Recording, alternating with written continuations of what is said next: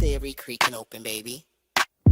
Yo, welcome to the screen where the plot gets bent. Julie B deep dives, not just for content. She don't react, she dissects those threads from the lens. Catching clues y'all missed when the credits end. What you know about freeze framing frames and while you blinking, she building an evidence drum. Got a notebook thicker than the lore itself. In a chat full of nerds with a mental health shelf. Yeah, she sees the glitch, peep the double cross. You just watching TV, she talk to the boss. Every theory and thesis, no throwaway guess. While y'all on season 1, she in season 8. Said rewind it so it zoom in enhance. Julie B caught the symbol in the window glance. While you tweeting what just happened like a clown, she already made a flow chart, color coded breakdown. They don't die like us, they don't vibe like us. They binge and they bounce, we revive that trust. They skip intros, we every frame. You watch shows, we decode the game. They don't die like us, nah, they don't die like us. She cracked Severance before y'all knew it was deep. Predicted the Last of Us deaths in her sleep. When the camera pans, she ain't blinking once. Catch a ghost in the glass, call it theory punch. Watch parties lit like apocalypse nights. Call-ins while they bringing alien rights. Hey Julie, I think the trees are spies. Well, I have a spreadsheet that confirms that, guys. Zoom in, boom in, she moving through clues. Spinning Discord in the courtrooms, Lord of views. Got mods with receipts. Time stands with heat. Every rewatch turns into a Reddit elite. You stuck on the surface, we beneath with maps. Cross-referencing lore with the rector's caps. If your fave show got secrets, don't be dumb. Julie got the chalkboard out in Frums where it's from. They don't dive like us, they don't vibe like us. They skim the edge, we inside that crust. They zone out, we zone in the pain. You say plot twist, we say nope, chain. They don't dive like us, nah, they don't dive like us. What's that? That ain't a blooper, that's a plot thread. You thought it was a shadow? She thought it was a coded message from season 3. And she's probably right. Step this way if your mind's unbent. Step that way if your theories pay rent. Say Julie B, deep dive queen. Now zoom, scroll, theorize, pull. Ain't no rabbit hole safe once she got the cloud.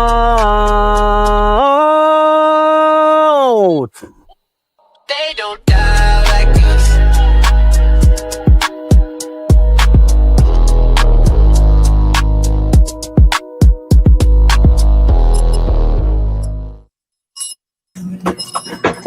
Hey guys, it's Julie B. It's Scarlet. Hold on, let me turn my TV off in the background. I have From going.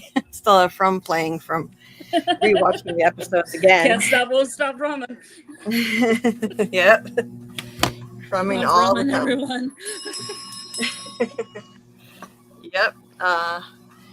So we're here to dive into season 2, episodes 1 and 2. Really eventful 2 episodes, and I believe one of them, the second one, The Kindness of Strangers, is on the list of episodes that are must watch according to MGM before season 4. So I'm of the opinion that every episode is a must watch before season 4. You would think. If I was a showrunner, I'd be like, every episode matters. Every single episode matters. Buy all the seasons, everyone. Yes. Watch all of it. I wouldn't divide it by 3, that's for sure. Yes. Yes, you got to watch all of it before season 4. But we'll definitely, pay a little extra attention, little special analysis on the episodes that they identified. That's what I've been doing ever since they released that. So, and they released it, the only episode we'd already covered before they released that list was the first episode of the series, which we already dissected the hell out of more than anybody ever could anyway. So there's no way we could have paid closer attention to that if we tried.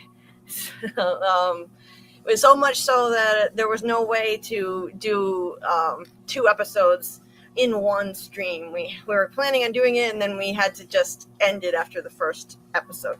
So, but anyway, I'm on the treadmill just for the next few minutes, and then I'm going to get off. So don't mind the the treadmill noise. I'm going to get off of this in a few more minutes. I'll be done and can just rest for a while and dive into this episode. But let's check in with the lovely chat. Football Affinity was here earlier. We were originally going to start this earlier. I had scheduled it for, I think it was, I'm trying to remember which time zone, 11:30 p.m. Eastern time. But it just 12:30. Yeah. It was 12:30. It was 12:30 on the thumbnail. Yeah. But I was going to start, like an hour. What was I gonna do? I originally wanted to start at 11:30 p.m. Eastern, and then I had to move it a couple times. So sorry about that. Football Affinity was here earlier and was all set to watch, which I appreciate. I was about to watch Invincible, but then I got the notification for Julie B. Very kind, and I understand everybody who can't make it because of the extremely late time. Sorry about that. I just took off my Dracula avatar I made before I put up this one.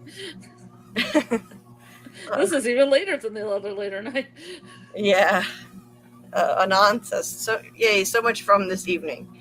I guess there was other from stuff earlier. Cool. I'm with Alice says, hi, everyone. And she had to head to bed, I think.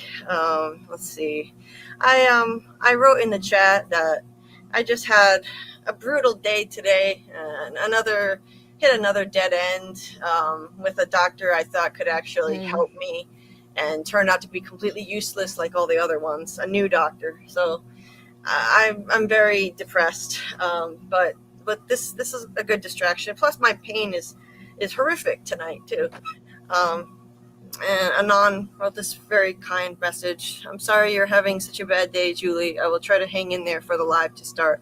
But if I don't make it, I will catch the replay. That's much appreciated. Maybe this will cheer you up.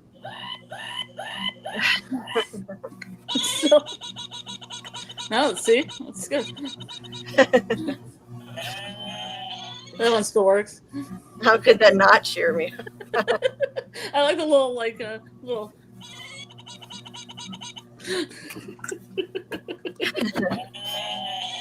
A chorus of goats. I mean, how could anybody not smile? Skipper goats? Some skipper goats?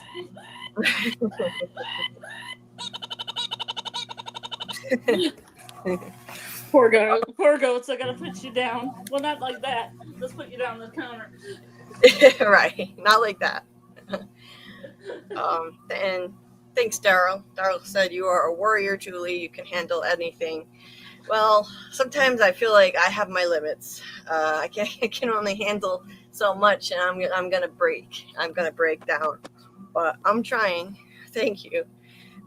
And Ryan said, take all the time you need, Julie. We're here for you. Thank you so much, Ryan. And with Alice headed to bed, saying, I hope you feel better.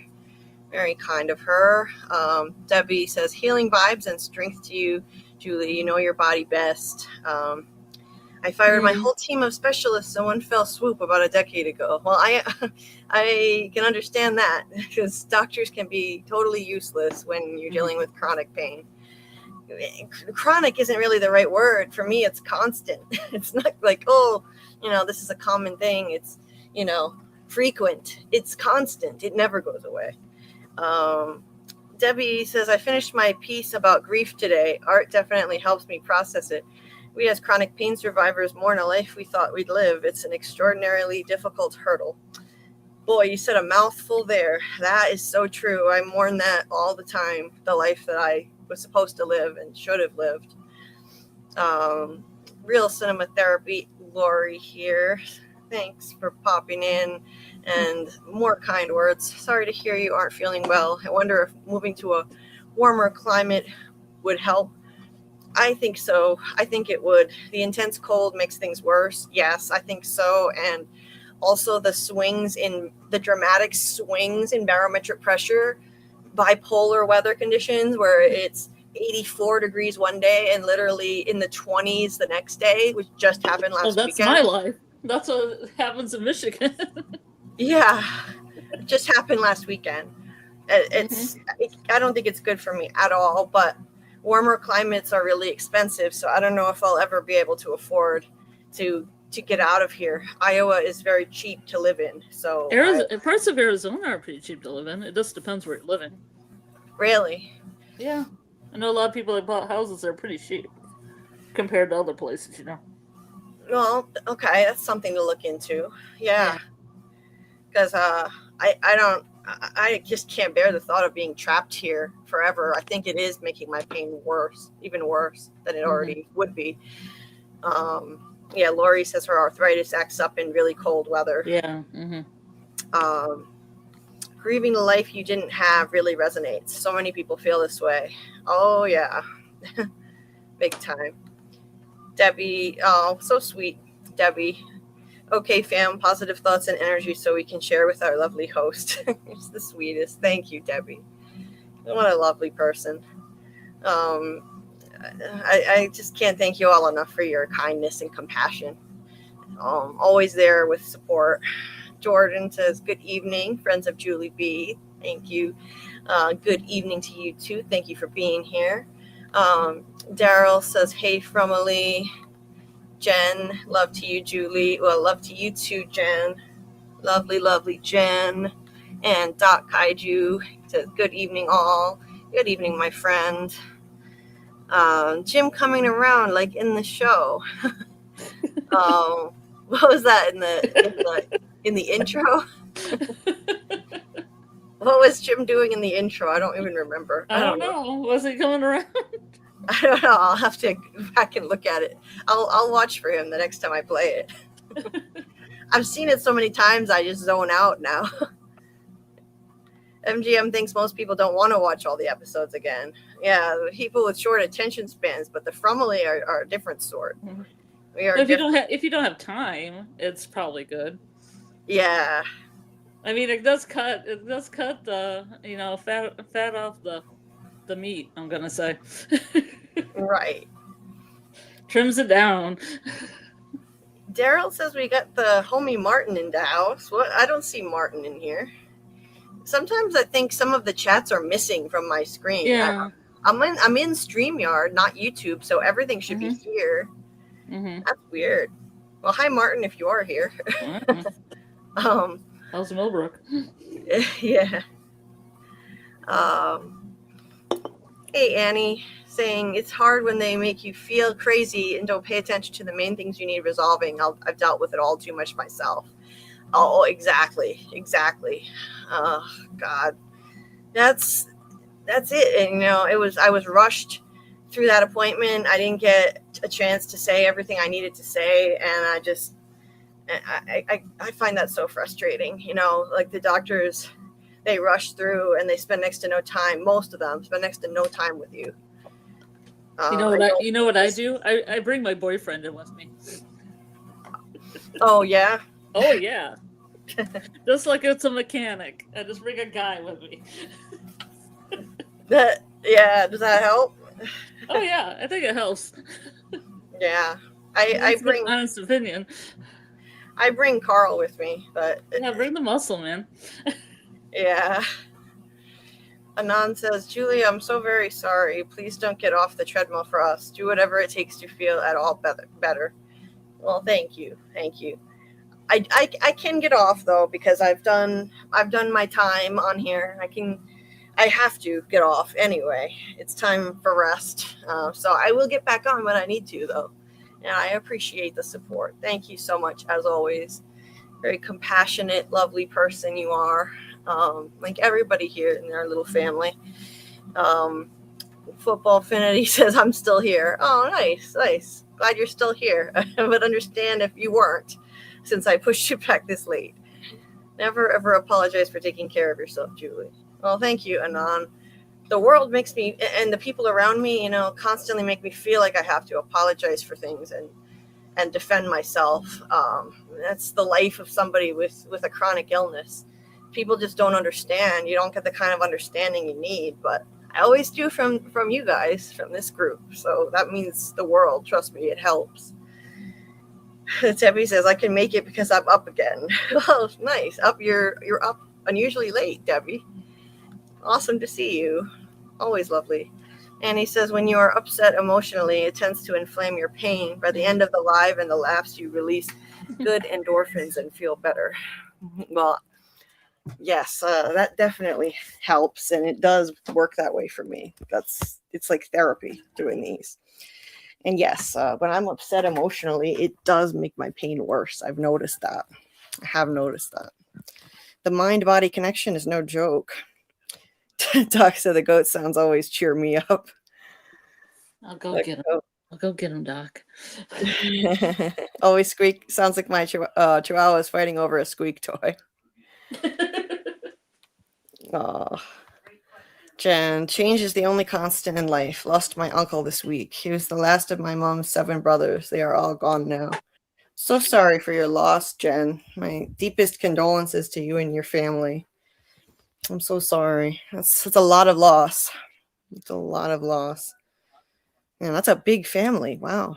You don't get family. I mean, you don't see families that big much anymore. I mean, nowadays, nobody can afford them. Football says Ohio is closer to you and cheap as heck. No kidding, really. I didn't know that. Yeah, Ohio is cheap too. I second that. I didn't know that. Interesting. I'll have to look into it. Thank you, football, for the idea. And he says, my partner got me a PEMF heating and red light therapy mat. It is called Phi Mat. It's pricey, but I've been using it 3 months now and feel some improvements. It's been said to improve inflammation. Wow, I have never heard of that, but thank you for the idea. I will definitely look into it, and I truly appreciate all ideas and suggestions. I need all the help I can get. Believe me. Thank you. Jordan says, your honesty is so awesome. I'm disabled myself, and getting to watch your channel grow is made by someone who life decided to give a shit hand. That's amazing. I feel with you and for you, Julie. Oh, Jordan, that's lovely. And, so you understand, how difficult it is. My pain has disabled me. I'm, officially disabled. I have a documented disability. So even though they don't fully understand what it actually is, it's bad enough that I was declared disabled. That says something. So yeah, and it hasn't been easy, but I mean, the Frumley got me here. That's how the channel has grown. I mean, this amazing group of people. So I hope you have a good support system, Jordan, for everything that you need. The pressure is awful when we get hurricanes. It makes me scream. Oh my God, Debbie. So the weather affects you that much. Yeah, it's rough. It's rough. Let's see. Daryl said in the intro, Jim saying the answer is probably something from season 3. Oh, okay. Yeah. Yeah. Right. Yeah. The goats agree. Oh, okay. Because he knows, because he said 12, right? So he knows the answers in season 3. Mm-hmm. Oh, okay. Daryl means Martin in the show. Yeah, Martin is going to be with us tonight in our breakdown, and maybe our friend Martin will pop in too. Let's see. Yes, Annie, always rushing. 5-minute appointments. It's ridiculous. What can you explain in 5 to 10 minutes? Treating you like cattle. 100%. Yes, drives me nuts. It's the broken healthcare system we have here in the U.S. Jen says, being here cheers me up. Great community. Oh, I'm glad. I'm so glad. It makes me feel good that you feel that way and it helps you. Chris says, have you ever thought of Garden of Eden and knowledge comes at a cost, just like the tree of knowledge? But what secrets are they keeping? We are tempted by From's secrets.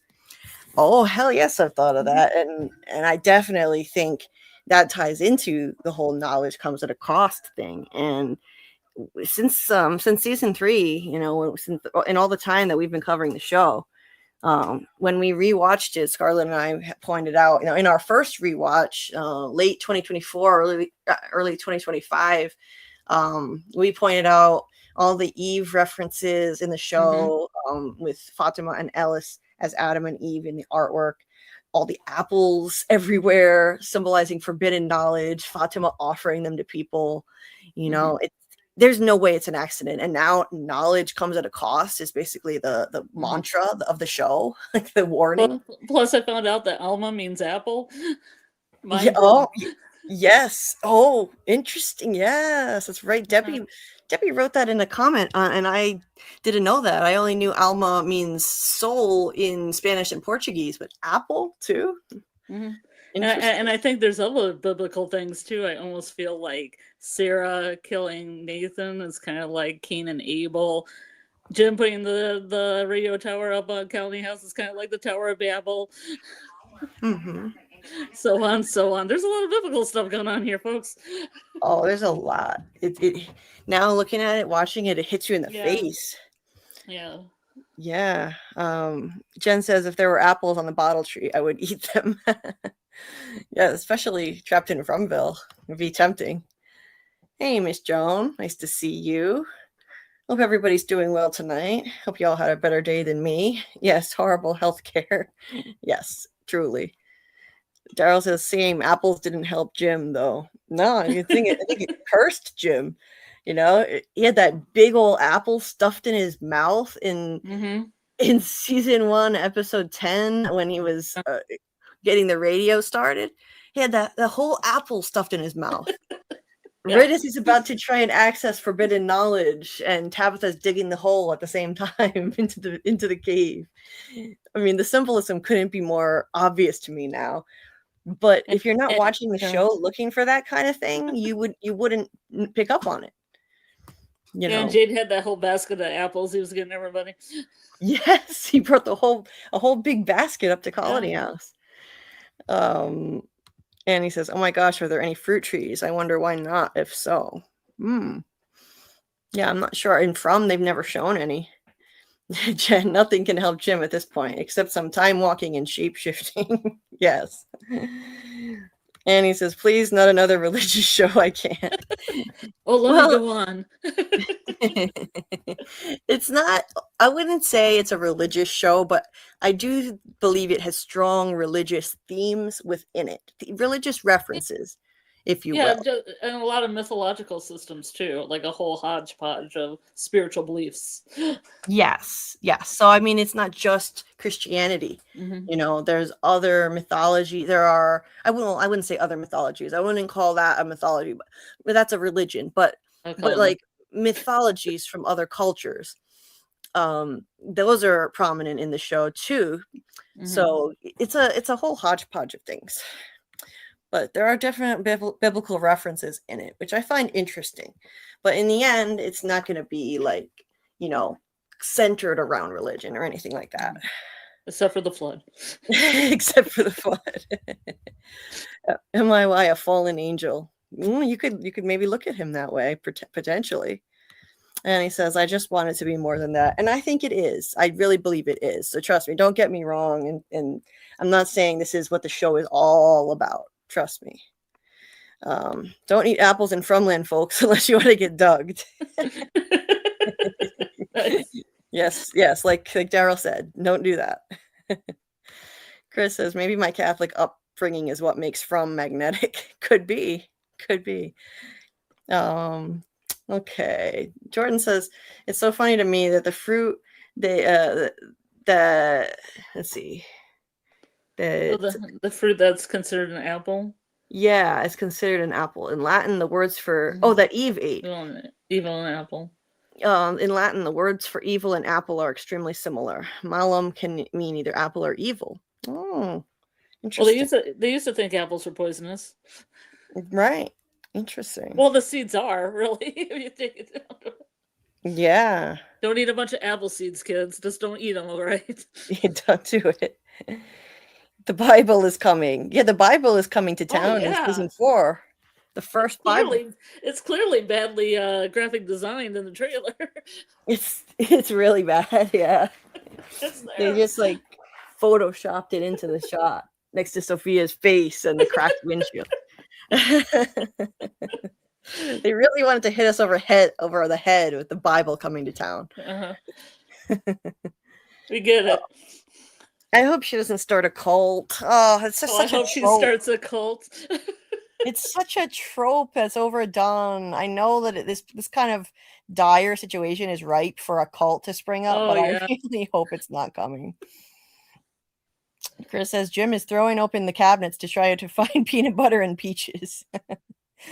Yes, yeah, he's hunting through those cabinets. Like Ghost Jim is really digging through there.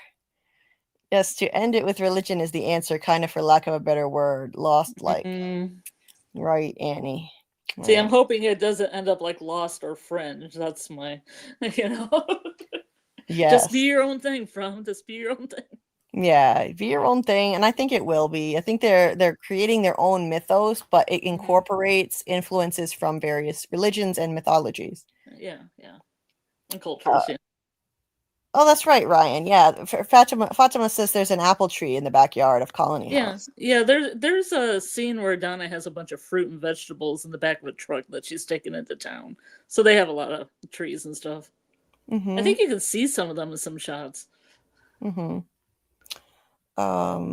Jen says definitely a sense of ancient good versus evil. Absolutely, especially with Marielle using the word ancient in the trailer. There's something ancient here that's feeding on our suffering. Absolutely. I think it is good versus evil.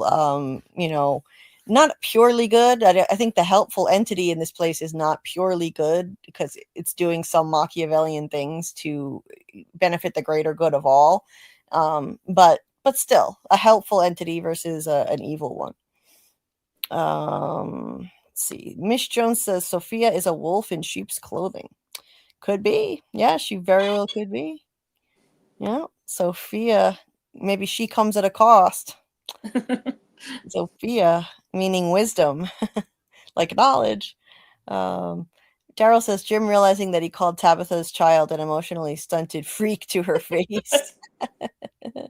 Yeah, he said that about Victor. That's right. It's so harsh. Really mean. The Photoshop was crazy with the Bible. Oh my God. Let's pull it up just to admire. Just for fun. Yeah, to admire this beautiful Photoshop That's job. really want you to know the Bible's coming, man. God, yeah. Could they have made it any more obvious? I mean, they already gave us the impression well enough with a more subtle shot in the teaser trailer. They should have just left it at that. Well, they had me with Pastor's daughter. I'm like, okay, I get it. There's going to be a Bible. Right. I mean, and we got the idea in the teaser when there was a Bible. There's what clearly looks like a Bible and a crucifix on top of it sitting on the nightstand next to Sophia. Yes. So we did not need this ridiculousness. Message received. Like, we did not need this ridiculous Photoshop job. What the hell? And that weird metal foil piece next to her face, that's fake too. What the hell is that? Like, it looks like a piece of aluminum foil. Oh my God. What the hell? Like, I don't know. Whoever was responsible for that, God, fire that person. They probably already had it done. They're like, no, we need the Bible in there. And they're like, it's 5 minutes to 5. And they're like, okay, I'll just put this in here. Right? She is so starting a cult, says Debbie. A bunch of blue shirts. Charles says, if Sophia bangs Kenny, I'll take the cult. If she's that religious, she's probably not doing it. Kenny's still not getting any. Maybe it's a love cult. Maybe. Chris says, Sophia blesses water, and then the Frum family will spray the monsters with it. Yeah. I bet you that's why she's outside at night in the trailer, because she'll think that her faith will somehow protect her from these things. Probably. She's praying to God to, Lord, protect us in this place where evil walks so freely. And then she probably just saunters right on outside thinking that that's going to protect her. Yeah. Or she could save them, She can save those monsters. She'll be like, bringing Jesus to them. And she'll be like, hey, Kenny, let's take a moonlight stroll. We're protected now. I said a prayer for us. We're good. I got the Bible. We're good. Yeah, let's take a little moonlight stroll. Oh God. Yeah. And now Kenny's gonna have to save her from the monsters outside. Jordan says, have you heard of Jacques Vallée? He argues that that what we called fairies or ghosts are the same thing as UFOs and other weird encounters. He thinks they change form based on cultures they interact with. No, I haven't heard of him, but that's fascinating, Jordan. They're like mischievous trickster shapeshifters, according to Vallée. Maybe it's something like that in From. Jen says, I still think the motel is missing because all the Bibles they put in the drawers of rooms. Maybe so.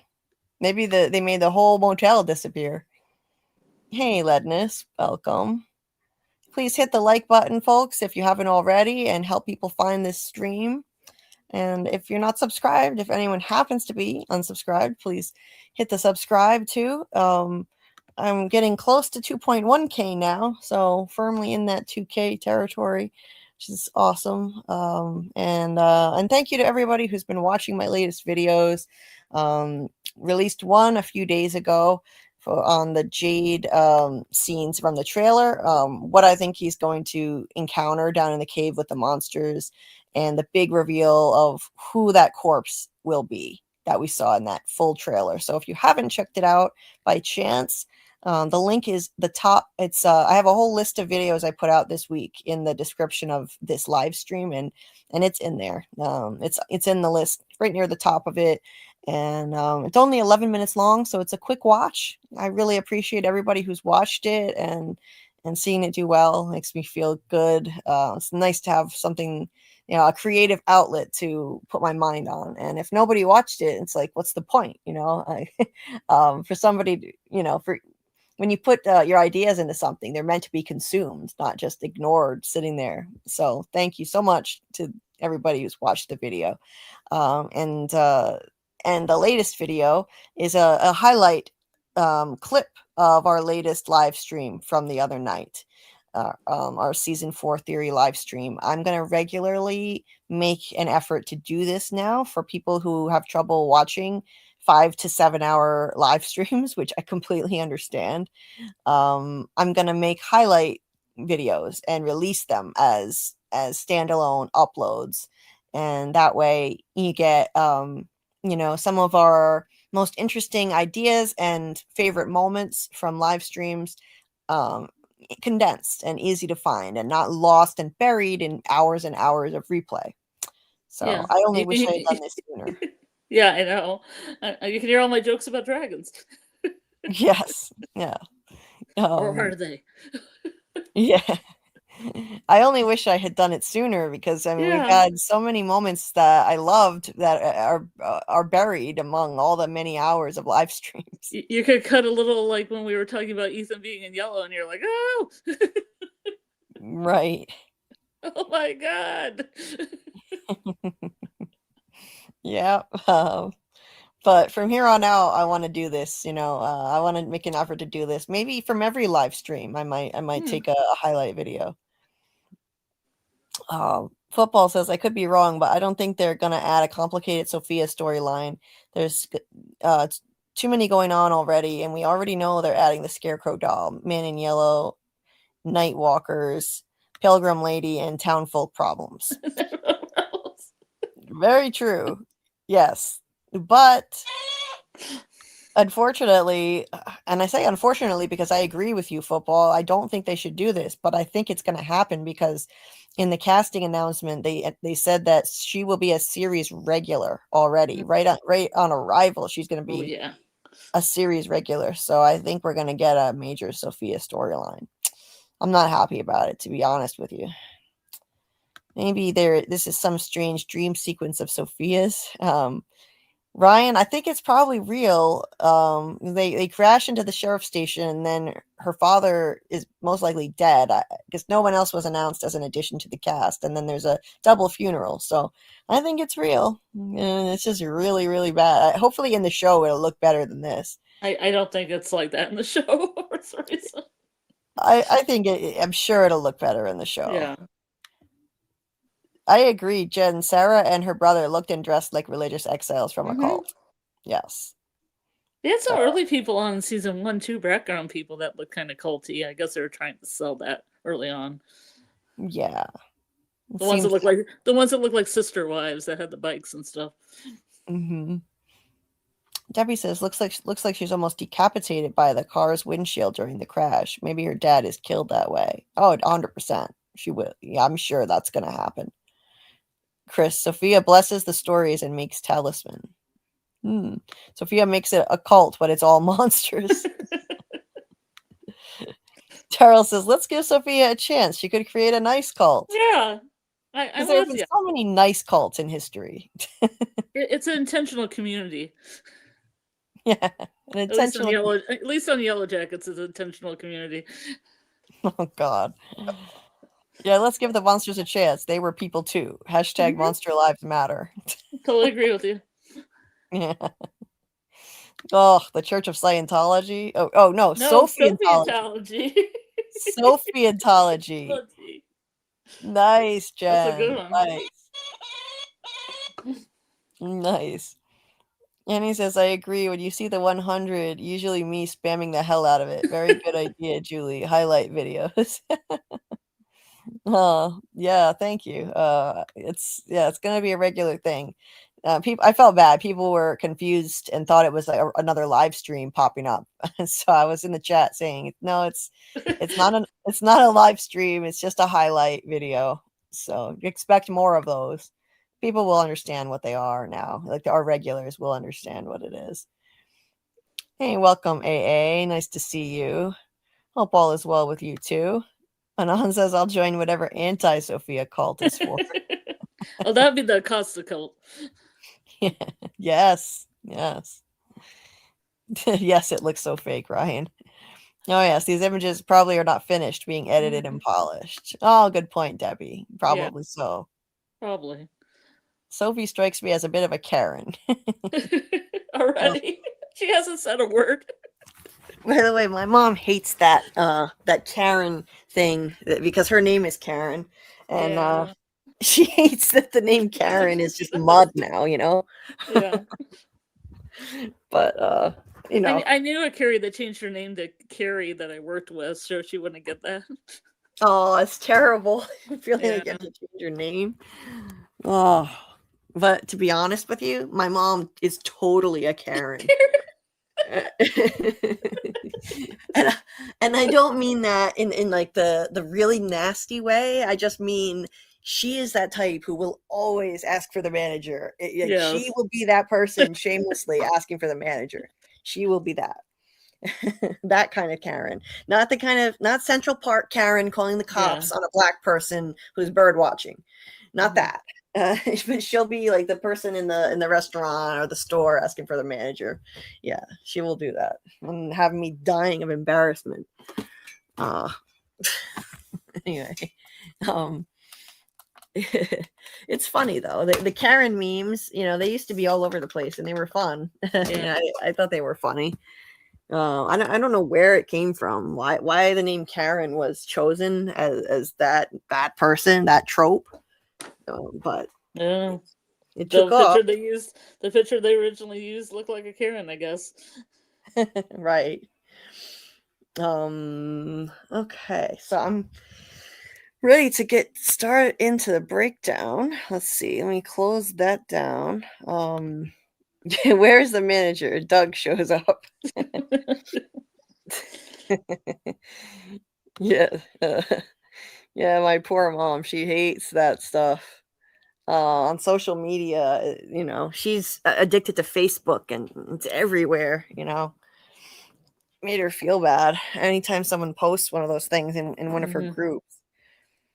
Yeah, Kenny will take what he can get. He will, that's for sure. I vote for an intervention for Kenny. I thought him and Acosta were a thing. I thought he was getting a little something from Danny. Yeah. I thought so. It sure looked that way. He called her Danny. No one else even knew. We didn't even know what her first name was till he said that. Chris says, what if Boyd and his wife were also parents of kooky kids, and that's what brought them to From? Abby and Miranda both had dreams of the town. That's interesting. I mean, you never know. I mean, anything is possible with this show. They're toying with Kenny, but he has had both parents killed. They need to give him a break. Seriously. Like, I hope Sophia is a break for Kenny and not more trouble for him. Yeah, he will never get anything because he's attracted to unavailable women. Christy is engaged to a woman, and Sophia is engaged to Jesus. Nice one. That's for sure. David says, "From, in a way, is kind of like the Bible. The literal story is just there to hide the esoteric wisdom for the initiated, which is what Doug Doug was trying was to tell Tony. Yeah, I get it. tell Tony. Yeah, I agree. Tell your mom it'll be fine. She has to carry the torch for a short while until they decide to make fun of another name. I survived eras of being called a downer and doing Dallas. That sucks, Debbie Downer. Well, you're anything but a downer.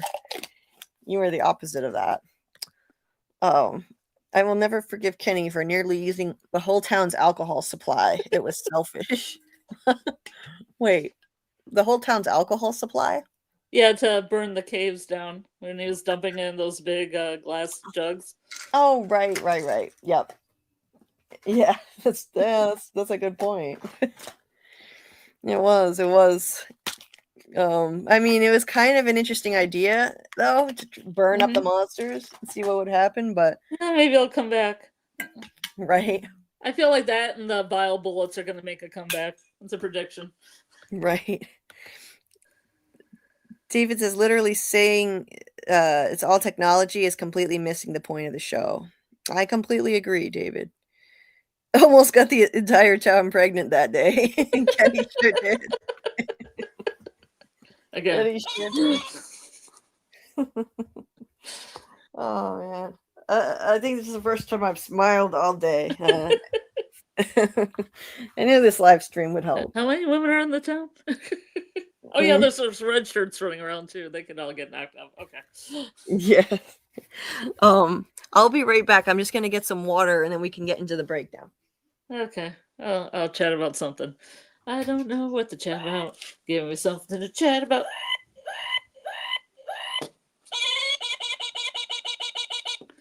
I really hope it doesn't turn out to be Fringe. I kind of like the idea. The only idea that I liked that Tony Teflon had was kind of like the drug kind of thing that they used in Fringe, because I've always been sus about the LSD water because there's just way too many scenes in From where people are drinking out of the tap. And I posted a couple of those in the Discord of Boyd drinking out of the tap, Jim drinking out of the tap, Julie forgetting food because she wants that sweet, sweet LSD water. Then Mari is like, you got to drink this, and pours a glass of LSD water for Fatima, for her pregnancy. Drink the LSD water. So I really think there's something about the water, or else they want to have like 20 scenes a season of them just drinking out of the tap, because we don't really need people drinking out of the tap to move a dramatic story forward. So I'm kind of paying attention to that. Ooh. Yellow Jackets news. Does everybody know Molly Ringwald from 16 Candles and Breakfast Club is going to be in Yellow Jackets playing Van's mom? Just a little news for you guys.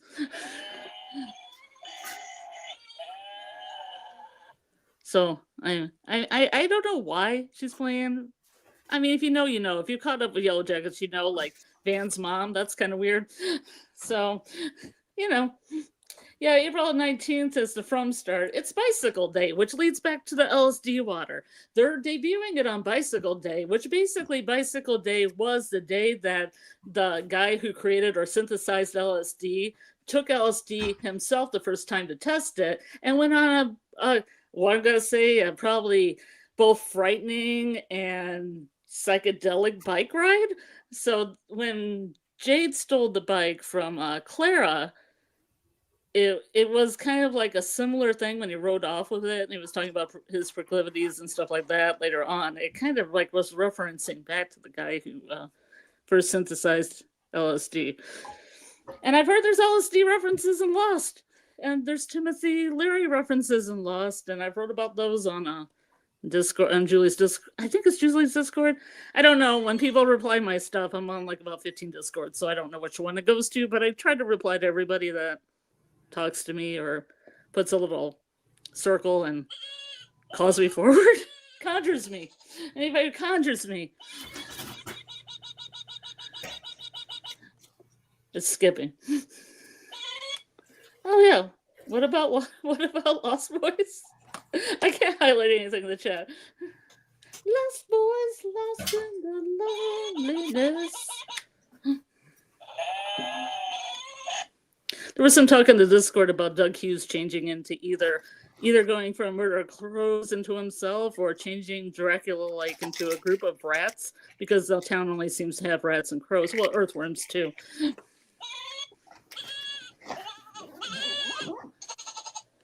See, I watched Fringe, but I don't remember the Fringe part that Tony Teflon's citing, but it looked intriguing to me, and I might go back and watch that episode. I really did like Fringe. I did like the different alternate universes and everything that were kind of shown in different colors, and one had a blimp. And I love blimps, Oh, those were fun. Yeah, I liked that in the alternate universe. That was a really interesting part of the show. I loved it. And I went back and watched that episode that he's talking about. Oh, you did? Okay. I did. What did you glean from it? Anything? Well, sorry, my goats are acting up. I already remembered the concept. I didn't remember the details, but I remembered the concept of, them driving around in circles, just like in From, and not being able to get out of the town. Because when I first watched it, I loved it enough to have that stick in my brain. That's why I loved From. Both, that episode and From remind me so much of the Twilight Zone. There's an episode where there's a town you can't leave, and they get in a train and it just goes around in a circle, and they don't know how they got there. And I love that kind of thing. So I remembered that, but not the explanation for the town. So I went back and watched it, and I don't think the explanation that's in that episode fits From at all. The only thing that I would say could be a parallel between the two is the idea that this is, essentially another dimension. I wouldn't call it a parallel universe, maybe a pocket universe. But not a parallel universe, because there is no parallel to it in our world, it's kind of its own thing. So there's that. But other than that, and the fact that they drive around in circles and they keep passing the Welcome to Westfield sign, I don't see any other parallels. It's purely sci-fi. Two parallel universes are combining, they're colliding with each other, and so weird things are happening. People are going crazy because they have two sets of memories in their heads all of a sudden, and growing extra body parts because their alternate version of themselves is colliding with their this version. Yeah, it's creepy as fuck. The one person has double pupils in their eyeballs. It's really weird. It's nasty. And another person had two sets of teeth in his mouth. two rows of teeth. I gotta watch this. I gotta watch it now, because I probably watched it before, because I watched all the Fringe. I just don't remember it. Yeah. So I don't think it works for From. From is I think season 3 established pretty definitively that From is magical. From is mystical, with all the lore dump that we got, that some entity promised immortality to the original townspeople, and then they sacrificed their children for it. Then they were turned into shape-shifting monsters who live forever. That's mystical. I don't see any sci-fi explanation for that. And then Jade and Tabitha are reincarnated over and over because they failed to stop the sacrifice. That's also mystical. Reincarnation comes from mythology. It's mystical. So unless they're going to just... It comes from religion. Right. Yeah. Religion, not mythology. Also mythology. Both of those. I'm sorry. Right. Yeah. But yeah, so unless they're going to just flush all of that, I don't think we're going to get a purely sci-fi explanation. Yes, there are sci-fi elements in the show, like, this place is probably a pocket dimension and they enter it through wormholes. That's sci-fi, but it's not going to be purely sci-fi. I just don't see how you can argue that unless the writers are just going to do a complete switcheroo and say, psych, all of that lore was fake, we were lying to you, it's all a simulation. That's cheap, lazy writing, and it's been done to death, and I really hope they wouldn't do that. And I don't think that these showrunners would do that. Well, it's more soft sci-fi than hard sci-fi, I find. Because soft sci-fi is more like about people's emotions and the plot and things that are happening and that. Right. Not so much tech. I think like tech when I think hard sci-fi, like people, I wouldn't want anybody to be like tied to a machine at the end, wired. Ugh, that would be terrible. Boo. It's been done to death. Yeah, The Matrix. Yeah. I agree, Daryl. Doug is correct. From is supernatural. Donna has the answers in her pockets. Jen says the pocket universe is in Donna's pockets. She always has the answer. That'd be cool. Donna's quantum pockets. That would be cool. They're all in Donna's pockets. That's gonna be the name of my new band. Yes. Donna's quantum pockets. Yeah. No shade to Tony. It's all love. He's a friend of mine. He's a good guy. He makes great theories. And he'd have to throw out some of his own theories if that winds up being true, because he came up with some great theories in season 3. Like, the entity that gave the monsters their immortality and turned them into this was a djinn. I liked that theory a lot. That's a cool theory. Yeah. Yeah, I like that theory a lot. So, because I remember at the time there was a podcast about jinns, like jinns in mythology and people that believe in jinns that are everywhere, because people still believe in them. It was pretty cool. I can't remember the name of it, but it was pretty cool. Oh, cool. Yeah. Annie says, I am team supernatural alien, but understand your point, Julie, about the switcheroo at the end. Don't ask me to argue it, though. I ain't no debater. Yeah, I'm very good at arguing. I'm great at it. Like, I can always get the last word in an argument. My mom, just ask my mom. We've had many an argument over the years. It drives her nuts how good I am at it. Like, I can always best her. It drives her crazy. Love Tony, but Tony gonna eat that hot chip. Yeah, I'm afraid so, Daryl. I'm afraid so. Hey, Brandon, nice to see you. From Fringe, 12 Monkeys, Lost, Storm of the Century, Sliders, all are similar. I definitely see similarities. There are common threads between all of those things, and I love all of them, by the way. I'm watching 12 Monkeys, the series, for the first time right now, but I've seen the movie. Yeah, the series is good. It's real good. Yeah, it's great. It's a mind fuck, though. It's very hard to follow. Like, it's confusing, and if I put it aside for a few weeks and then come back to it, I'm lost. I don't remember what's happening, because it's like you have to follow along and really remember everything that's happened. There aren't bottle episodes. The leaves in the trees are red. The leaves in the trees are red. That's all I remember. Leaves in the trees are red. Daryl says, I agree with Doug that certain tropes from Fringe are also in From, but the answers to what is going on are different. Yeah, I think so too. Let's see. Chris, we find out if that man in yellow is Smiley's father, and Boyd and Smiley end up in a custody battle. I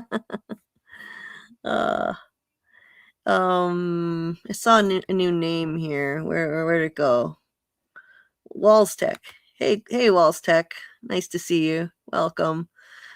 Please hit that like button if you haven't already. Anyone just joining us? A good campfire tale. I'm an arguer in social situations, but not TV. I don't know enough shows or quotes to hang my memory is toast after having kids. Well, I can relate to that, Annie, actually. because I have a terrible memory. So I'm with you there. The only show I can really argue about competently is From, just because I spend so much time obsessing over it. But anything else, yeah, forget it. I can't remember details. Like, I'll watch a movie and then a month later I hardly remember any details from it. It's kind of scary, actually. Oh, my heating pad got unplugged. I'm forever living on heating pads. It's one way that I survive, constantly on heating pads. Even in the summer with the air conditioning on, I live with them nonstop. And I have portable ones for the car now. I wish I could find some that work a little better, though, because like the portable ones, they don't stay hot long enough, and they're too small. And anyway, so now I think I've got everything all set, so we can start the breakdown. We're going to be diving into season 2, episodes 1 and 2. And they really pair well together, much like the first 2 episodes of season 1 of From.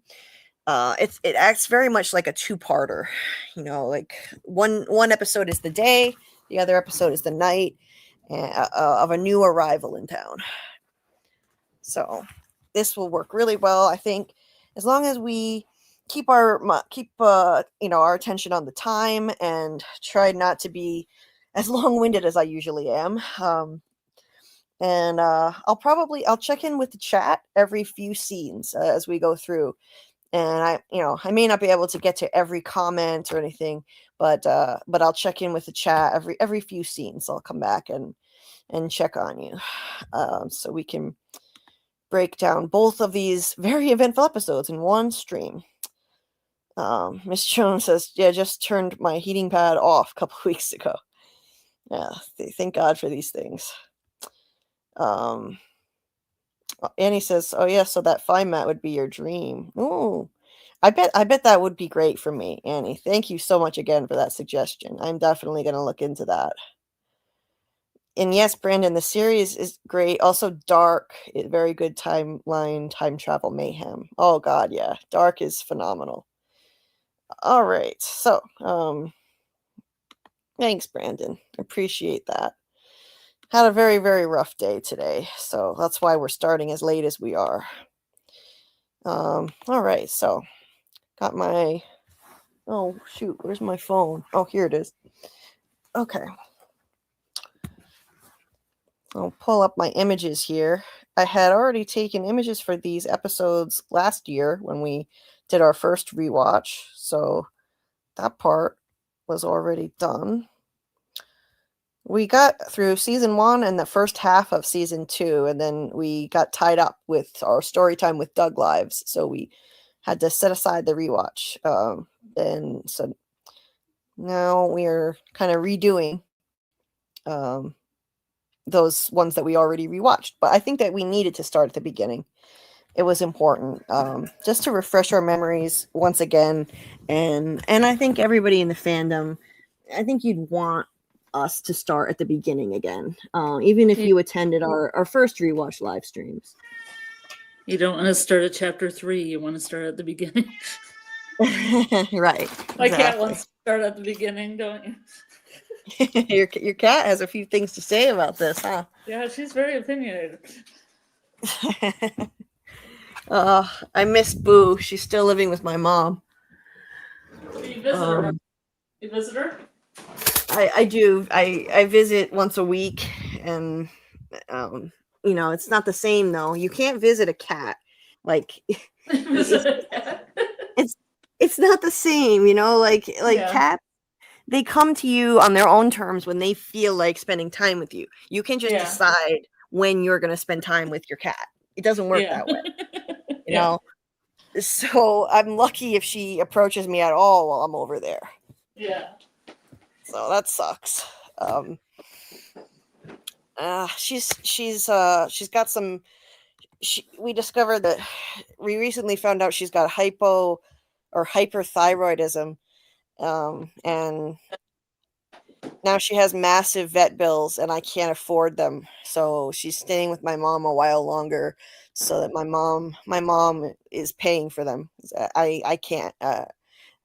It's like hundreds of dollars every couple weeks for more blood work to figure out what medication she needs. So it sucks. Oh, now I lost my phone. Oh my god, sorry guys, I am a mess tonight.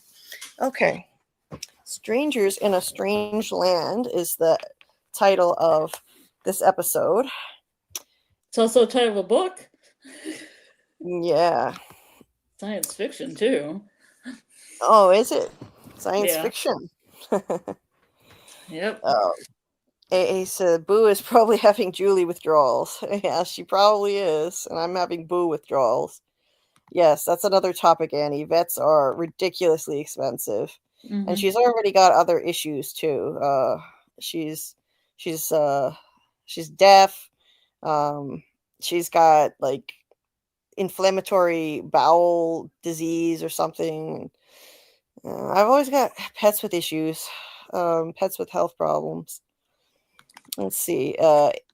Debbie says it's 1:30 a.m. for her, 2:33 for Miss Joan, 2:33 a.m., 5:33 p.m. Friday for Jen in the future over there. And for me, it is 1:35 a.m. here, Central Time Zone. I would be awake now anyway. I'm always up all night. Oh, yeah, sorry your cat has issues too, Annie. Chris says we need a match board with one side written all the monsters and the other townspeople. You draw a line between them and see at the end of the season if you are right about who killed who. Yeah. There are all kinds of things that we could do as we rewatch. And I wish, once again, I regret not thinking of doing some of it, like making a list of questions for every single question I can think of about this mystery based on each episode as we watch it. And once again, I didn't do it. I didn't think of it till the rewatch was already underway. Oh, it's 6:35 a.m. for Annie. Okay, so let's get into it. It opens with the jukebox, our haunted jukebox, starting with "A Hard Rain's Gonna Fall" playing. I don't know the artist, but that's the name of the song. Well, Bob Dylan originally did it. I don't know if that's the version they're using in this Oh, show. okay. But they might be using Bob Dylan. They might have Bob Dylan bucks. Mm-hmm. Yeah, they might. And it's Boyd, so it opens much like the first episode of season 1. Boyd was walking down the street, ringing the bell at the end of the day to get everybody inside safely. So it mirrored the opening of the first episode of season 1, but this time the town is empty.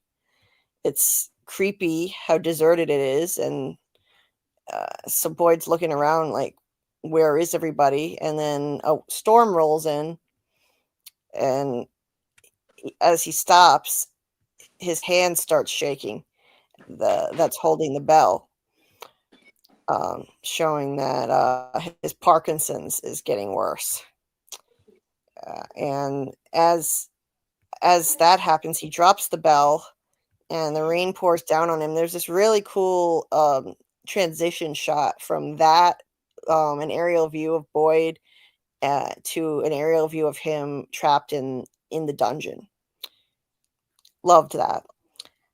And somebody in the chat, I don't remember who it was, but somebody in the chat said that this is actually called an oubliette, what he's in. It's something that used to be in like dungeons and torture chambers, and it resembles a big chimney, except it's not a chimney. It's not for setting, for fires or anything. It just looks like a chimney, and Boyd even refers to it as a chimney later, because he doesn't know what it is. But it's an oubliette, a French word. I think oublier means to forget in French. If I interesting. Forget. Yeah. Yeah. Oubliette. I remember the movie Labyrinth having one too. Mm. So yeah, I just looked it up, and that is right. An oubliette is a specialized 13th century style dungeon. 13th century Oh style. yeah. Wow. Because you Often, forget people because you put somebody in there and you forget about them, which is interesting with the themes of forgetting and remembering in the show. yeah. It's often Mm. called a bottle dungeon, designed as a deep, narrow shaft with a single trapdoor entrance at the top, primarily intended for long-term imprisonment, solitary confinement, or letting captives die. These hidden Ugh. chambers were frequently located within castle foundations or gatehouses, sometimes serving as inescapable cells, or, as some theories suggest, as secure strong rooms. Horrible. That's really horrible. Um, it's impossible to even like lie down. It's small and yeah, impossible to climb out as Boyd tries to do. So pretty nasty. Um, he wakes up and he starts yelling, for somebody, but nobody answers. Then he lights his lighter and looks around at his surroundings.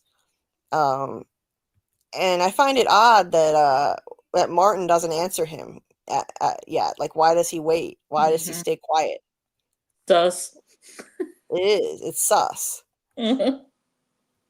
Um, and then he tries to climb up, but he can't. And then he does one of his classic Boyd swear-filled tirades, Yeah. which is fun. Motherfucker! Lots of f-bombs. Yeah, I my thought favorite that's ones when he's at the ambulance with the nurse and he just looks up and he's like, "Motherfucker!" yeah. Yeah. Chef's Uh, kiss. yeah, he nobody swears like Boyd. He's just like It's an art. the best cursor I've ever heard. Uh, there's this gnarly, awesome shot then that pans up from him really fast and shows you just how deep down he is, how far down he is. Wow, that was cool. And then to make it even cooler, it transitions from that to Elgin's ear panning out as if Boyd is like deep inside Elgin's ear canal. Maybe it is. Maybe he is. That's where the ruins are. Yeah. and and Elgin is listening to the song "A Hard Rain's Gonna Fall" from Boyd's dream. Fascinating. And a hard rain is falling in the place at the same time. So it's weird to me, like the way that they edited this together and the song choice. It's almost like like the song and the dream somehow manifested the rain. I don't know, like it's interesting. It's interesting. And let's see. So and now we find out later that Elgin was having a premonition dream at that time. Well, at the same time that Boyd was dreaming, Elgin was having a premonition dream in which we later find out, because he doesn't remember until the end of the season, that the boy in white was in his dream and he was reciting the cicada nursery rhyme to him. So and I still think that there's a lot more to his dream. There's no way that's all it was, because it terrified him. He recognized this place and he was completely terrified. There's no way it was just that. There's got to be more he forgot. But I find it cool. Like, he and Boyd were both in a way maybe connected to this place at the same time, having dreams planted in their heads by some entity. And yeah, it's interesting the way that this was edited together. And Elgin looks around and he totally freaks out. And here's Tom. He's the first one to see the bus. And look at the terror in Elgin's eyes. He looked outside and he saw something he recognized. And he jumps up yelling, "No, no, no, no. Stop the bus. We have to turn around. We can't be here, please." Why? What is going on here? What was in his dream? This drives me nuts. This is a question I need them to eventually answer. Yeah. What Yeah. scared the shit out of him in his dream? You know? That's I'm sorry, but like the boy in white reciting the nursery rhyme to him is not enough to scare the shit out of him like this. It is not enough. For me, this is one of the biggest unanswered questions that I need. So like as we go through, I am making a note of my biggest questions that I want answered in the end. Yeah, like he had a premonition everybody was gonna die, or he saw a monster, or something big. Yes.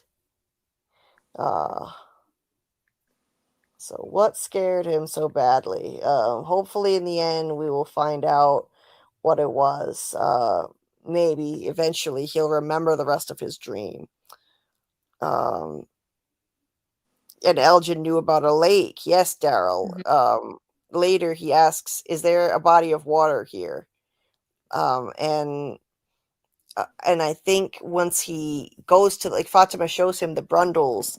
I don't remember. We'll get to that episode later in the season. By next week we should be on that, or maybe even this week. I forget which episode it's in. I don't remember if he seems like he recognizes the lake or not. Jen predicts that Elgin drowns. Ooh. And I think he may have anticipated that he would almost drown in his nightmare. Later in season 2, the kimono lady appears in a nightmare and drowns him in his sleep. And he said, we hear about it later, that he woke up coughing up water. They didn't show it on screen. They gave it to us in exposition, which is dumb. They should have shown it to us. But he woke up coughing up water, so he almost drowned in his sleep in a dream. So maybe that was part of his nightmare, since he does ask, "Is there a body of water around here?" He knows something regarding water is going to be a threat to him. He just doesn't remember what. Let's see. Oh, here is, let's see, Louisa, or Louise. I'm not sure. I think it's Louisa. Welcome. Sorry if I'm butchering your name. And they say, "I think he got to Martin when he lighted the fire." Yes. So like, oh, okay. So when he took his lighter out. Yeah. Okay. So like maybe that summoned. That's interesting. I never thought of that. I never thought of that. If he got out with fire with the torch, getting out with fire with the torch, then he could have probably gotten in with the lighter, and Martin threw the lighter. Yeah, it makes sense. Yeah, because of the torch thing. Later he gets out of the dream state holding a torch. He gets back in with the torch at the end of the season. And so maybe Martin was summoned, and somehow Martin was summoned when he flicked the lighter on. That's interesting. That's really interesting.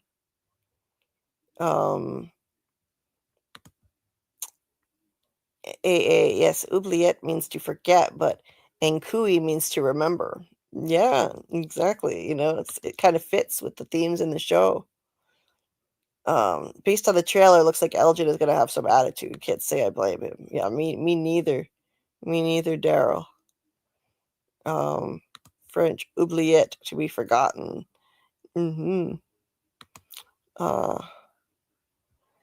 Boyd dreaming about the song Elgin is listening to is very interesting, probably because it's the song playing in the diner. Right, Daryl. It is interesting. What an amazing global phenomenon here, Julie. Yeah, we've got people around the globe here in the chat.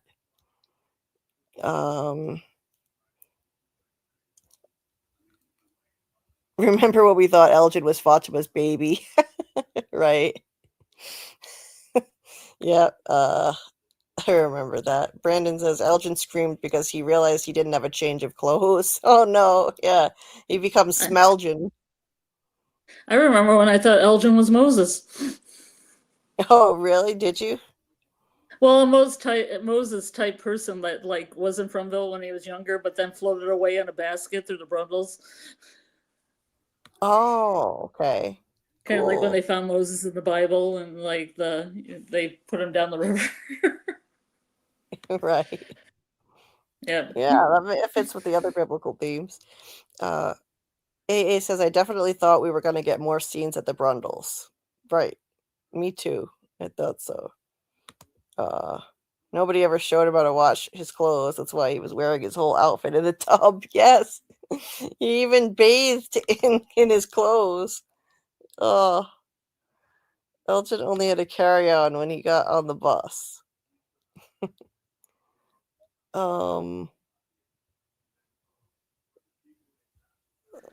Yeah, some of those people might have not been traveling very far, you know? Right. We saw the Brundles I mean, between what? Oh, I'm just saying if people were going between Grand Rapids and Detroit, it's only a couple hours. 2 or 3 hours. We saw the Brundles in season 3 when Elgin and Fatima went there. Maybe Elgin drowns there. Could be. Hey, Nick L. Nice to see you. Hope you're doing well tonight. Elgin reminds me of the movie Constantine, with water being the lubricant on how he was able to be receptive to From. Interesting thought. Yeah. Yeah, he definitely is connected to water. Okay, so moving on. Randall is always the guy. I'm telling you, every time there's some situation going down and there's a problem, Randall's that guy. He's going to get in the middle of it and try to help. And so he does have good, instincts at heart, where when something bad's happening, you can count on him to step up. And so he sees Elgin freaking out and, potentially being a safety hazard here on the bus. So he gets up to intervene and tries to talk him down, and then puts him in a restraint hold. Not trying to hurt him, just trying to subdue him, because he can make the bus driver crash or something with the way he's acting. And let's see, then he also, he continues yelling, saying, stop the bus, we have to turn around, we can't be here, please. And then he says, can you please just stop the bus? You don't understand. Bad things are going to happen if... And then he pukes all over Randall. And he is very pissed. So, what did he see? Bad things are going to happen? What did he see in his dream? There has to be more to it, like I said. There's got to be more that he's just not remembering right now. Bad things are going to happen if... And doesn't finish the sentence, something that they do a lot on this show, which is annoying. And that's that. So, yeah, this is something that bugs me personally. It really frustrates me, not knowing what scared the shit out of him. You know what, Julie? We should make a list of every sentence that ends with ... Because there's so many of them.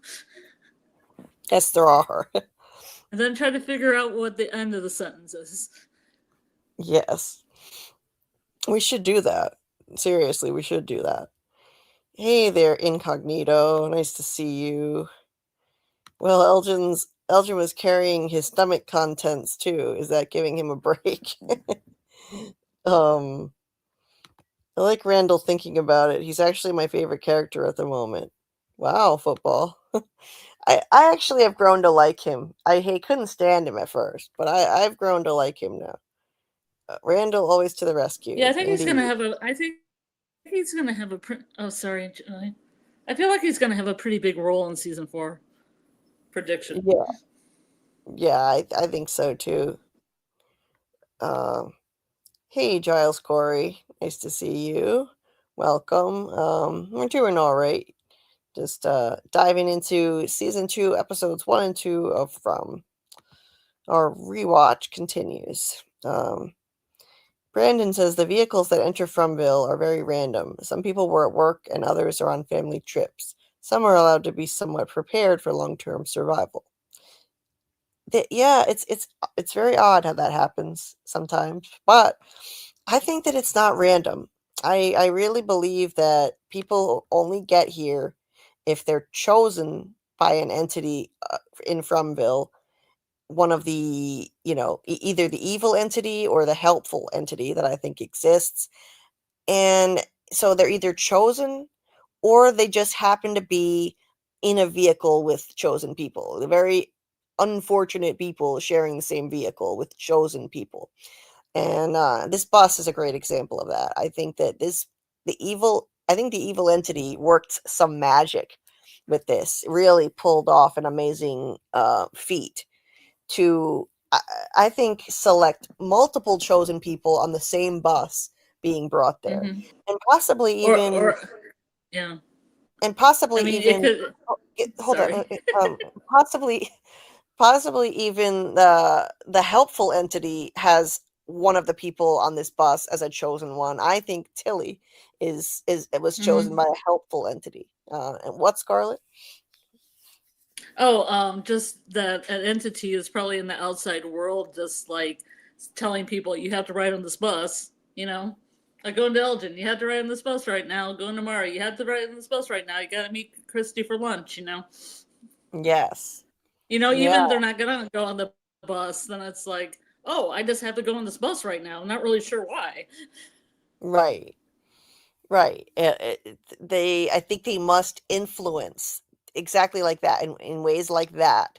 I think the two entities that I believe are at play here, I think they're influencing people in the outside world to manipulate them and get them on that bus and get them to town in whatever way they can. And I think the chosen people on this bus are Tilly, chosen by a helpful entity to replace Father Kotri as Yeah. another spiritual person.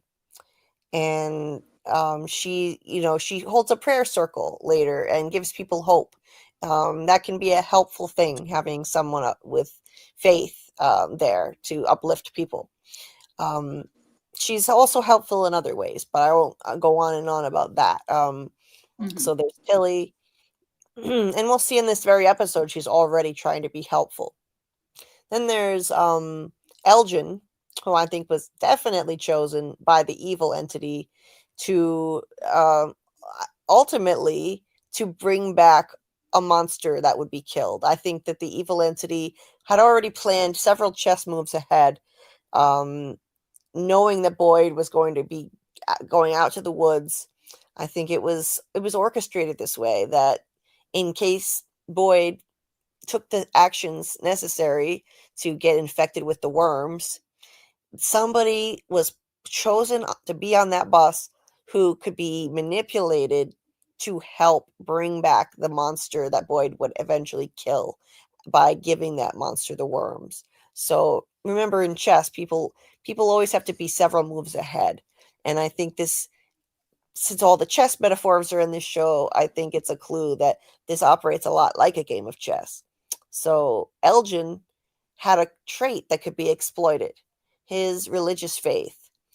He was so faithful that he would believe that this kimono lady was trying to help, that she was an angel.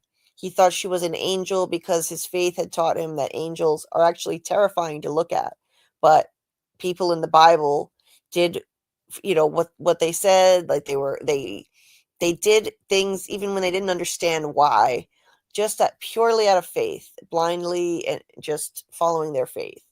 And that's the kind of person this entity needed to work with the kimono lady and kidnap Fatima so that they could facilitate bringing back a monster.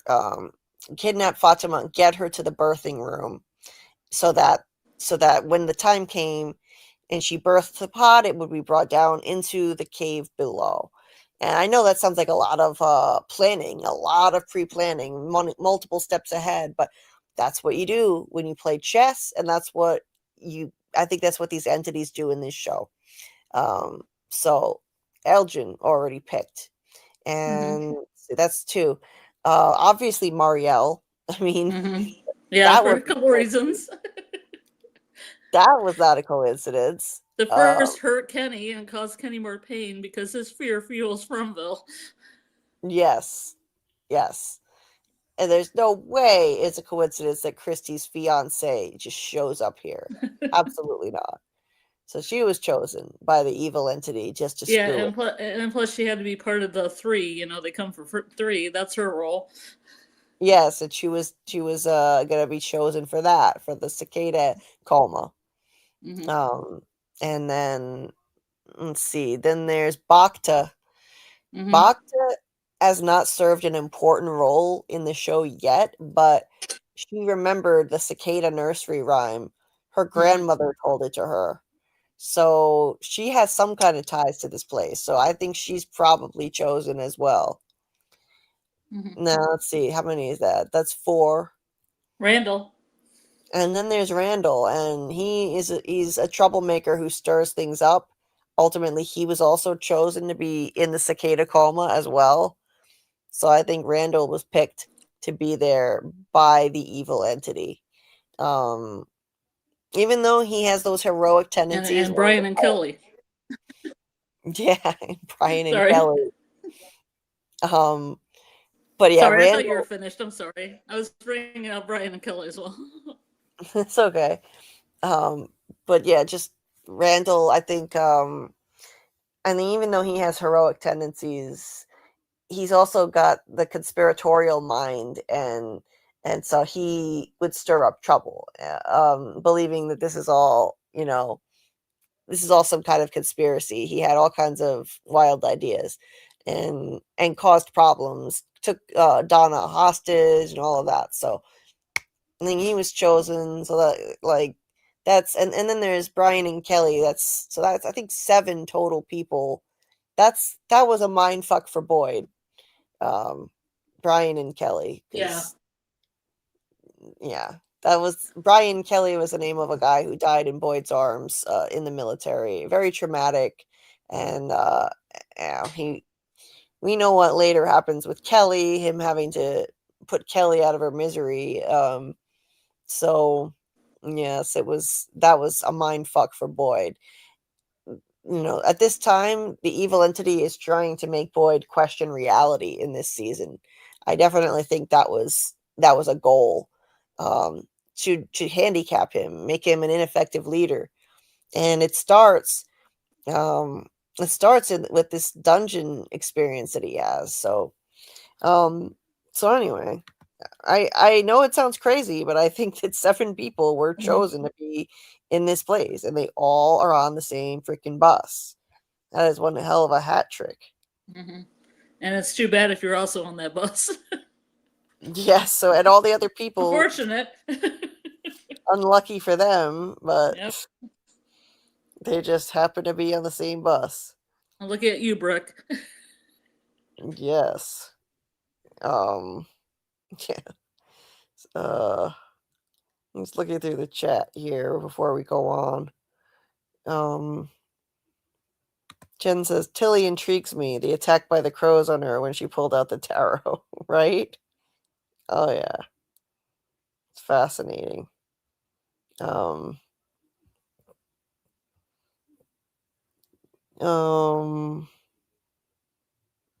Annie says, what about that pastor priest who spoke to Tabby outside? He had a weird look. Could he fit the description of an outside helper, Julie? Yes, the sus priest in Camden, Maine. Absolutely could be an outside helper. I 100% think that the boy in white reached out to him and sent him a message to expect Tabitha and point her in the right direction, that somebody would be coming, and she'll have a lunchbox. You got to get her to open that lunchbox. And he did. He got her to open the lunchbox, and she saw Victor's address in there, Victor's dad's address. And I think that it would be easy to do this, just pretending to be the voice of God. This priest would listen to him.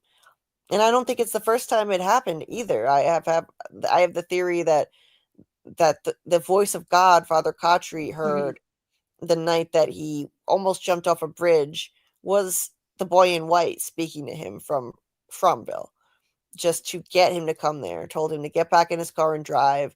And 2 hours later, he was in Fromville.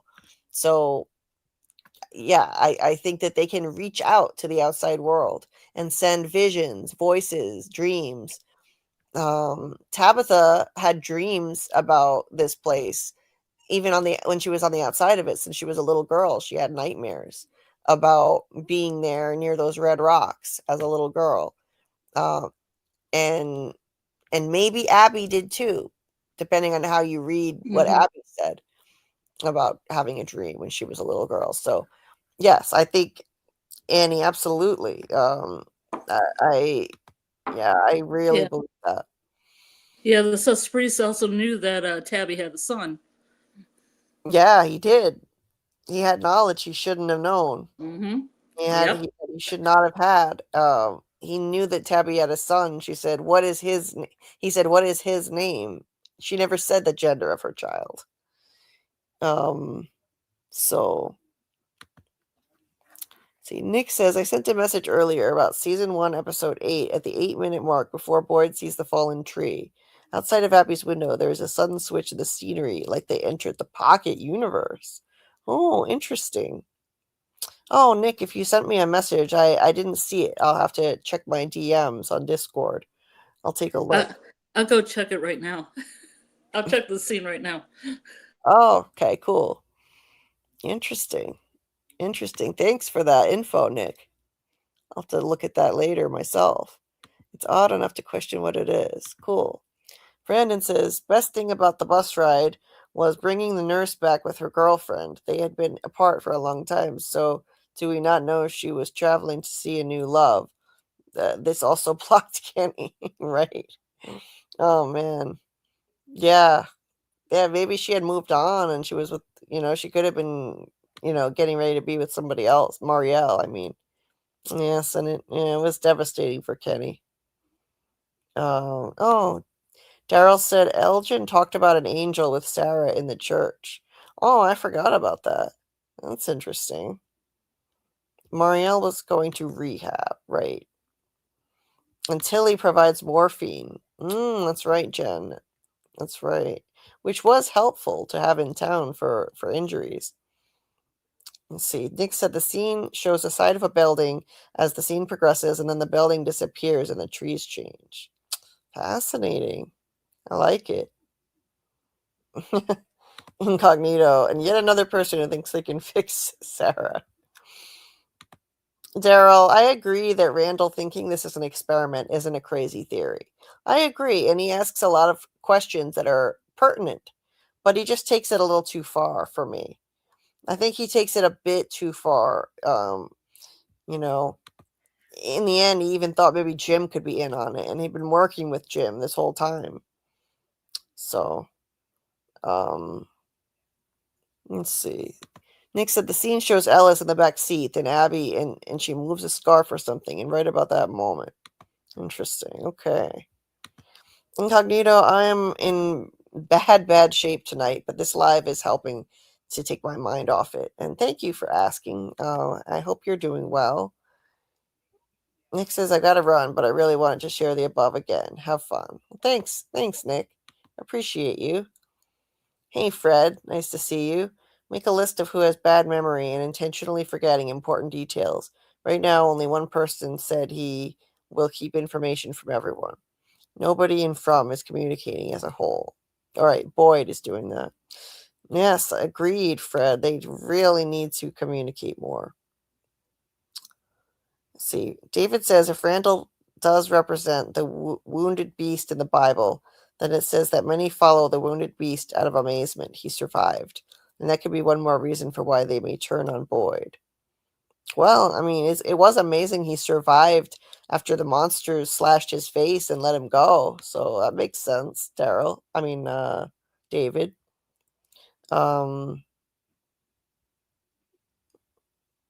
Let's see. Yeah, Daryl, they don't do the choosing ceremony anymore with these new people. You know, it's a thing of the past. Holy crap, it does, Julie. It really looks like that. Yeah, Abby pulls the scarf up of her purse and then it also like changes the grade. Oh wow. There is a change. It's like kind of like when she lifts it up, it kind of is like a veil and it kind of comes down, and that's kind of weird. Oh, cool. Yeah, you should watch it. You should definitely watch it.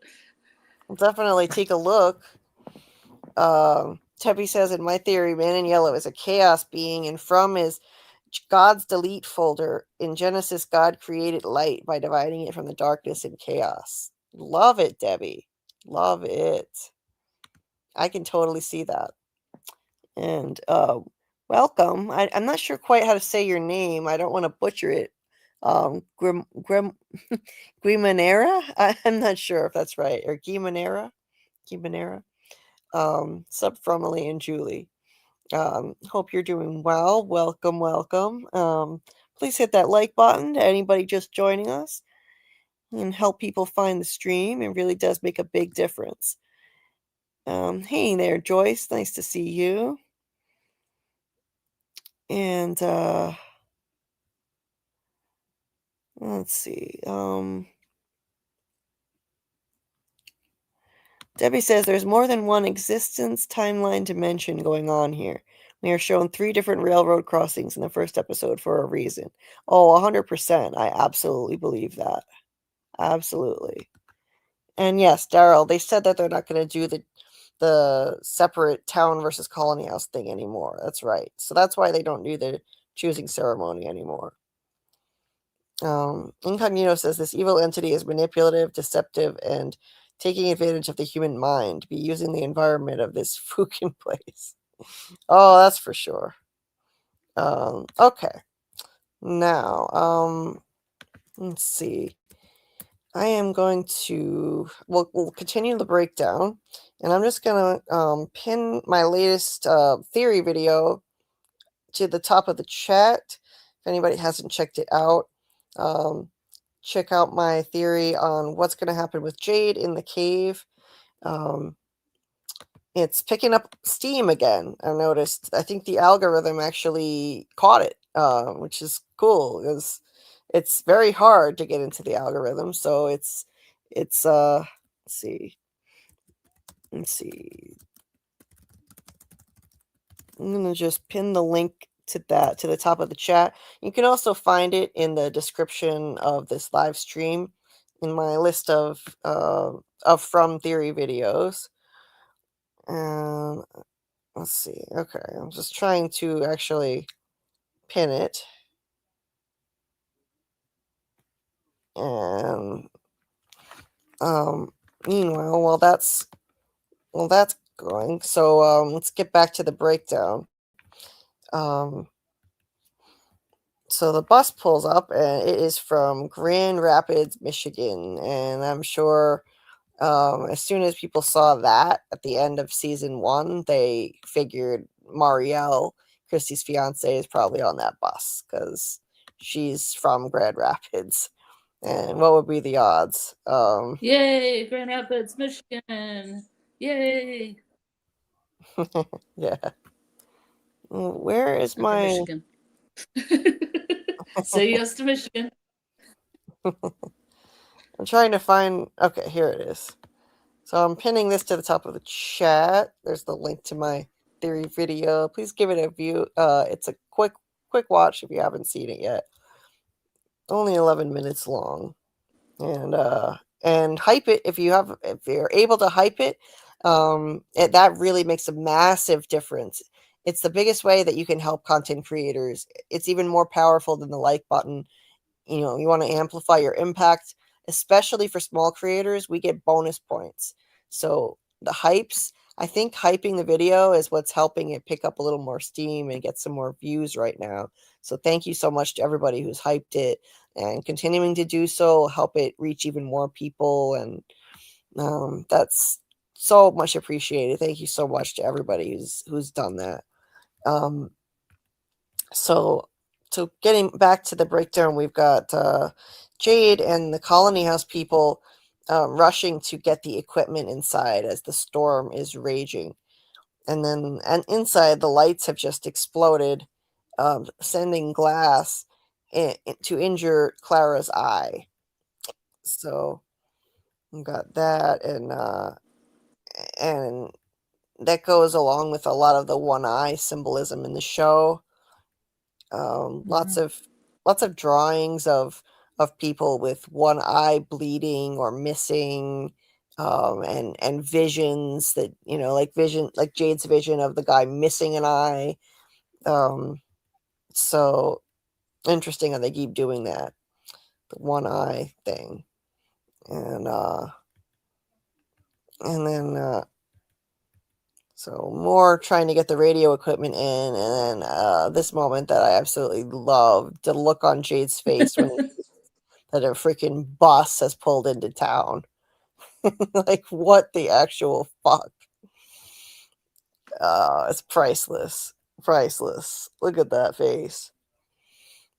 And he runs inside to tell Donna, and Donna he looks like a madman. The stills are really funny.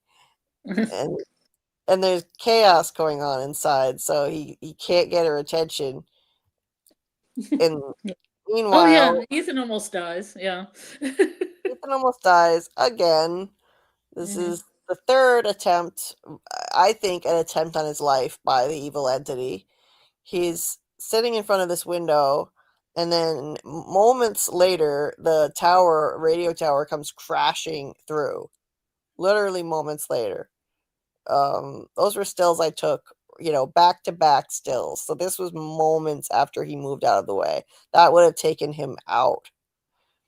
And I don't think that's an accident. There have been way too many near-death experiences for Ethan. No way. There's some entity trying to take him out. Maybe it's the helpful entity if Ethan is actually going to turn evil. Who knows? But some entity is out for him. He almost died in the RV when his leg was skewered. Sarah had the kill the boy message, and she tried to unalive him. Then this was number 3. Then in season 3, there were 2 attempts on his life, with Alma the goat parading by his window at night, and he runs outside, his favorite goat. And then the most overt one, I think even more overt than kill the boy, because kill the boy, you never know. Like, what if it was about the boy in white or something? I think the most overt attempt on his life was the evil Thomas voice on the phone, because it was trying to lure him outside, saying, "Mom's coming back in the ambulance. You have to be brave. She'll need you." I mean, come on. Like, something is after him. So, either because he's gonna be evil in some way. I don't think I'm now kind of moving away from thinking that he was going to be the man in yellow. I mean, it was fun, but I'm starting to think now that the man in yellow seems to be an ancient shapeshifter entity. It's probably not him, since they use the word ancient, but maybe, he could be some other source of evil. You never know. And so it's either he turns into something evil, so he needs to go, and a helpful entity is doing this, or it's just the evil entity trying to take him out because he is helpful. He's going to have an important role to play, and he knows so much. He has so much insight about how this place works, and knowledge comes at a cost, after all. Yeah, I think that he might become the Man in Yellow Jr., like the intern of the Man in Yellow. Like, maybe the Man in Yellow kidnaps him if he does shapeshift to the gym. I'm kind of doing the same thing, but I'm kind of shifting it a little bit, shifting my theory a little bit. Right. Yeah. So And in this episode, he's absolutely right when he says that Victor must be doing something important and has an important role to play, and he doesn't have any way of knowing that, but he's correct, and Or does maybe he? it's because he knows so much. He might know more than you think. Yeah. He's a creepy kid. Jade said that twice now. He's a creepy little kid, as Jade says in this episode. So, he knows so much. Since he knows so much about how this place works, that may be why. Knowledge comes at a cost. So maybe the evil entity is trying to take him out for that reason. So they rush the kids upstairs to get them out of this pandemonium. Jade's still looking like a crazy person. I love his faces he makes. And sorry, that's my microwave. I didn't get a chance to eat dinner. I'm having dinner at 2:20 in the morning. So he finally gets a hold of Donna. Just finally screams like, "Donna! There's a bus in front of the diner." Really funny. Everybody just comes to a screeching halt when he yells that. They're like, "What?" So suddenly you could hear a pin drop in there. Yeah, some comedy gold as usual. Mm-hmm. Before we go on, I'll just take a quick look at the chat. After the key scenes, I'll check in with the chat. Hey, third shift lurker. Maybe all the eye symbolism means that they need to get to the eye of the storm, like in Fringe, or maybe it's like the show American Gods. In the beginning, everyone loses an eye before killing each other. Oh, I never saw American Gods. That's pretty good. I mean, I read the book, but the show's pretty good. Okay. David says the trailer basically confirmed Man in Yellow and the entity inside him are both not Ethan with one crayon drawing. Yeah, I agree. The entity inside him. What do you mean the entity inside him? But I think some people think the entity is wearing a Man in Yellow suit. Oh, okay. That's not him as a human becoming a monster. That's an entity disguised as him. Right. Or using him. Kind of like people think Martin is used like he's an entity, but he's using a Martin suit. That's all I can say, a Martin suit. Oh, God. Yeah. You okay? You all right? Yeah, I just have... I'm sorry for yelling. Okay. I have a makeshift zero gravity chair in my living room. Oh, no. And it's like folding in on itself, so I'm gonna have to call Carl to help me because I get stuck in it sometimes. Did you get so stuck like it folded up on you? Yeah. Oh no. Yeah, I hope I'll be able to reach him. Sometimes he sleeps so deeply that the phone doesn't wake him up. Let's hope it does. Yeah. I'm not in the right position now. I need to get a real zero gravity recliner. Thank you, Debbie. Yes, smash the like button, please, and thank you. Or call Carl's phone. Yeah, or call Carl's phone. He's not answering. Please leave your message for 95. Great.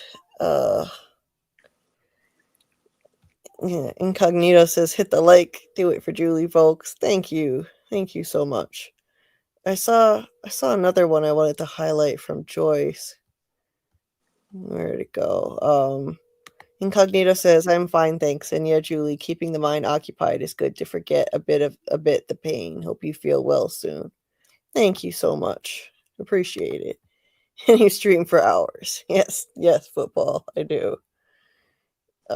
From is hot right now. You've been ahead of the game, so your stuff should be getting pushed.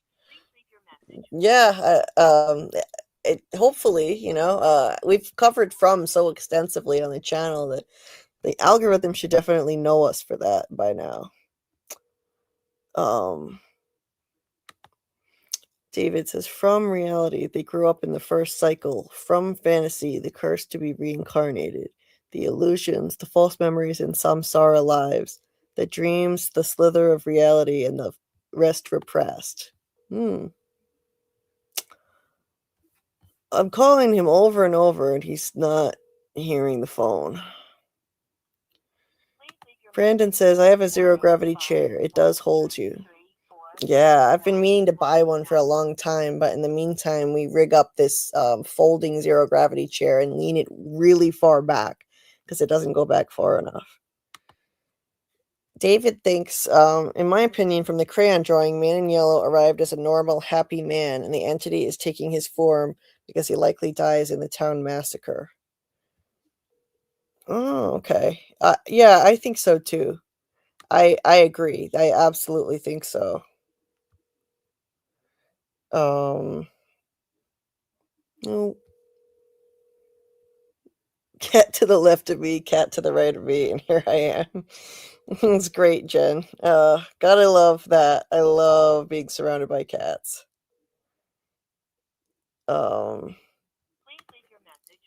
Ethan being the innocent means he is pure, so the things he says should always be truthful. I hope you get to read the document I created from the Symbolism in Season 1, Episode 1. All the secrets are revealed in Episode 1. I will definitely make a point to read that, David. Thank you for reminding me. I've had a lot on my plate lately, but I will definitely read that. And thank you for posting that in my Discord. I'm really interested to read your thoughts. I saw... Fred says, doesn't Ethan say he dreamed everyone was there at the Lake of Tears, but Jim is dead, right? Yes. Yes, that's right. That's right.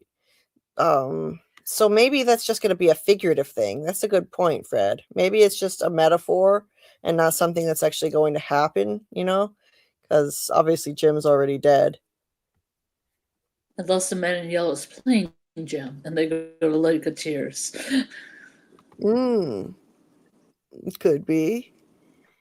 I feel like that's going to be a big practical joke he does. He waits a while and then 4 episodes in, he shows Jim's body parts because that's for the best effect.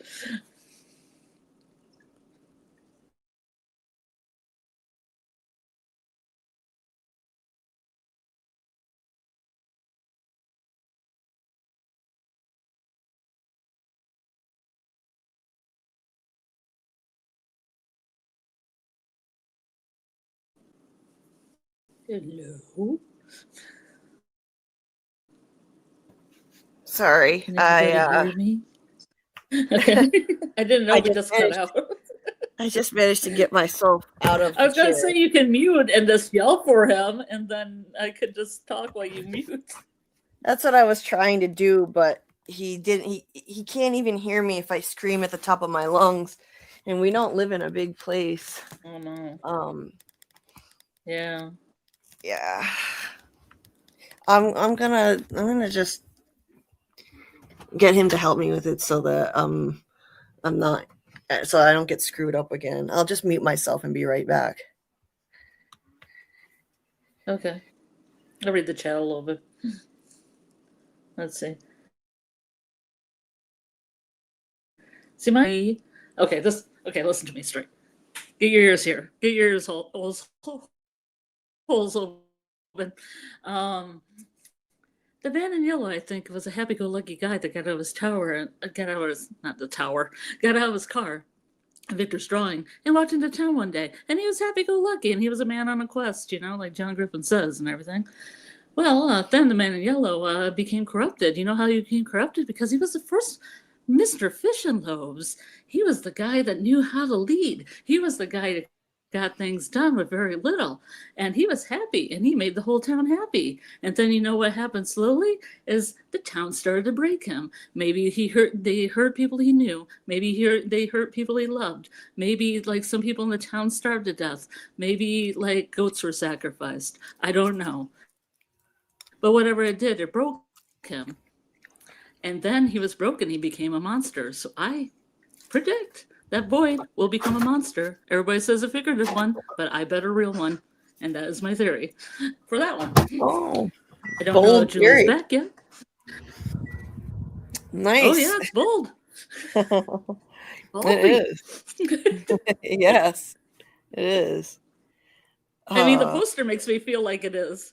Boyd's name being yellow makes me think that it is. Right. But then I got to kind of move Ethan somewhere else because they both can't be like, well, he could be in the position the man in yellow become the next one. And that Ethan become his apprentice. I got to figure it out. I got to figure it out. Cool. Did you David get out? Did you get out? Yeah. David says Ethan basically symbolizes the sun, and Julie illusion t-shirt symbolizes the moon. Yeah, the moon can be, the moon is very deceptive. So yeah, I got theories about those kids too. I've got theories about Ethan and Julie being very big.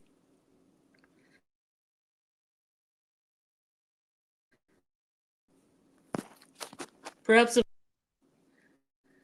but I feel like they do have a part to play in this town, and it'll probably get more and more as the seasons wear on. As it gets closer to the finale, we'll really figure out where Ethan and Julie fit into this mess, which I never thought in the beginning they would have a big part, but now I feel like they're kind of all-encompassing. And I honestly think, I honestly think that Ethan's going to get stranded in time. Somebody's going to get stranded in time. Right now, the two people I think the most are going to get stranded in time are Ethan and Randall. Because Randall might get stranded in time, get bitter, and then become the next Martin. Not the reincarnation of Martin. Just the next person that's chained up that gets to like hold the worms forever until somebody comes and takes them back out again, which is like, a fate worse than death, because he says a lot of the same things that Martin does. And that might be why he's chained up there. And then I was actually kind of cooking with Marielle, maybe being the ballerina monster, and she might come back as a ballerina monster because the actress that plays Mari is a professional ballerina, and they haven't dug into there yet, but I think they're going to. So that's another thing I've been like cooking around. But I think Ethan might get stranded in time, and that might change him a little bit, and it might make him a little bit more creepier, a little bit more a man in yellowy, maybe not the actual guy, but maybe it puts him in a place where he, gets manipulated by the man in yellow somehow, because the man in yellow we see can shape shift into something, and if it's not Jim, maybe it's something else that, takes him by the hand and leads him into, the ultimate path of darkness. Which, might happen. Cool. I like that. And then we change the wall. Theory. It's a good theory. The best I can do at 3:30 in the morning, Julie. It's interesting. Yeah, it's great. Joyce, thank you so much. Hyped my last hype of the week for you on my video. Thank you so much. Cannot thank you guys enough. The hypes are making a difference. It's actually working. I'm seeing it work in real time. Could you please plug in or hand me my cord, the cable for the Chromebook? It's down there. I forgot to grab it. Thank you. And I'm seeing the hypes making a difference in real time. I've never seen this happen before. That's cool. Where like the video, the views plateau, and then they don't pick up steam again. They don't start climbing in a really noticeable way again. They might slowly pick up a few more views, but not in a dramatic way where, you get like another few hundred views all of a sudden. But that's what's happening now, and it's because of the hypes. Yeah.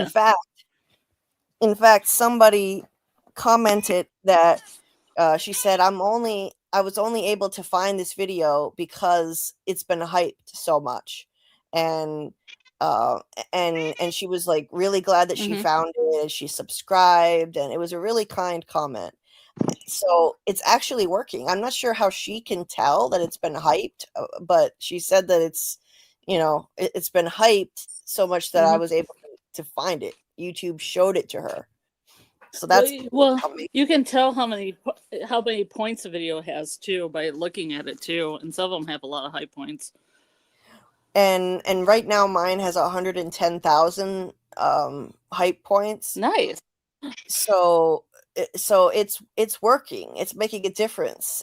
So yeah, the more you do that, the more you can actually make a real difference for content creators, especially small ones. We get extra points because of being small channels. So every time you hype a small channel, it's 2.5K rather hype points per hype. And you can do 3 times per week. You can do them all on the same video if you want, or you can do them on different videos, but you get 3 hypes per week. So if you want to have your maximum impact, use it on small creators. It really does make a huge difference. Greatly appreciated.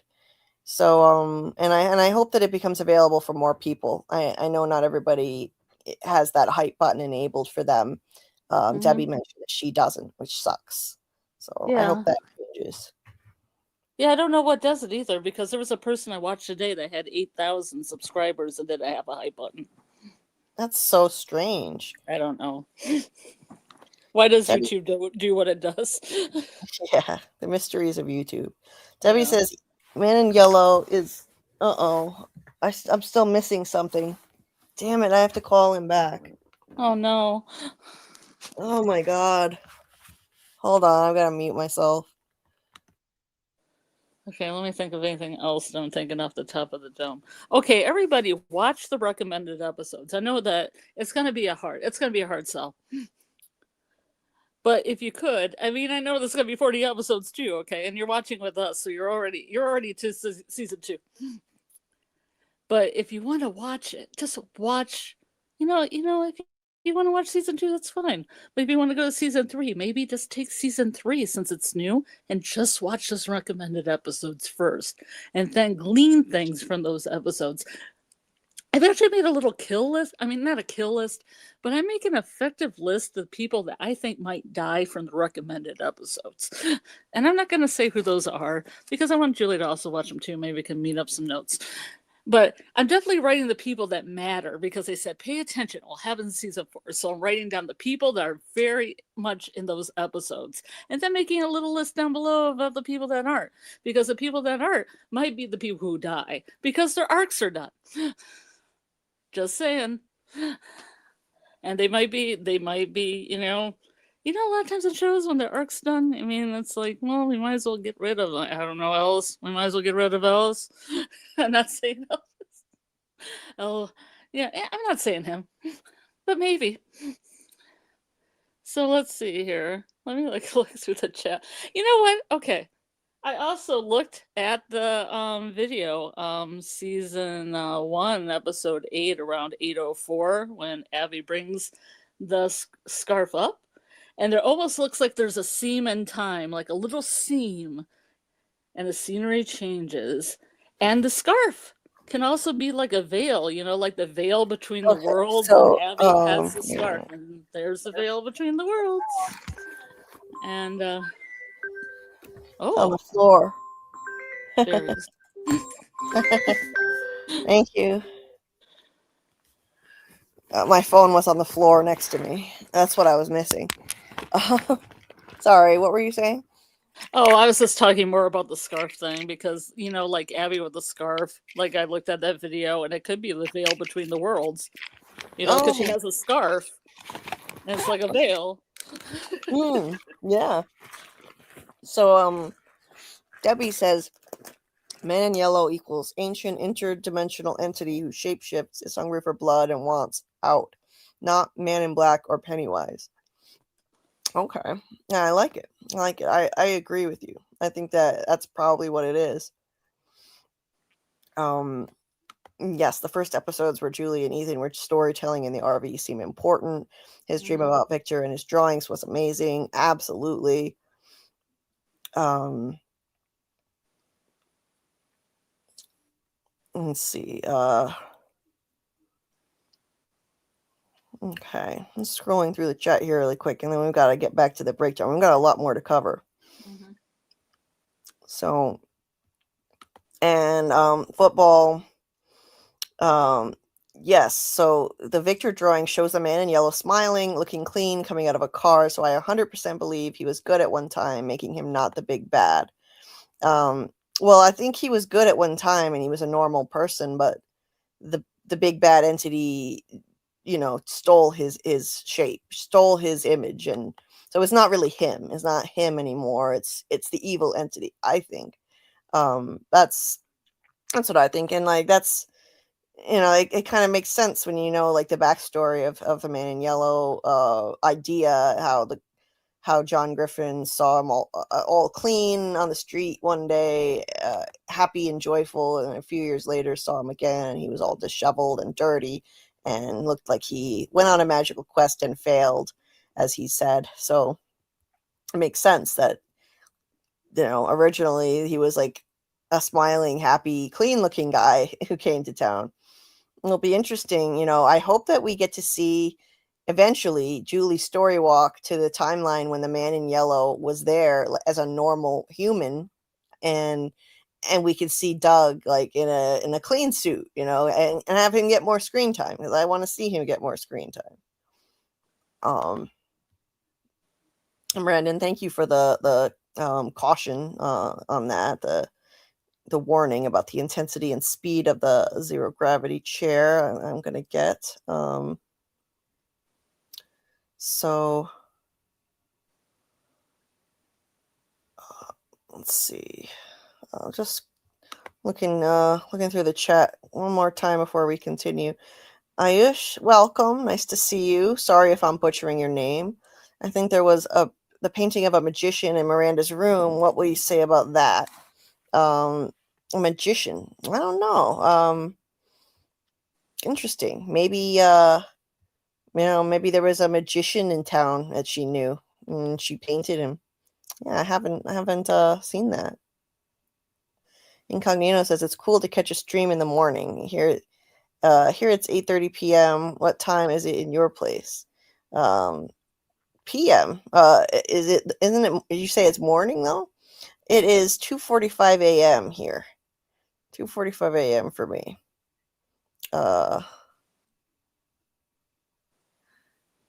So wow, yeah, more popular channels only get 60 points when you hype them. Yeah, we get a big bump. Incognito says middle of the night for some of you. Keep the windows closed. Yes. I have my rock right by my door. Do you have a talisman by your door? I have one by my door, and I touch it every night. I do. I have a talisman too. Yeah. Yeah. Uh-huh. Brandon says I can only hype past streams, not lives. Well, yeah, you can't hype it until the stream is over. So that's normal. So once the live stream is over, I've noticed within like roughly half an hour or so, a hype button appears. So you can do that with replays of live streams, and you can do it obviously with regular videos too. Brandon says the major death would be the head of Colony House. She was there before Boyd. No, yeah, that would be a huge death. She's not on my kill list. Yeah, I hope not. I hope not. Hey, Martin, nice to see you. You're going to make an appearance, your first appearance in this episode we're covering right now, Season 2, Episode 1. And yeah, he said... I have a list about 6 people that could go next season from the recommended rewatch. Oh, okay. Yeah. Couple upcoming deaths from those episodes, too. I can name 2. Okay. Interesting. Yeah, let us know, Martin, which ones you think are going to die. Anish says, in Season 3, we can see the painting of a creature with a black hat. Some say it's a maboose, and what about the magical cards? I think both are related. I think it kind of looks like a Puritan hat. I think if it's the one that I'm thinking of, I think that may be a Puritan, but I'm not sure. I'll have to go back and look and see if there's anyone else with a black hat. Like a pilgrim hat? Yeah, I think it's a pilgrim hat. And Ooh, we've smiley. already seen, yeah. Jade saw a colonial man in a vision, so Yeah. I think this place definitely is as old as that, and it started then. You need a coffee, incognito. Yeah, getting sleepy. Join the server, Daryl. Yeah, you should join the Discord. If anybody wants to join the Discord, the link is in the description of this live stream. We're going to be doing season 4 watch parties. I will stream it every week at midnight on Saturday nights when the episodes drop and our friend Doug Hughes is going to be joining us for those. We're also going to do a watch party Friday night, most likely, for the episode of Murdoch Mysteries that Doug was recently in Canada. He's gonna stream it for us, and we're gonna watch most likely Friday night. We haven't set the time yet though, so just watch the Discord for notifications on that. And we'll do more rewatch parties too, but I just haven't had a chance to do it lately. Been making a lot of videos. Okay, so Jen says, I think we all need to have a big talk about the talismans. The monsters steal personal, intimate objects from people to the caves. Victor was told to hide them. Boyd found talismans. Oh, that would be bad if they hide the talismans. Oh my god. Yeah. That would not be good. Daryl says there's a hype icon on the bottom of YouTube videos. Click the hype button. It helps the channel. Yes. Yes, incognito. That's a new feature. It's a relatively new feature of YouTube, and it's the best way by far that you can help YouTube creators who you want to support get their content out to more people. It tells YouTube to show it to more people. The more you do it, the more YouTube pushes the video out and shows it to more individuals, so we get more views. It's even more powerful. It's a lot more powerful than just liking the video or the stream. So, and if you do it with small content creators like me, you have a massive impact. Massive impact, because small content creators get more points from YouTube. We get a bonus because we don't have a lot of subscribers, so they give us some extra. So if you hype a creator like me, I would get for every hype 2.5k hype points.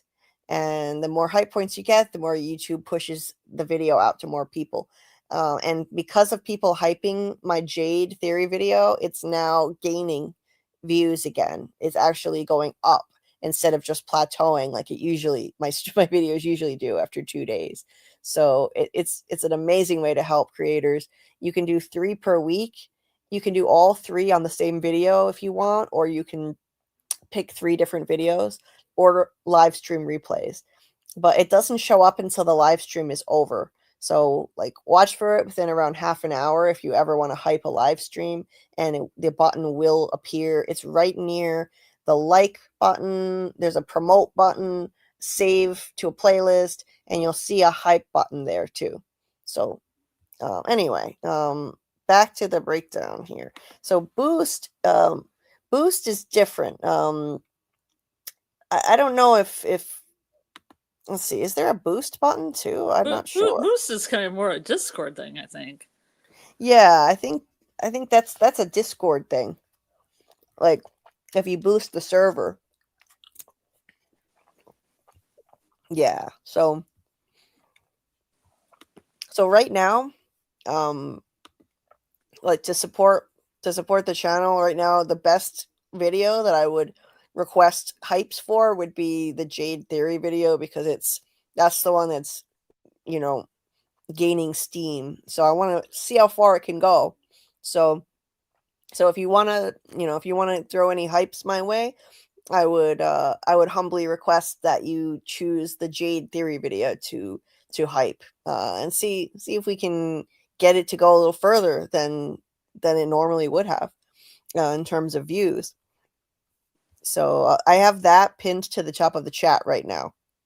That's my Jade Theory video that I released a few days ago. SL Rhodes said, Hype is only available on mobile devices, by the way. Oh, I did not know that. Is that, wait a minute, though. The Chromebook I'm on shows it, though. On Chromebooks. iPad. I'm on an iPad. Is that considered a mobile device? And you've got it. Yeah. And Chromebooks have it. I've never looked on a laptop, so I don't know about laptops. Yes, come join the server. It's a lot of fun. Definitely recommend joining the Discord, and you can share your theories in there. And if there's a theory that you want us to discuss on a live stream, you can put that in the Discord too. Because sometimes theories just don't fit into the chat very well. You have longer theories, and you want us to discuss them on a stream. We've done that with other people who've posted long theories in the Discord. Oh, thank you so much, Fred. Thank you for hyping the Jade video. Truly appreciate it. Incognito said, Boost is a feature available in YouTube mobile. I don't see what is the icon hype. Please share an image in the server so I see what it is. Okay. Yeah, I'll share an image. You know what I'll do right now? Well, really quick, I'll just I'll show you by sharing my screen right now. And then we'll continue the breakdown, and we'll just charge on through at a little bit of a faster pace. Okay, so I'm going to switch to this tab. So there's my YouTube tab, and it's a little bit slow. Just give it a second. Okay. So then, where did it go? Oh, okay. So it's not showing up here, and I don't know why. What the heck? Maybe it's just taking a minute to fully load. I see promote, ask, download, save, clip. Ah, come on.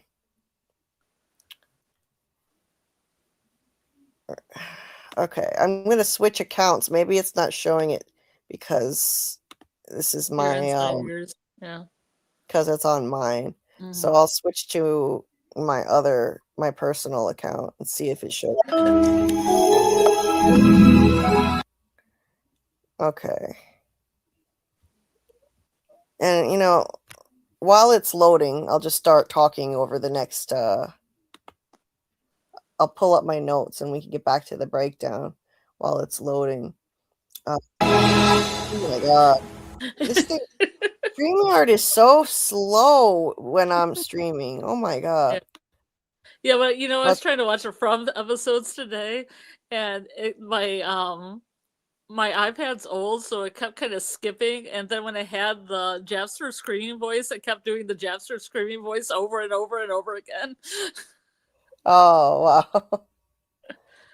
It was funny. I just like maybe it's not.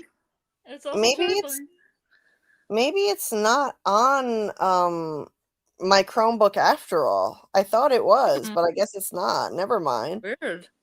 Never mind.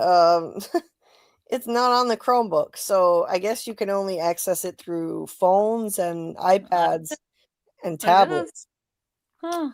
Okay. So I will post, but so if you look at this row of buttons though, this is where you'll find it. So there's share, there's the like, share, ask, save, and then sometimes you have to tap for more options, the 3 dots, and download, clip, remove ads. This is where it'll be. It'll be in this area, and you'll see it says hype. So in the Discord, I'll take a screenshot and I'll share it and tag everybody in the Discord just to show you visually. But anyway, sorry about the digression, but we'll get back into the breakdown.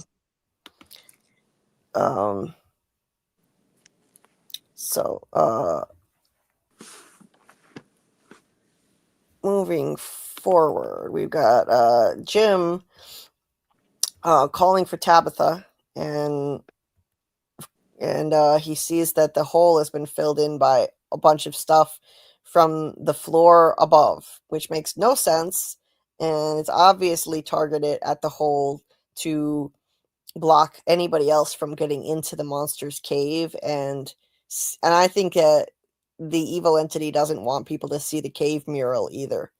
That's right below, as soon as you get down in there, because this is not natural. Houses don't collapse like this. Now Jim starts pulling at the boards, and Victor and Tabitha journey through the cave together, with her going, Victor, Victor, oh my God, Victor, Victor, no, no, no, no, no, Victor, Victor, no, no, no, we've got to go back. Oh my God. She would not shut And the hell up. I also noticed on the next episode, she's like, run, run, run, run, run, run. Yeah. She also has that one. Yes, she does. Run, run, run. It's like, yeah, of course we're running. Jesus, like, we get it. We get it, Tabitha. And he keeps telling her, you got to be quiet. We got to be quiet. The monsters sleep here. This is where they sleep. But she cannot listen. He says, we're underneath the town. This is where the monsters live. This is where they sleep. But I can get us out. The boy in white, he showed me the way. I went through the tree, then I was here. He told me to wait for you. He showed me where to hide. It's okay to be scared. We just need to be quiet. So there he is being the grown-up, and she is just spazzing out. And then he says, we just have to, and then they stop. He stops in the middle of a sentence because he sees a suitcase. This particular suitcase, which shows up in the season 4 trailer, it's old, it's got stickers all over it, and one of them is a World's Fair sticker, I think from 1964. And there's all this creepy music when they find the suitcase, and Victor looks unsettled, like he recognizes it. So it seems like maybe it's the man in yellow suitcase. He has it in that trailer. Mm-hmm. Interesting. I never expected that to come back again. You know what? Fun fact about me is that I have a suitcase that looks just like that downstairs. Oh, cool. I inherited it. Oh, okay. I can't get it open, so I don't know what's inside of it. Wow. So Tabitha picks it up and pulls out this dress. And her reaction is like, what the fuck? And looks at it as if she might recognize it. So I took this as a clue that she was reincarnated and this was her dress in a previous life. The way that she stopped and was like, what the fuck? She didn't have that reaction with any of the other items down there that they encounter, all the other furniture and stuff. But the way that she did this really makes me think it was hers. So, could be. But with the revelation that the man in yellow, maybe it's his suitcase, that makes it a little harder to explain. Maybe it's not his suitcase and he just swiped it right now. If it's his, I don't know why it's down in the cave at this point in time. So, yeah, that's odd. But yeah, I still think that. And when the reincarnation wasn't revealed yet, when it was still just a theory, this was something that I pointed to as part of my theory. So, yeah, so that's that scene. And yeah, let me know in the chat though what you guys think. And Daryl thinks that she was just reacting to the dress, so he doesn't think so. But let me know if you guys think she might recognize this from a past life. I will not put up with this Tabitha mockery. Sometimes people talk when they are scared. Cut her some slack. Yes, but Jesus, though. Yeah, she needed to shush, though. Right choice. I mean, come on. He said this is where the monsters sleep, and all of that rambling definitely did not help.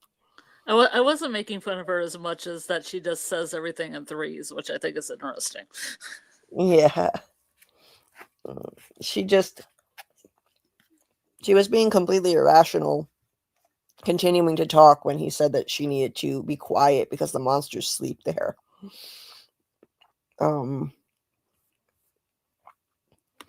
Martin says, speaking of odd things in that cave tunnel, the ball that knocked over the stones was the baseball that Boyd and Kenny were playing with. Was it? I thought it was a rock. Was it the baseball? I'll look at it again, but like I don't have a good still of it because it's in motion, so it's blurry. Oh, is it the kids in the prison throwing the ball? Yeah. Yeah, I think it's a ball. You think it's a ball, huh? Okay. Yeah.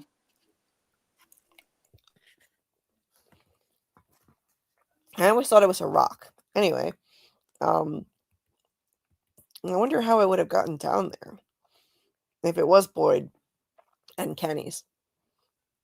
So Christy's working on getting the glass away from Clara's eye, and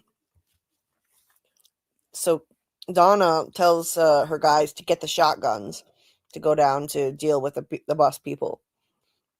Kenny doesn't like that, but Donna's like, what do you think that they're gonna say when we tell them they can't leave? Though they're gonna need the guns as backup. Connie does not like the way that they do things at Colony House. And Julie has taken off down the hill after her dad, and Ellis follows her to watch out for her.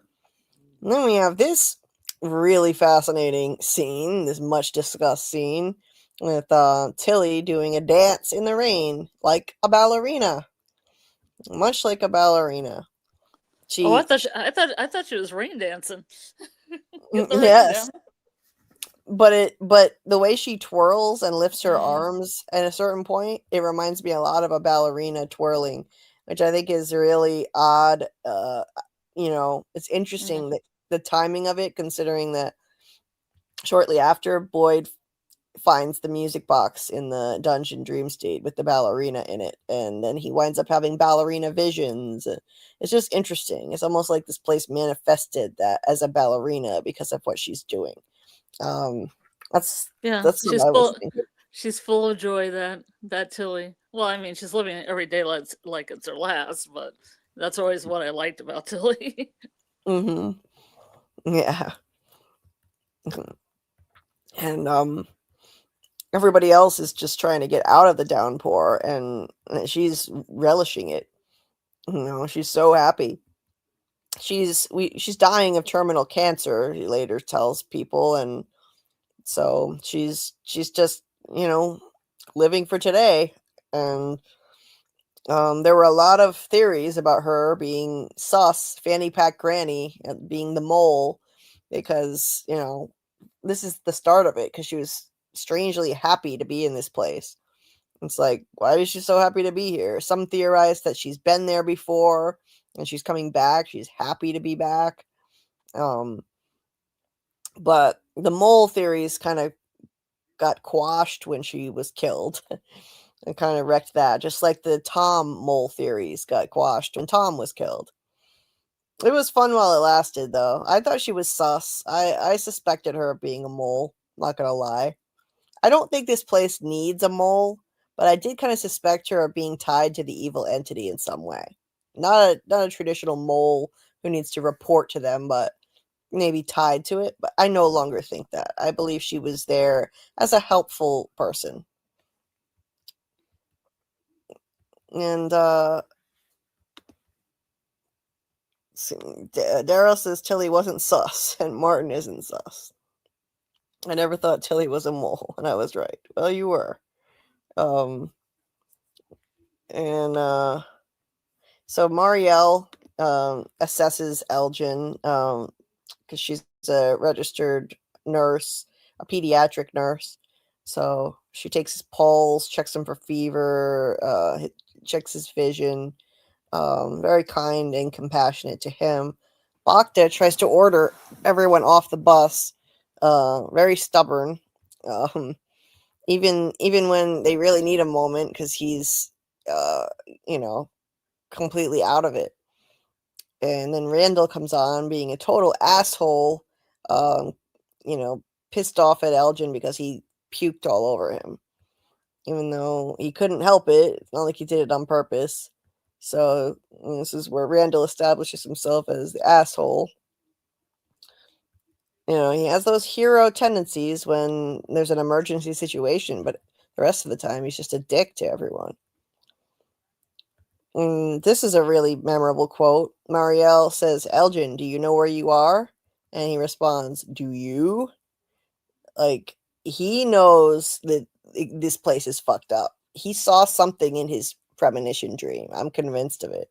He saw something. He knows this is a bad place. So I really want answers. I want to know eventually what else was in his dream that made him so afraid and full of dread about this place. And this guy Brick, he says, "Elgen, why were you screaming like that?" And he says, "I had a really bad dream." Well, what the hell else was in it? Once he has his seizure, he forgets what happened in it. And he only remembers part of it by the end of the season. And he doesn't even want to get off the bus, so Marielle just sits with him until he's ready. And now Julie and Ellis show up, and Ellis says people are kind of come down and help everyone. And then she runs in the house and finds her dad trying to dig Tabitha out of the basement. He tells her to go for help, and she starts freaking out, but he tells her she's got to be strong and go get as many people as possible. And he hugs her. He gets a bad rap. He does the best he can, and I think he's a more caring father than people make him out to be. He's screwed up because he lost a baby not that long before. So Julie runs out doing, she spends the whole episode basically awkwardly lumbering around. She has the weirdest run I've ever seen.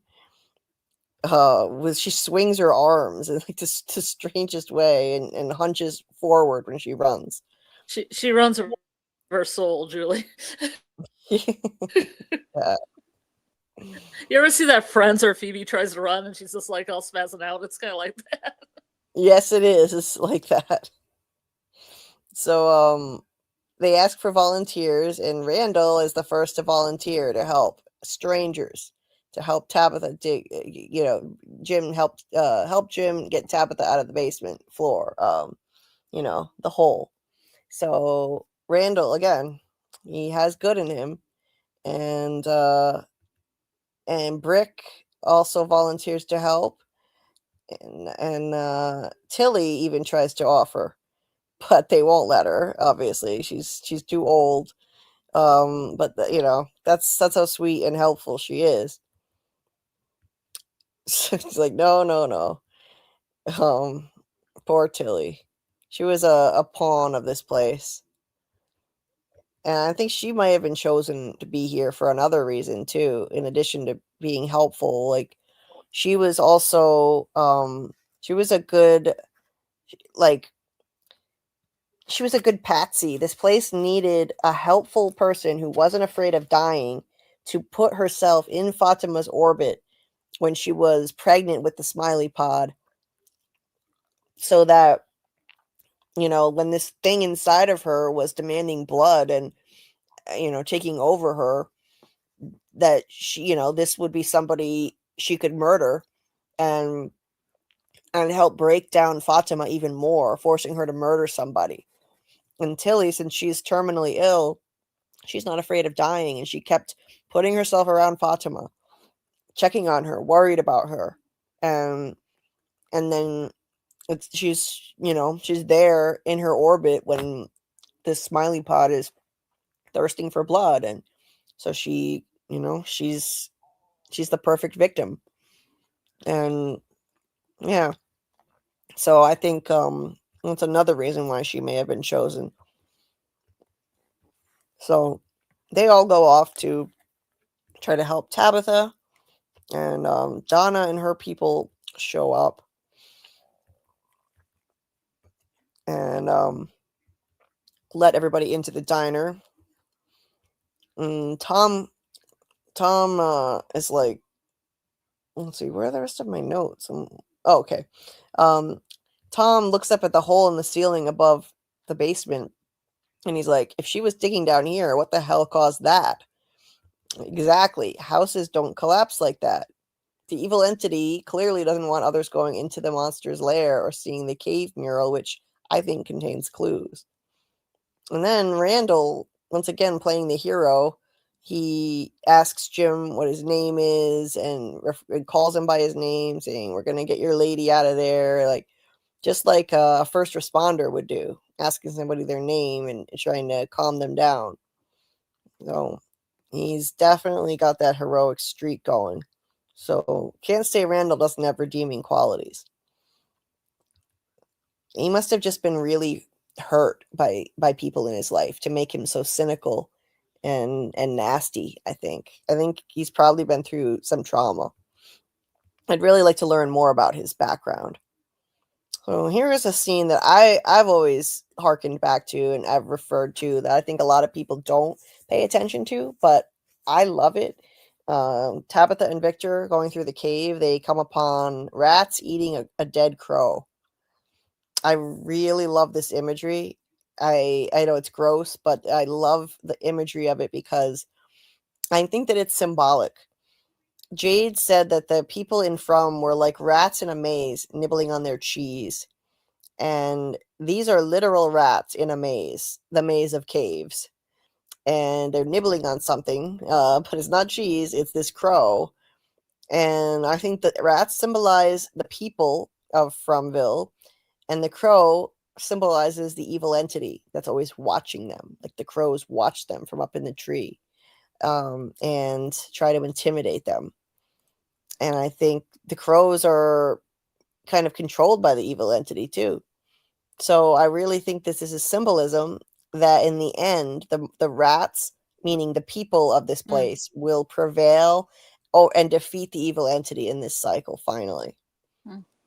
Yeah, it also brings up images of eating crow as well in my head. Eating crow. Yeah. Somebody might be eating crow. Enough. Baby Boyd. Yes, the rats got the crow. Hey there, welcome, Demo. There's a new name. Please hit that like button if you haven't done so. I don't care if she's dead. Tilly is still sus. Some people still think that. I know. Hey, you never know. You never know. Some people think the man in yellow is going to morph into Tilly. Yeah, I've heard that theory too. Daryl says Tilly is a sweetheart. She just wanted to help people. Julie, don't you dare mock Julie's run. It was pretty awkward looking. The best way to describe Randall is a brave dick. Yeah, I would agree. That's really concise. Yeah. Martin says about the suitcase, maybe the man in yellow got to do a ritual thing with whatever in that suitcase to transform into that person who was wearing. Yeah, maybe. Maybe. Scarlet was saying that maybe the man in yellow needs people's clothes to shapeshift into them. And I think that's possible. Yep. And, I think that may be why the boy in white told Victor to bury some precious item from each person in town. Perhaps it's a magical way to prevent the shape-shifting entity from shifting into them. Could be. And I just find it weird doing that, burying all that stuff. I know he said it was, in place of being able to bury their bodies since he couldn't do it all. But I don't know. I felt like something different was going on. Why do we think he takes the suitcase and opens it though? If all that's in there is a dress, it could be to shapeshift and just into someone who wore the clothes in there. Maybe there's something in there other than a dress now that we haven't seen. It could be that things have been added to it since season 1.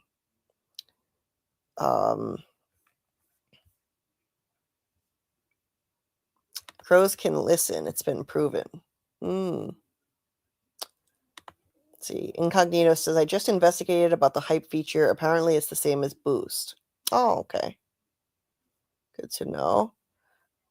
And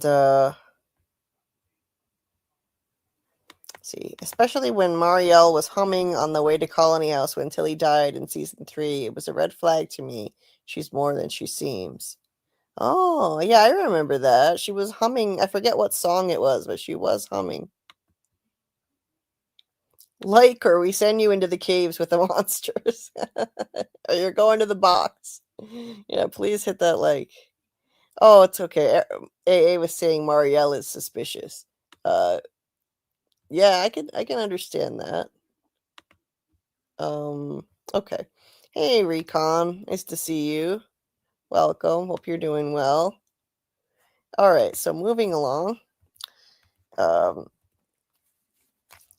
Tabitha gets all freaked out seeing the rats eating the crow, and once again, Victor, oh my god, we have to turn back.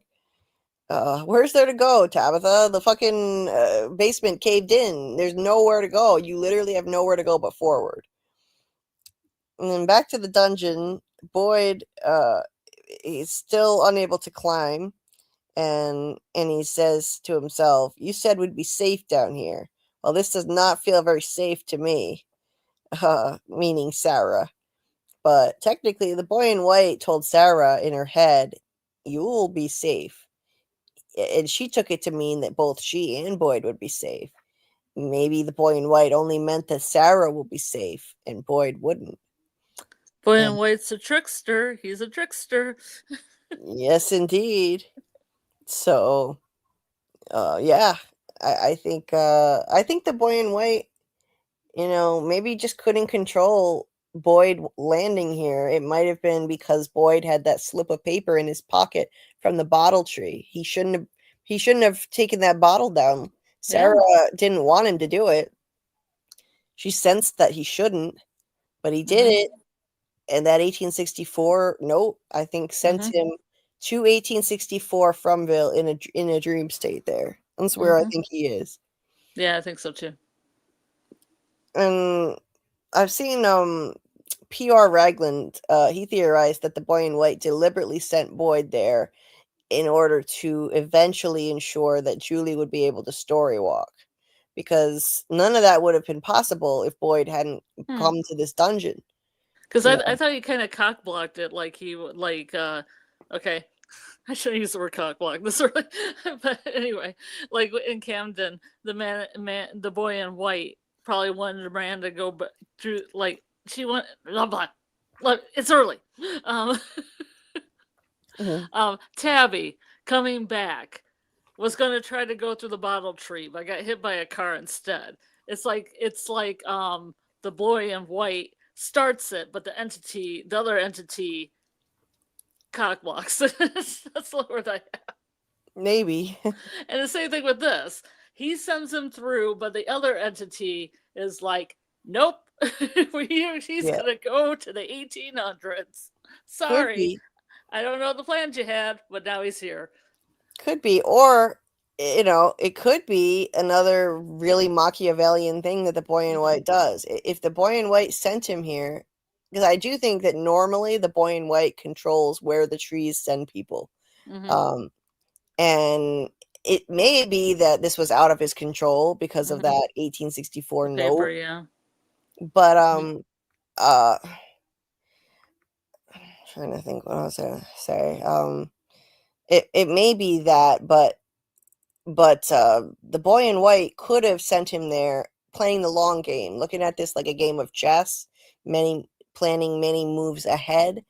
It could be that he did this so that Boyd would bring the worms to town, and ultimately that would lead him to kill a monster, unleash the cicada entity, capture those 3 people, including Julie, and then once Boyd saves her, and the boy in white would have to really bank on Boyd being able to complete this quest and save her, Julie now has story walking abilities and can use that in a way to either stop the original sacrifice or to find information in past cycles that she visits in the past to help Jade and Tabitha figure out how to fix all this. So maybe, maybe I think the boy in white is Machiavellian, and it's the ends justify the means. It's the trolley problem.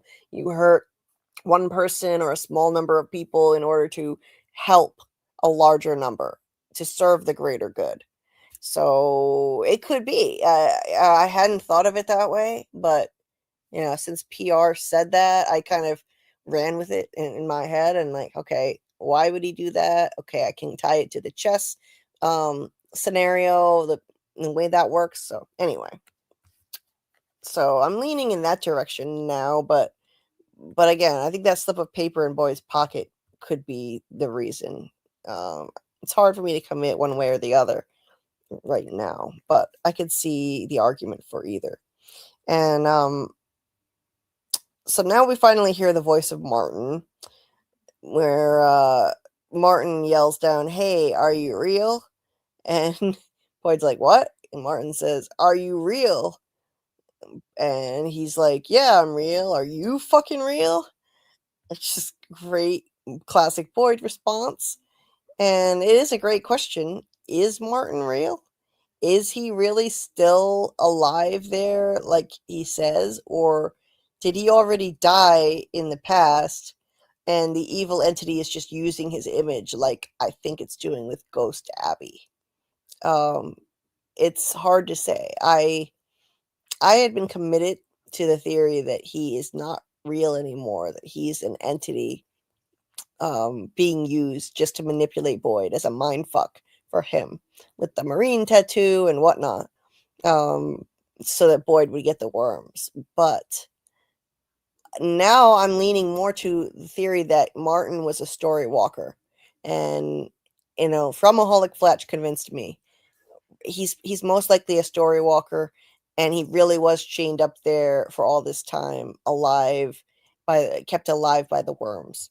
And and he was chained up because he was learning too much by story walking about the past. Knowledge comes at a cost. So Martin says, "I can help you if you help me. You'll have to climb." Boyd's like, "I can't. I just tried." And then there's a pause, and the rope is thrown down. An infamous rope. Who threw that rope? That was like the biggest question people could not stop with. Who threw the rope? And I had given up that there would ever be an answer to it, but in season 3 we got an answer. So it was Julie. We just don't see it this time. And Martin says, "You have to hurry. They'll be back soon." Who is they? I mean, another big mystery. Who's going to be back soon? I personally, I have a theory on that, and it's just, it's nothing but the fucking worms, because when he said, "You got to get out of here before the music stops," and then the music box stops and nobody fucking comes. Nobody comes except the worms. They flare up like crazy and take over Martin, and he can no longer control himself. He then scratches Boyd and infects him with the worms. I honestly think that's all it is. And I know it's disappointing. I was disappointed when no one actually showed up when he said they'll be back soon. But, I think that's what it is. I think it's just the cicada nymphs in his body that were coming, flaring up soon.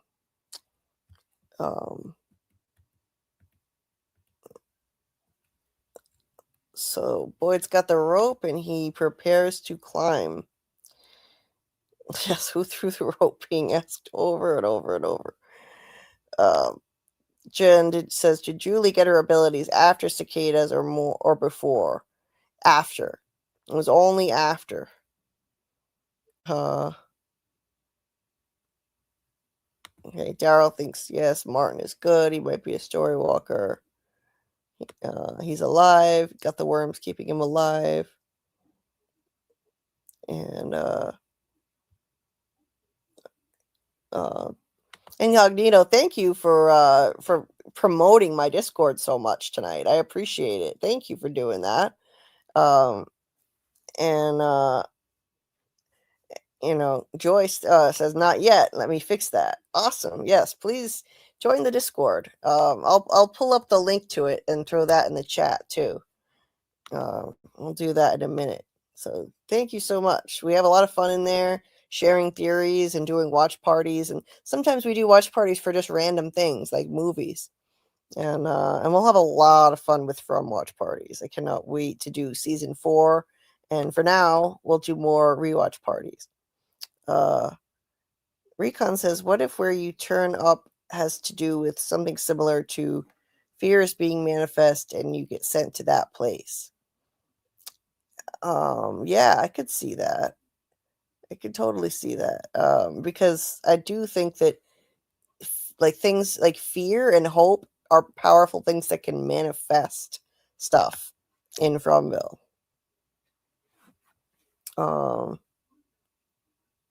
This fucking place has got multiple realities. I mean, this continuum space-time is different. For example, the ruins have existed, right?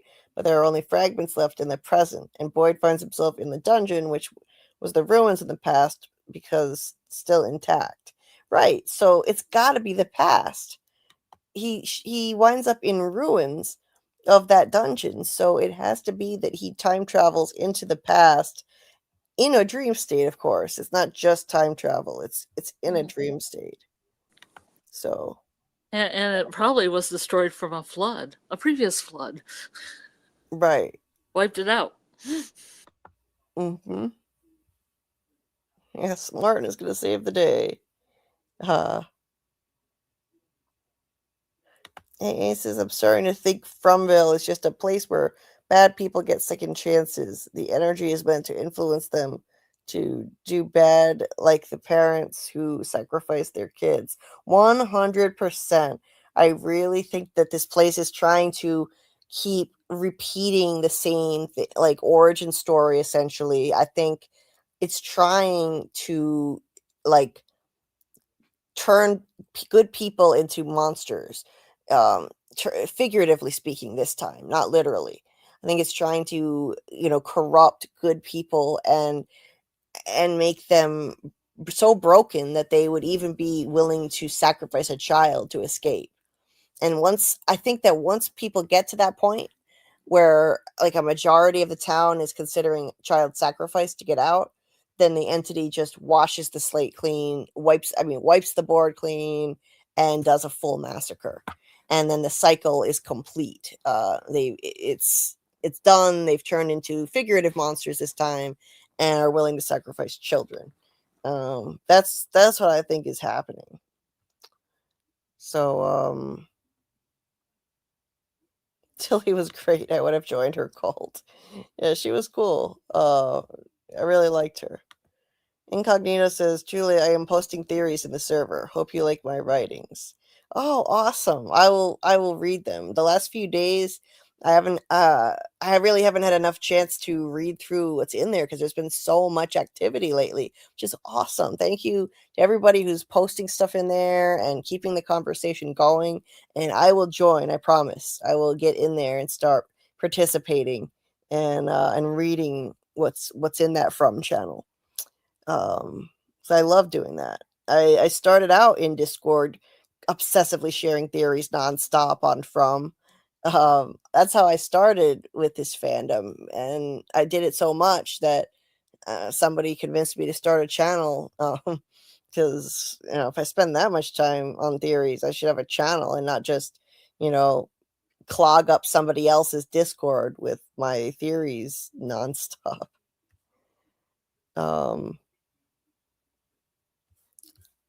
Let's see.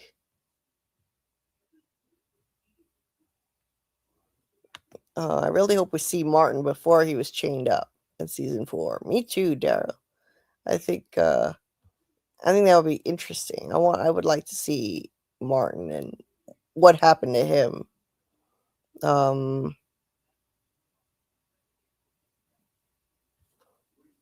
Let's see. Julie, Randall, etc. were there, but not there where Martin was. Right. Yes. Very weird. Let's see. Daryl thinks the entity was coming, not the worms. You'll see. Oh, and Boyd left in time. Yeah, well, I don't think he did though, because the music stopped, and that was what he said. He said you have to get out of here. They'll be back soon. You have to leave before the music stops. Yeah, they come for 3 unless you stop the melody, and he did not. Yeah, and then the cicada nursery rhyme. You bring up a good point, Scarlet. The cicada nursery rhyme uses that word "they" again, referring to the cicada entity, saying, it was here they come for 3. Wait, how does it start? They touch, they break, they steal. No one here is free. Here they come for 3 unless you stop the melody. It's the worms. It's the cicada nymphs. They come for 3. They touch. In the dream that Kenny had about the cicadas boiling in the pot, they burned his arm, so they touched Kenny. Sarah later says the voices told her in her head, it got excited when it touched your arm. So they touch, they break, they broke Paula open from the inside out and killed her in her sleep. That annoying woman Paula, when she had a killer nightmare. So they break and they steal. They stole the spirits of Julia, Randall, and Marielle and locked them up in the dungeon dream state. They stole their spirits. No one here is free. Here they come. They come for 3. The cicada entity, those things came for 3. The cicadas, unless you stop the melody. Boyd stopped it by smashing the music box at the end of season 2. So when Martin said they'll be back soon, it's the same day. I'm convinced that that's all it is.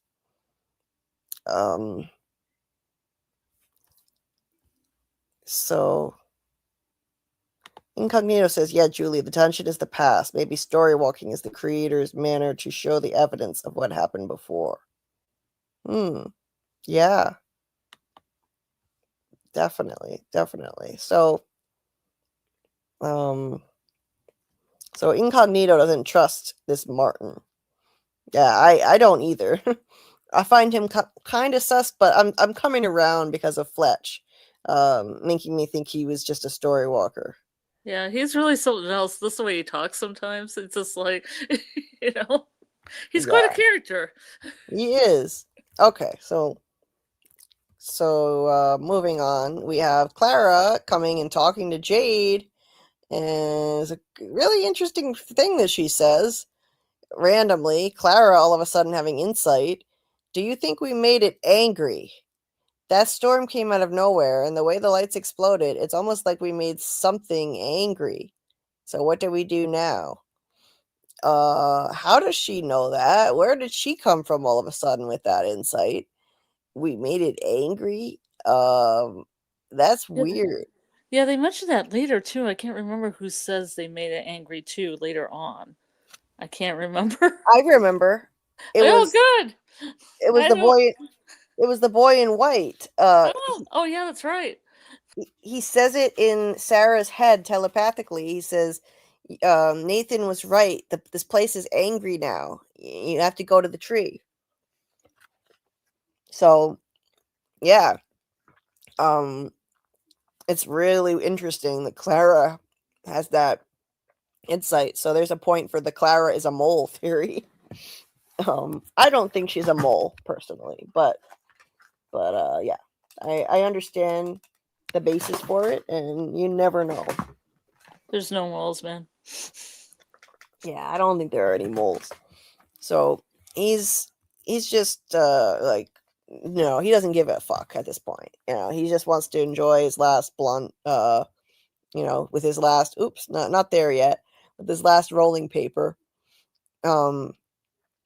He says, well, I have one last rolling paper, so I'm getting stoned. And she leaves, and right after she leaves, the symbol appears on the wall in blood. kind of weird timing. Another point for the mole theory. All of a sudden, this evil vision is triggered right after she leaves, having talked about making the place angry. When it's dripping blood on the wall. Again, I don't think she's a mole, but I think they're trying to lead us in that direction, maybe as a red herring, if you will. Maybe she gleaned knowledge from losing her eye, and the knowledge came at a cost, and that's what she had to project to Jade was the symbol. Maybe. And then there is our friend Jasper, his first appearance. And he's sitting there screaming at Jade with the same freaking scream as the guy under the boulder from Jade's first vision. It's literally the same sound bite. If you go back and listen, it's the same sound bite, the same scream. And I believe that is a clue that that man under the boulder was one of Jade's past lives. And it's trying to warn him because this dummy belonged to Christopher, who we know is one of Jade's past lives. This dummy, Jasper, was Christopher's, and now it's screaming with the same voice as the guy under the boulder from Jade's first vision. So I think it implies that that guy once, maybe he once even used this dummy, just like Christopher, and it was his dummy too, and his voice is coming out of the dummy's mouth. So yeah, that's compelling evidence. Jasper always looks so cash when people put him in these scenes, like in the caves too. He's all this cash hanging out With his legs crossed. Yeah, this cash. I love it. I love Jasper. I wish he had talked. That would have been great. I wanted him to just say one line, just one sentence would have been enough for me. One creepy sentence. I just wanted him to be in one of the background scenes of Colony House, like maybe smoking. Yeah. Standing there. Yeah. One line would have been great, like Victor, just said Victor or something, Yeah.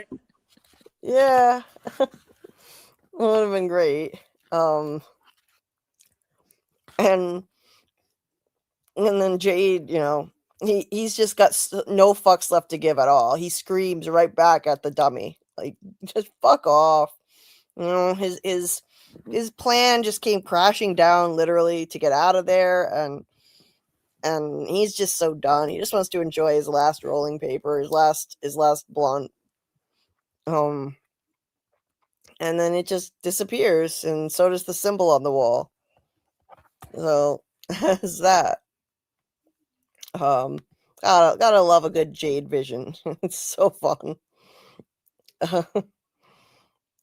Hey Lexi, welcome. Nice to see you. One of my newest subscribers. Thank you so much for your support and your comments on my videos, for watching them and commenting. Thank you so very much. I truly appreciate it.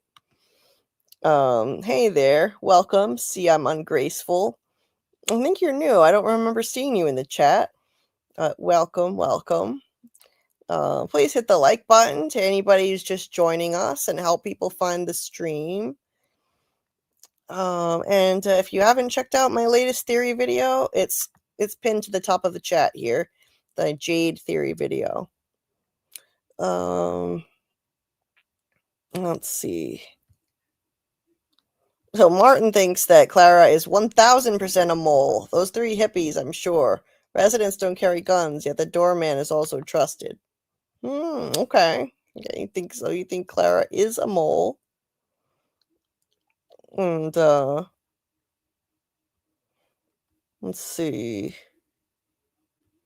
Incognito says, Julie, sorry if sometimes my English is not fluent. Don't hesitate to tell me if you didn't understand my sentences. I'll reformulate. Oh, no worry. No need to apologize for that. Your English sounds great to me. And if I ever am confused, I will definitely let you know. So don't worry about it. Don't worry at all. What is your native language, Incognito? I'm curious. Okay.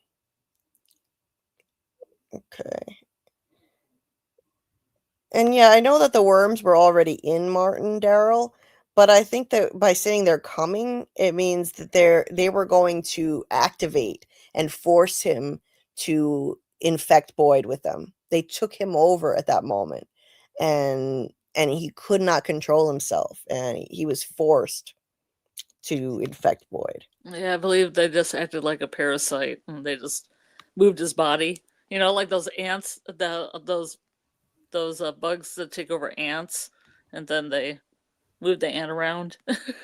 Right. Yeah, they do. That's right. Yeah. Joey says, I think the worms gave him the sense that something was coming, and he didn't necessarily know what form. Okay. Gotcha. That fucking Jasper, first time he did his scream, I got a jump scare. Yeah, me too. You and a lot of people. That was a jump scare. I still get jump scares. I got that jump scare when they were on the roof and Jade fell down off the ladder. Yeah. Oh man. It's Chloe the Good Witch. Like, map? What do you mean, Lexi? What do you mean there? Ethan sus for annoying Jade, or sucks for annoying Jade, just trying to have a quiet smoke. Yeah, Ethan is gonna bother him. I think we'll still get to that scene. I don't think I skipped it by accident. And you are welcome, Lexi. You're so welcome. Oh, okay. Oh yeah, I remember you. See, I'm ungraceful. I remember seeing that's a distinctive name, and I do remember that now. Seeing you in the chat. So thanks for coming back. Jade is both hot and has the brains. Is he gay? Not that it would put me off. I wondered that myself, if he was gay and really dating Toby. But yeah, I agree that he's hot and his brains. Oh yeah. Yeah, he's quite the package. So let's see. What else before we continue?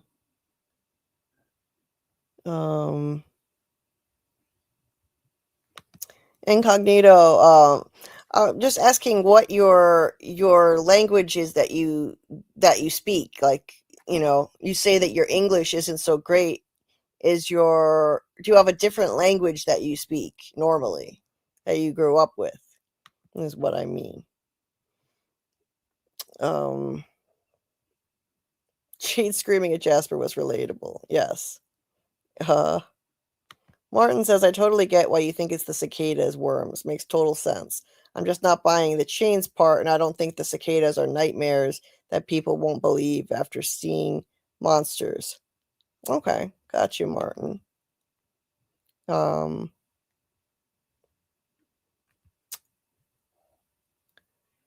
Okay. So, all right.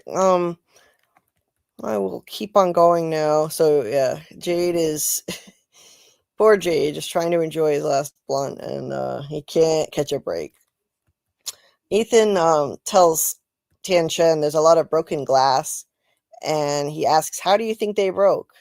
That was scary. Good question to ask. He's always asking pertinent questions because he has so much insight into this place. And people should definitely be asking this stuff more. Nobody else talks about it. Like, what the hell was that? Why did the lights all just explode like that? What does this mean? Nobody talks about that or asks enough questions, but Ethan does. And Tian Shen said, you don't be afraid, I protect you. To which Ethan responds, I'm not afraid. Well, maybe a little afraid. Sometimes a quest can be scary, and when it gets close to the end, that's when it gets really scary. More wisdom from Ethan. He knows what he's talking about. Creepy. Creepy kid. Scary. Yes. That's my favorite part. Is the scariest part. Yes. And he knows. Ethan understands this place. He has insight into this place, and we should always listen to what he has to say. Is a quest. This whole thing is a quest, just like he says. And so then he sees Jade and follows him outside. Jade cannot just be left in peace. Ethan's like peppering him with questions, like a typical little kid full of questions. What are you doing out here? And he knows, he can sense that Jade has an important role to play and he shouldn't just be sitting around doing nothing, smoking weed. He knows. He Yeah. also says, huh? No, this whole scene's great because he's like, I'm trying to smoke. Smoking's bad for you. Okay, creepy kid, please leave me alone. Yeah. And I think that's also part of him trying to help Jade. Like, he senses Jade has an important role to play in all this, and he shouldn't be smoking cigarettes because they're bad for you. That's him also being insightful. I love it. And then he's like, what's wrong with you? Jade says, maybe I just spent the last week thinking we might actually get out of this shit box, only to see our plan come crashing down around us. Literally. Ethan is like, so we try again. And maybe try something else. Whenever the Chromonocle failed, he's like, the fuck is a Chromonocle? Jade's like, never. The fuck is a Chromonocle? Meanwhile, he is one of the Chromonocles. He just doesn't know it. He and Tabitha are the two Chromonocles. I'm sure that's what the show is trying to tell us, and they are on a quest. You Chromonocles for you. Yes. Yeah, that's it. And Ethan is now playing his role, trying to help motivate one of the Chromonocles to try again, not to give up. And he's comparing Jade to the Chromonocle by saying that it failed, it failed too, and tried again. And so Jade asks him, do you know where Victor's room is? You're friends with him, right? So they go off to investigate that.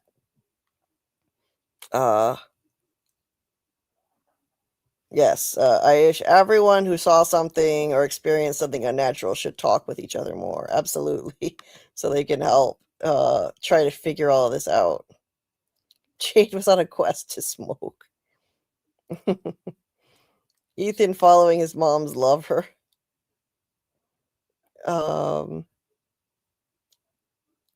Okay, so Lexi said Mab is known as a benevolent witch of the forest. She watches.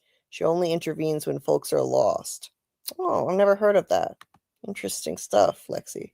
I know that, but I just want to know who Chloe was. If you could put that in the chat, because I didn't know what Chloe was. I know what Mab is. Yeah. Ethan is just a child. Ignore him. No. See, that's what the writers want us to do. Like, just putting all this important information in the mouth of a little kid, we might just dismiss it. But he knows what he's talking about. He definitely has the key.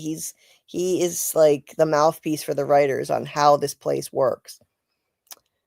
So Incognito says, I speak French, also English, Spanish, and Arabic. Wow. Multilingual. That's awesome. Awesome. That's amazing. I struggled even just to try to learn French a little bit. I'm nowhere near fluent. Languages are difficult for me to learn. Yes, Recon, if only the adults had the honesty of Ethan. Seriously. So, Daryl, you can't really mean that. Ethan doesn't know anything. He's useless. Are you being sarcastic? Martin says, can I throw in a prediction for season 4? Runners on the Hill. We got Runners on the Hill, and it isn't our people. That's ominous. Ominous stuff. Joyce, we can say the same of you, child hater. Oh, it's funny. Okay. So now back to the cave. Victor and Tabitha find a bunch of old furniture and see some sleeping monsters. And we see that they collect things. They must steal a lot of people's stuff. There's an old TV, a bunch of really old trunks, a bicycle or tricycle, And sleeping monsters with nasty varicose veins. Ugh, gross. Tabitha starts to freak out. Once again, Victor is shushing her so she doesn't wake them up. And he's so brave and strong, he doesn't get triggered by the monsters at all. But what's really odd is that he does get triggered by something else. There's a grandfather clock here that's highlighted. And then there's Jasper. And that triggers him. Not the monsters, Jasper. He freaks out, goes off, and hides and sits in a fetal position. Tabitha now has to be the strong one and step up, talk him down, and just get him to, cooperate and come with her. I think that this speaks to how dangerous Christopher was. That Victor is more triggered by the dummy than by the sleeping monsters, because that dummy belonged to Christopher. His mom told him and his sister to hide where Christopher couldn't find them, in the root cellar, when she left them. So Christopher was a serious threat to him, and Victor later said that he used to be nice and made everybody laugh, and then he didn't do that anymore after he started seeing the symbol and obsessing over it, drawing it all the time. And yeah, so he was a threat. I think he was going to sacrifice Victor and Eloise. That's what he was going to try and do. He thought that was the way out. He snapped. I think this place always circles back to child sacrifice, just like how it started. Tries to get people to do that again, or to think that's necessary, sacrificing kids. And I think that's what happened. So Tabitha plays mom here, and she's able to reach him because she was his mom in a past life, foreshadowing the way that she mothers him here, and she gets him to get up and come with her. So very cool. Oh,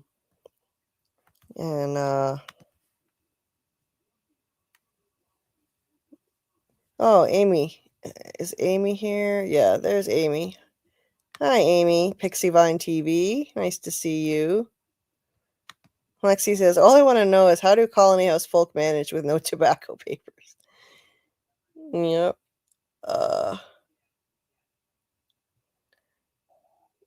Okay. Chloe is the larger lady who lost her bicycle to Jade. Oh, Clara. You mean Clara. Yeah. Okay. Now I understand.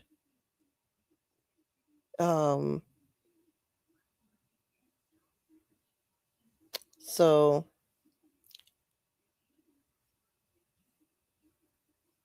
we've been live for 3 hours and 17 minutes, Amy. So we got to pick up the pace, because we got a lot more to cover.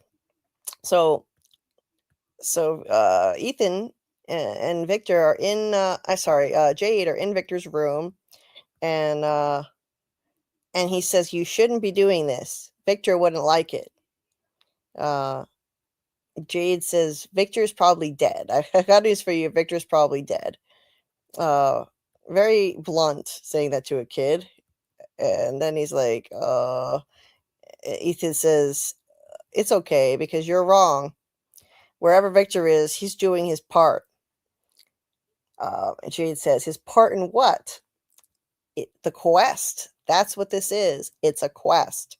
And everyone has a part to play, even you. Why do you, so again, he knows, he has insight into this place. He's like the storyteller. He says, he said, I tell my own stories now to Julie. It's like he narrates for us how things work here. And he understands that story walking works a certain way. You can't change a story that's already been told. Just wait. He'll be right about that too. Just like he was right about this. That Victor has an important role to play, and he was off doing it. And he was right. Victor was missing for 3 days and 3 nights. And Ethan had no reason to think he was not dead by this point. Anybody else would think he was dead. Now, not Ethan. He knew, and he was right. Victor was ushering his mom, Tabitha, through the caves to safety. And that was a very important role to play because Tabitha is essential to breaking the curse and finding a way out. She is one of the Chromonockles. She's one of the reincarnated people at the center of it all. She and Jade. So Ethan was right. Listen to Ethan. I've always listened to him. I've always taken notes on everything he said from the beginning, from the first time I ever watched this. And he says, "Why do you care so much about Victor?" And Jade explains that he's been seeing some really crazy shit lately, and every time he does, he sees this symbol. And shows him the symbol and says this journal is old, and whoever belonged to kept drawing the same symbol that I've been seeing over and over again. Now, there are several different versions of it. You can see the lines always look a little bit different in each of these. But there are always 3 lines intersecting. Always 3 within this circle. So I think those 3 lines just simply represent past, present, and future intersecting within a never-ending cycle. So that's what's happening in this place. It's a never-ending cycle. People are brought there. They go through similar ordeals every time, and then they're wiped out, and then more people come to take their place. It's an endless cycle of violence that's represented by the circle. And since there's story walking now, which is essentially time travel, past, present, and future are intersecting. So those are the 3 lines. And so there's no clear distinction between them when you have Julie throwing the rope to Boyd in this very episode from the future. So you've got like the future and the present are literally intersecting with that throwing of the rope. You know, what's the future and what's the present? Oh, can't really tell. And for Julie, it's her past. For Julie, that's her past when she actually throws the rope. It's also kind of her present because she's doing it in her present time. And for Boyd, it's the future when she throws him the rope. I mean, that's a mind fuck for you, but that's what happens with time travel, especially this model, which is I can tell based on the whole throwing of the rope, it's a closed loop bootstrap paradox. So then he shows Ethan an old Polaroid between the pages of the book, and young Victor is there, of course. So he says if he was here when that guy was here, then Ethan's like, oh, okay, he might know what this symbol means. So yes, Victor might know what this symbol means because he was there when Christopher was there. And Ethan says another really interesting, creepy thing. Symbols are important, especially on a quest. But you have to figure out if they're good symbols or bad symbols. And Jade's like, what do you mean bad symbols? Even though he's just a little kid, Jade seems to know to listen to him and ask him questions. He he wants to know, like, what do you mean bad symbols? And Ethan says, sometimes they make you do bad things. Like, try to sacrifice kids, maybe?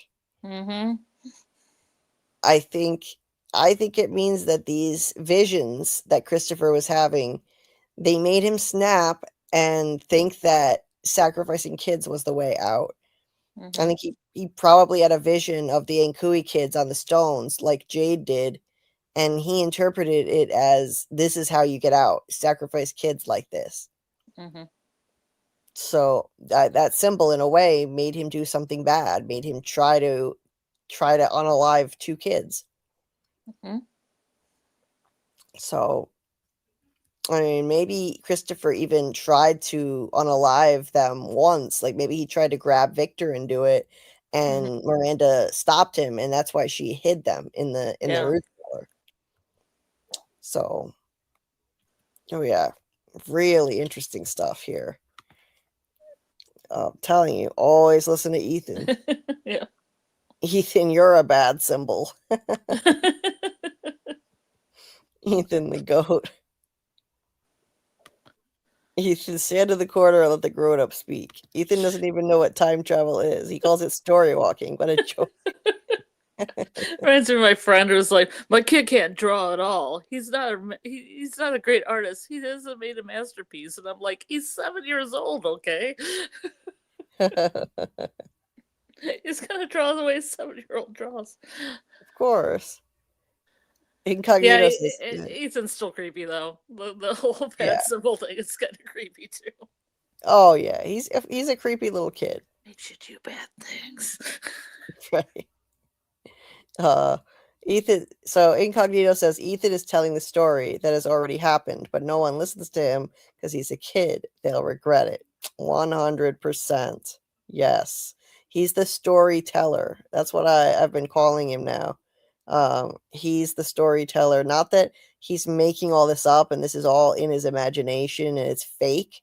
I think all this that's happening is real, but he knows how things work and he's telling the story in that way. He's explaining how things work. He's like a narrator. And I think it's because the boy in white chose him when he arrived and gave him that insight through kind of like a psychic connection. And that's what Victor meant when he says the boy in white chose you. I mean, Victor doesn't quite know what he means even, but because Victor probably doesn't understand it, but yeah. So let's continue. Marielle finally manages to get Elgen off the bus, looking terrified and full of dread. And Donna's trying to explain to Bacta that they can't leave. When the sun goes down, she's trying to convince her something bad is going to happen to them. In the basement, this group continues trying to dig Tabitha out of the cavern. But every time they pull stuff out, boards and stuff from above come flying down and keep filling in the hole more. Some entity is trying to keep that hole filled up, trying to keep them from getting into the monster's cave. That's not how things work. Like, it does not collapse in on itself like that. Not unless there's some kind of explosive. Now, Elgen is like literally like backed up against the bus, not even like able to move forward. He's so anxious. And Marielle starts to help him. He was saying he was feeling dizzy, and then he falls down into a full-on seizure. So just like Ethan, just like Sarah, now he's having a seizure. Because he's deeply connected to the place in a special way, just like Sarah and Ethan are in their own ways. And I think it's because he was given that premonition dream, and this is a delayed reaction to it. And yeah, it's overwhelming to the body to be that deeply connected to these supernatural entities, I think, and that's why certain people go into seizures. So got more debris falling just from them trying to pull things out of the hole in the basement. Unnatural. Kenny comes running out to help with Elgen, who is seizing, and yeah, they keep trying to dig that hole out. So it keeps kind of jumping back and forth between these scenes a lot. And let's see.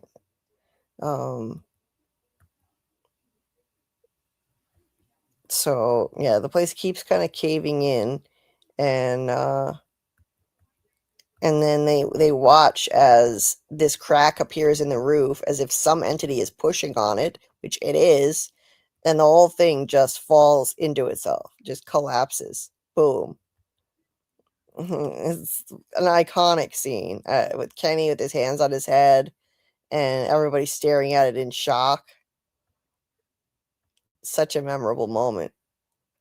Julie awkward runs over to the wreckage, calling for her dad, and eventually, after a long dramatic pause, he does answer. Of course, they've got to do a long pause. And okay, I have too many pictures of this. Come on. Let me get through this this scene here. So they start to try to pull the boards up to get him out. And then they hear Tom in there. And Tom notes that Brick is unconscious and can't tell if he's breathing. So, yeah. So Jim talks to Julie a bit, and then Randall comes out of the wreckage with no real injuries, miraculously. And they help him down. I feel like he should have had some injuries, but nope. And let's see, then back in the cave, Tabitha and Victor continue on, and then they see this.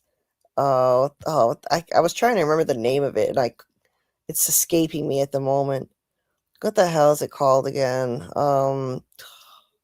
Weird name. What the hell is it? Let me know in the chat. What is the name of this thing? It's escaping me. What? Oh yeah, that Inuit thing. Yeah. Yeah, I can't remember what that's called. Yeah, let me know in the chat. What is this thing called? I am in a lot of pain and it's hard to think straight, so I can't remember. Hey there, the mole 47. Welcome. Nice to see you. Boom, almost to 2100 already. Keep up the good work. Thank you so much. Thank you for the kind words. Appreciate that. Yeah, I'm getting close. Just need about 17 more subs and I'll be at 2100. So, yeah. We all accept Victor's statements, even if he's got a kid behavior, but we reject Ethan and Ethan's word. The truth always comes from kids. Yes, out of the mouths of babes, incognito. Absolutely. Lexi says, do we know if there was an eclipse and the monsters came out in the day to take out the village? In 1978? It's possible. It's possible. And that could be one explanation. I have a theory on what it could have been that I'm going to put in an upcoming video. What could have caused that whole massacre. And it's pretty simple, really. It's based on evidence from the show. I try to base my theories in evidence. Things that we've seen and heard on the show already. Looks like a Jenga game for me. Yes, it does. Don't Ankui that game. Yeah, if Michael were here, I know he'd remember because he has a lot of theory building that he's done around that. Technical term, block thingy. Yeah, it's got a specific name, and I can't recall. A lot of people were expecting an eclipse in season 3, but it didn't happen. I think it would be an awesome twist, and I hope the show eventually does it.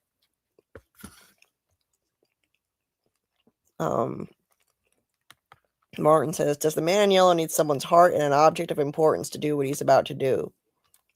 Oh, it could be, yes.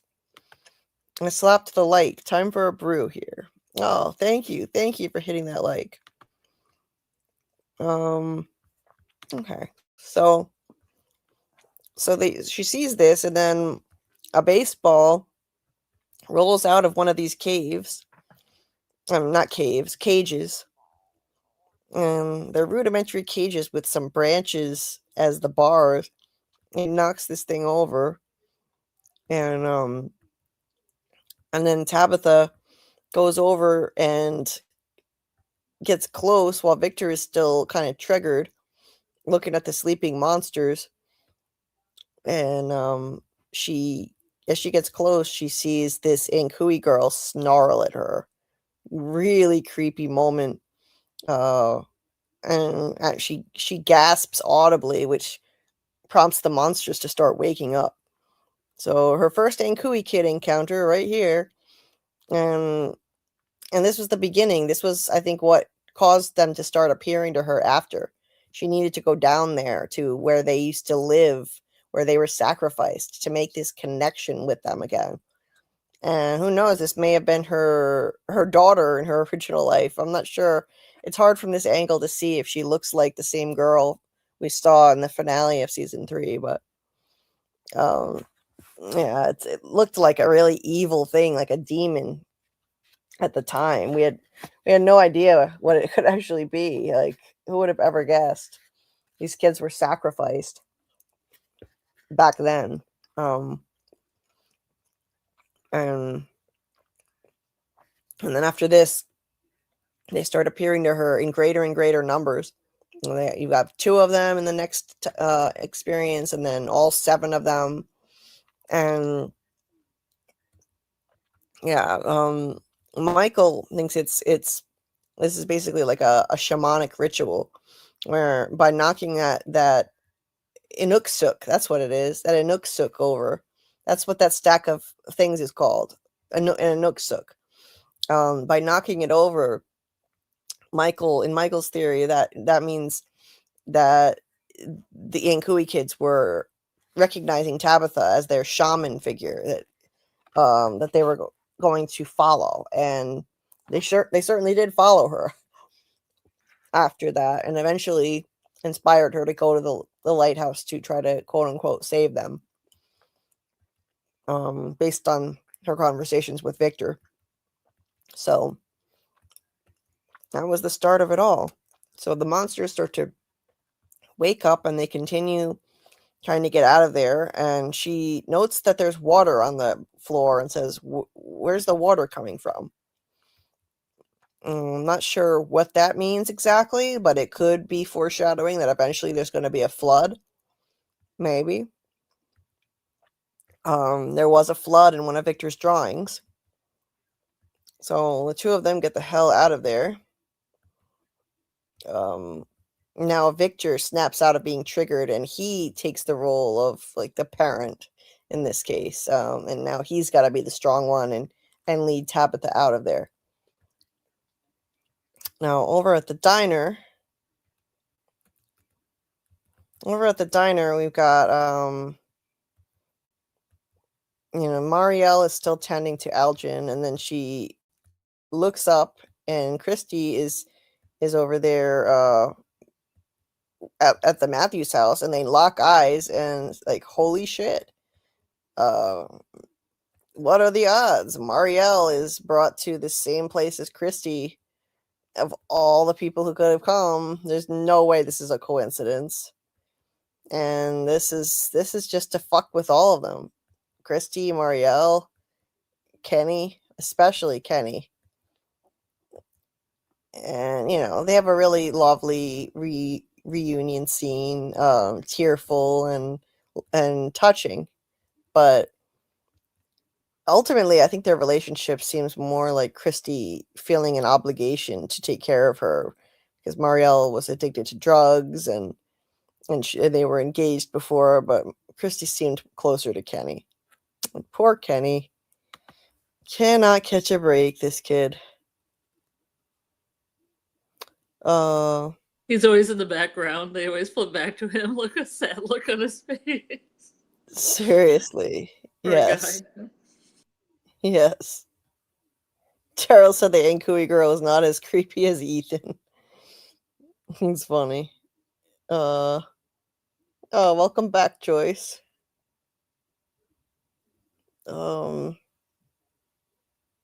Jenga is an awesome metaphor. Maybe they're giving a clue for how to bring the tower lighthouse down. Okay, Recon. Yeah, it could be. And Acosta talked about a flood. Did she? I don't remember that.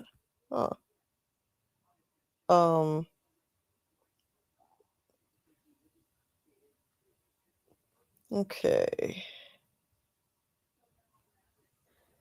Kenny in shambles. Indeed, Giles. Poor Kenny. The people in the show talk about it being weird that Christy's fiance ended up there. Yes, they sure do. At least they finally talk about something being weird. They don't do that enough. Yes, truly unlucky guy. So, Boyd starts climbing the rope, and he looks down, and there's this mindfuck. is a vision of Ellis, his son, and he's alive, but there's a vision of him like he's a ghost entity. He's the only person we've seen who's alive in one of these visions. It's always a dead person, like Katri or Tom or Abby, but he's alive. And Boyd is having this vision of Ellis saying, hey, Mom wants to take the boat out. Dad, Mom wants to take the boat out. I mean, it's really trippy and creepy, and it's like, I believe that this is meant to make Boyd question his sanity and whether he's really even awake or if he's just laying in a hospital bed somewhere. That and this whole dungeon experience makes him question his sanity. When he goes to visit Abby's grave, he wonders if maybe he's in a coma and dreaming all this. And stuff like this would be part of him questioning reality. And that makes him an ineffective leader, and they need him to lead. This town needs him. So breaking Boyd and breaking his sanity is a great way to hurt everyone by extension. And there's that boat key. There's that Chekhov's boat key Ellis holds out. Boyd looks back, and then he's gone after that point. Where are the rest of my images? Let's see. Oh, okay. They went black for a second. So, trippy scene. Yeah, the whole thing causes Boyd to lose it. Exactly, Daryl. Dad, you said we take the boat out. Yeah, creepy as fuck. Boyd is about to lose it in season 4, I'm sure of it. Oh, absolutely. Absolutely ungraceful.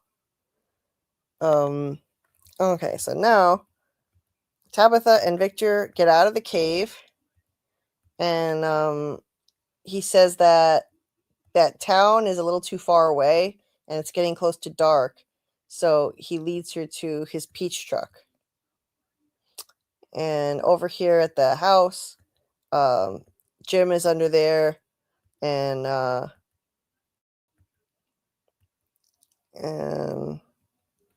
lost my place in my notes. Oh, Bacta tries to order everybody back on the bus and says the emergency crews will help the people under the house.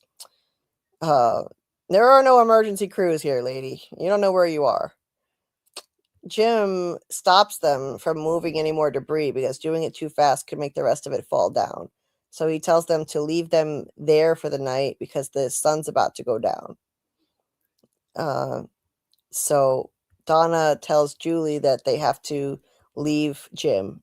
They can't just, and she thinks that, oh, we should just give them a talisman at least. But Donna points out you can't just wear a talisman around your neck. They have to be inside a house or a car, meaning an enclosed space. But she reassures Julie that she survived for more than a year here before Boyd found the talismans, and the monsters might not find Jim and the others if they cover him up. So, yeah, that's just a little more, confirmation about how the talismans work. You can't just wear it around your neck like a necklace. And Randall found that out the hard way in season 3 when he held it out in front of him like some kind of shield. And some monster said to him, "Oh, sweetie, it doesn't work that way." So. Yeah, I like the old lady that said that. Yeah, it was funny. The old librarian. Yeah. So Donna and Bacta face off, and Donna, urges everybody to get inside the diner, that it's not safe, and Elgen is still in the back looking totally creeped out, and like he knows instinctively, he senses what's going on here based on his dream. He just can't remember his dream after the seizure. It fucked with his memory. And so Donna just loses all her patience, goes for the shotgun. as people are arguing and just shoots out the damn tires, which makes people panic and scatter. And Fatima goes running after some of them. This is like complete chaos, man. That's what the thing went from. Everybody's so quick to shoot guns. Yes, yes, they are. Kenny's like, I know how to make everybody calm. I'll shoot the gun in the air. Yeah. That will surely calm everybody down. Oh, yeah, that always works. God, that escalated quickly. So he shoots the gun in the air and yells for everybody to get inside now. Well, that works at least. The rest of the people do run into the diner. Julie says goodbye to Jim for now. And, he gets a bad rap as a parent, but he's a loving, caring father, though. He tells her he loves her and she's got to be strong. And, urges her to go inside because the longer she stays out there, the more they're just going to alert the monsters that people are under there if they wait. So they go in. He also tells Julie there's a space under the basement, so if her mother made it there, she'll be okay. And then we got Boyd making it to the top, climbing that rope and entering the rest of the dungeon, where he sees the one and only Martin for the first time. In all his glory. Martin, legendary. Martin is like, you made it. I wasn't sure you would. It's such a long climb. We don't have much time. He's like, is that a gun? My eyes, they're not what they used to be. It's good that you have a gun. That'll make it easy. I need you to kill me. Dun dun dun. Voice is like, huh? And what an ending. Amazing end to that. I did like your da da da at the end. Yeah. Well, it was a dun dun dun kind of moment, I think in your question book there'll be a whole section of questions about Martin. Just Martin. Oh God, yeah. A lot of questions. So many questions. Martin's partner walked out halfway through kinky time. Oh man. Martin, my friend. Yes.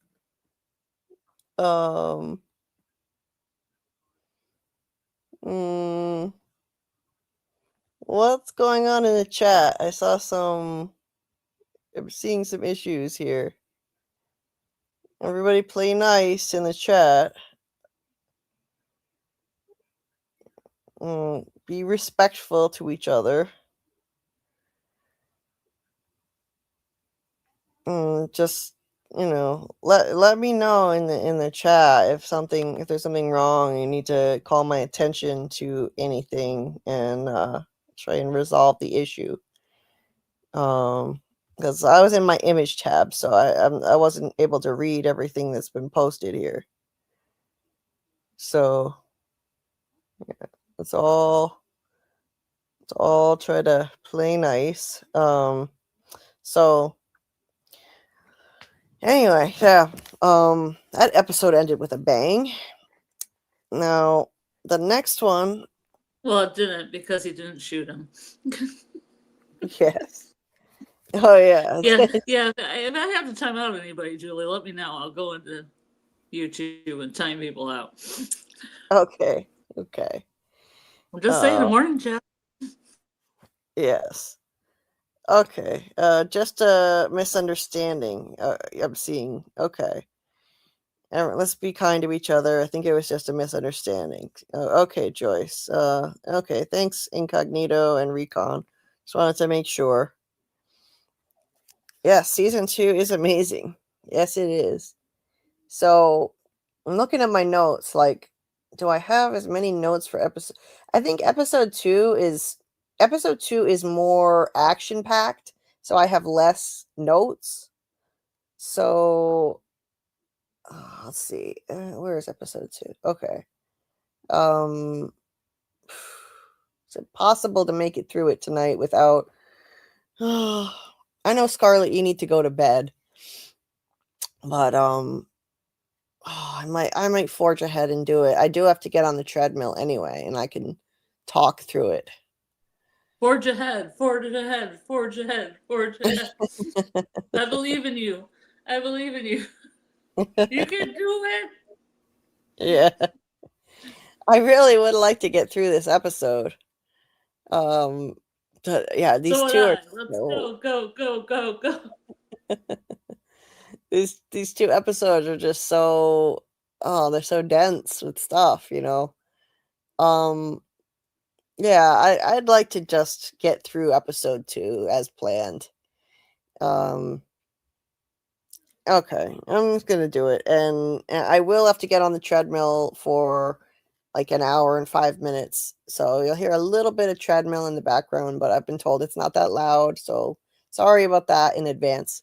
But okay, let me open up my episode 2 folder, and I think for this one, we'll just try to go a little bit quicker and do a little bit less reading the chat, just so that we can get through it. And episode 2 is The Kindness of Strangers.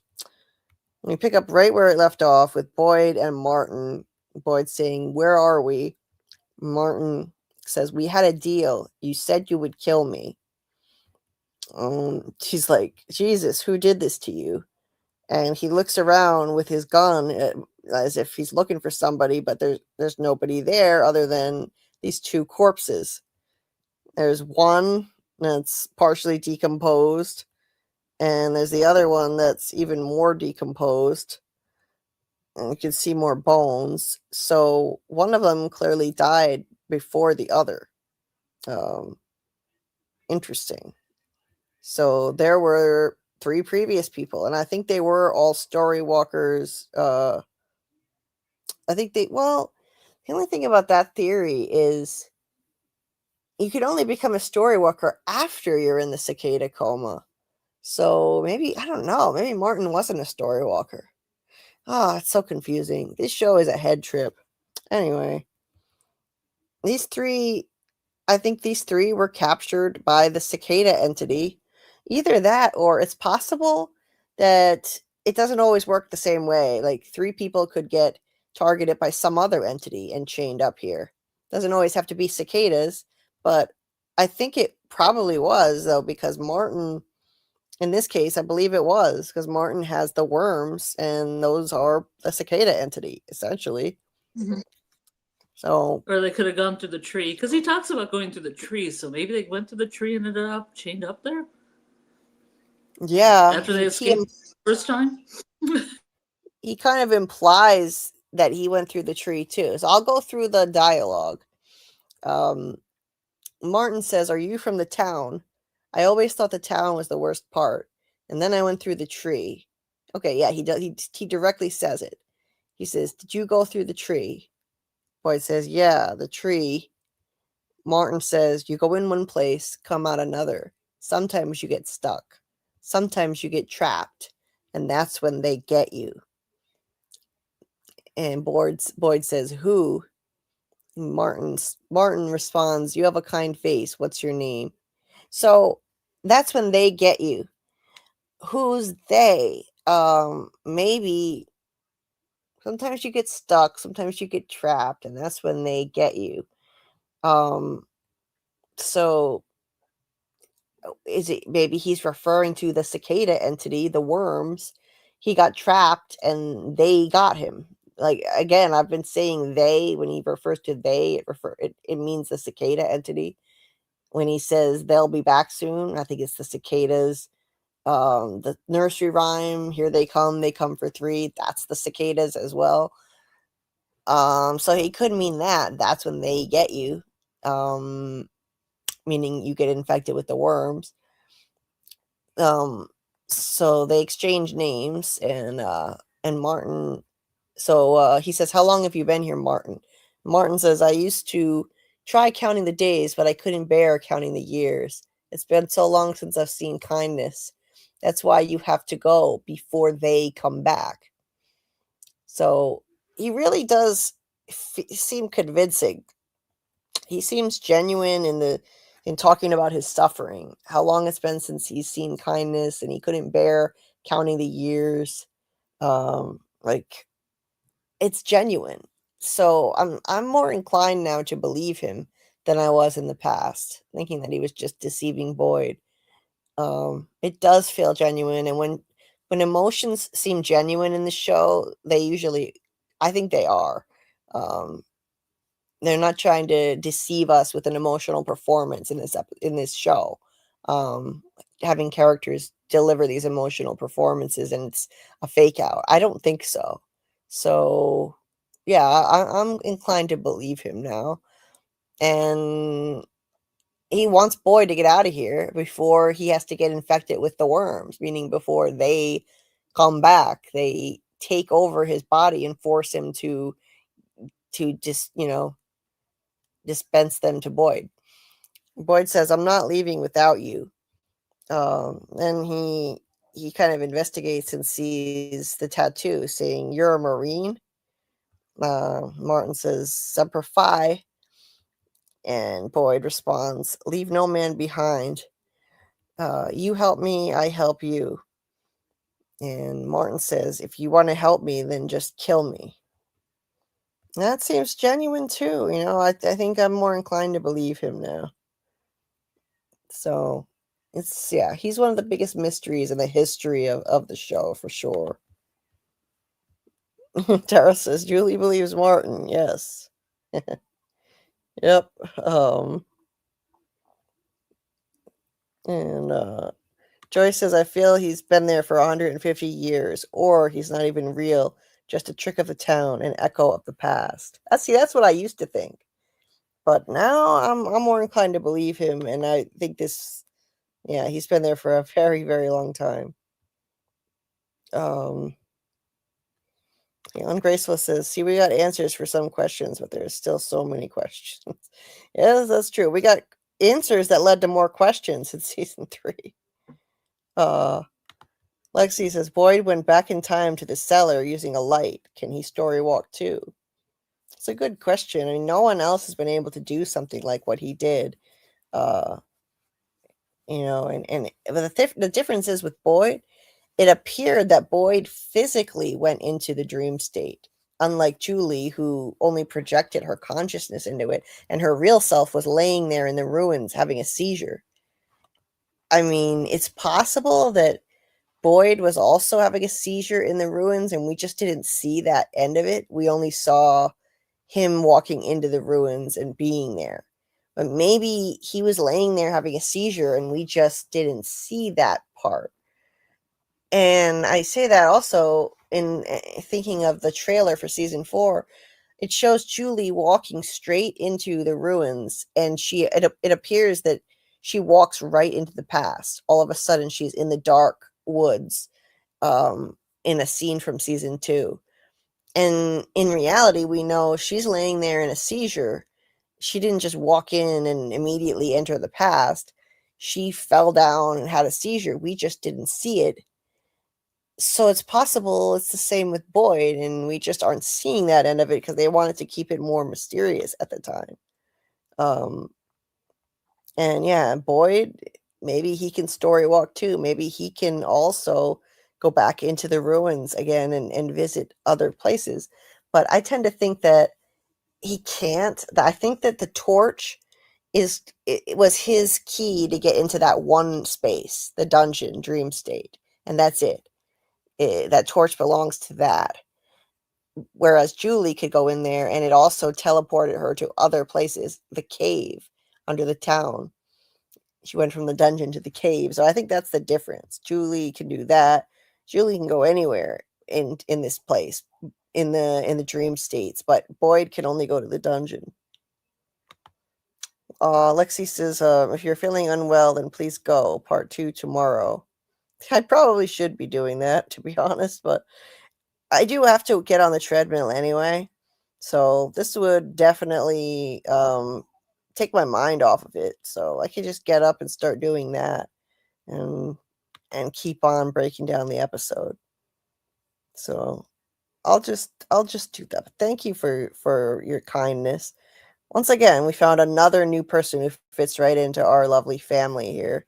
Another kind, supportive, empathetic person, Lexi. Thank you so much. This show attracts people like that, and they instantly join the family here and feel like they've been here all along, just one of us. It's really remarkable. That's the kind of people that this show seems to attract. Compassionate people. No, it's not just you. We barely know anything after 3 seasons. I know it's frustrating, but they did give us some answers. And, like the monsters, where they came from, and the Ankui kids were sacrificed, and Tabitha and Jade are reincarnated. And yes, the answers yield more questions, but at least we got some answers. David says, Boyd meeting Martin is like Neo meeting the Oracle, a helper that pops up with vital info. Yeah, I can totally see that. And I also like that there's still a lot we don't know, Daryl. I like to keep the mystery alive, for as long as possible. Season 4 better has to fucking deliver answers and keep the story moving on. I agree, Incognito. We need some answers. Lexi says, love this mystery more than the one of life. Yeah, me too. One of life sucks, to be honest.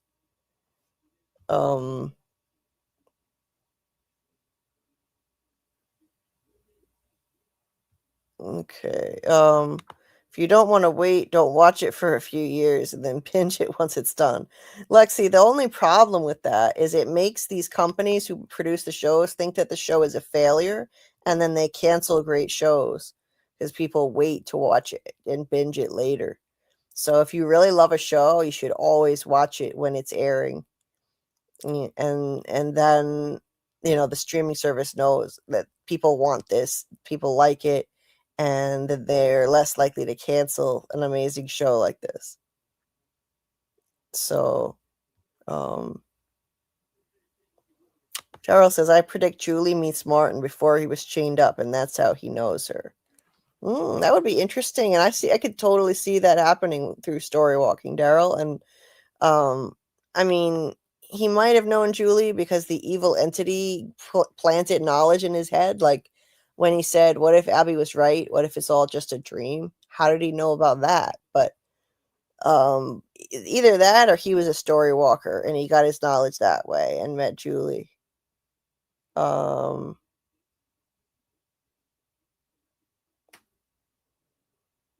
So, okay.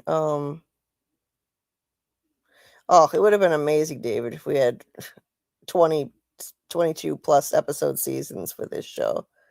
Absolutely. Okay. Yes, this show seems to have bred a loving community. Absolutely, Lexi. It's a beautiful thing. And now we support each other. We're literally a support system here. If somebody has a problem, we come together and we support that person here in the chat. Just like family. Better than the family I was born into, to be honest. So back at the diner, Donna and Bacta face off, and Bacta's like, you haven't done anything you can't undo. Please, let us go. Donna's like, you really want to go out there? You have no idea what's waiting for you outside. She's guarding the door with her goons. And she says, the enemy's out there. We are not the enemy. And Tilly's like, well, that's an odd thing to say. And she's odd. Donna says, let's start with the tree you saw in the road. And Bacta says, how did you know about the tree? Everyone sees the tree. Oh, I don't know why that was there. There was a picture from the opening credits. Now Victor and Tabitha go to the peach truck. He says the town is too far, so they can hide in the truck till morning, but they have to be quiet because there's no talisman in there. And I wonder how much time he spent in there over the years with no talisman and still didn't get killed by the monsters. I think it's partly because he doesn't know anything. He buried all his memories, so there's no knowledge to come at a cost. And the evil entity needed something to feed on when other people weren't there. And what better person to feed on than Victor and his fear and suffering and trauma? So he's able to just survive, even hanging out in a peach truck with no talisman. I wonder if he's done it at night before. Probably. Over at the diner, Marielle is extremely unreasonable and arguing with Christy, saying, this whole time you've been here, it's been 6 months, you never called. This whole time you've been less than 2 hours away with these people with shotguns. That fucking woman. It's like you joined some kind of fucking cult. Which is a ridiculous assumption to jump through. I mean, I can understand thinking that these people are part of a cult because they're acting weird and culty, but why not assume that Christy was probably kidnapped and being held captive there? Why jump to the conclusion that Christy wants to be with these people? That was just really inconsiderate and short-sighted of Marielle. Made me immediately dislike her right off the bat. And Christy explains this place isn't what she thinks, and then it cuts to an under the house scene.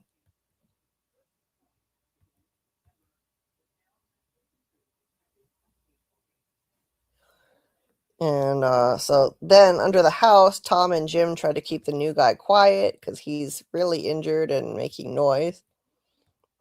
And not an easy task, keeping Brick quiet. And over in the dungeon, Boyd finds a rock to try to get Martin free. And Martin says, even if you get me free, then what? I don't think I can make it to town. And Boyd responds, then I'll carry you.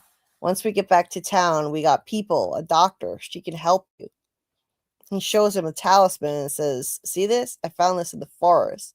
They protect you. They keep us safe. They won't be able to hurt you there. And Martin is not impressed. He's like, you think those things that come out in the forest at night did this? They're just the tip of the spear. And that famous quote from the show. They're just the tip of the spear. Amazing. That revelation that there's more than just the monsters.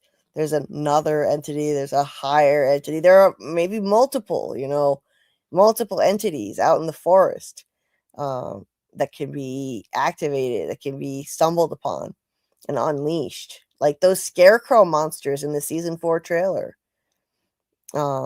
There's something else. There's a higher level entity that controls the monsters.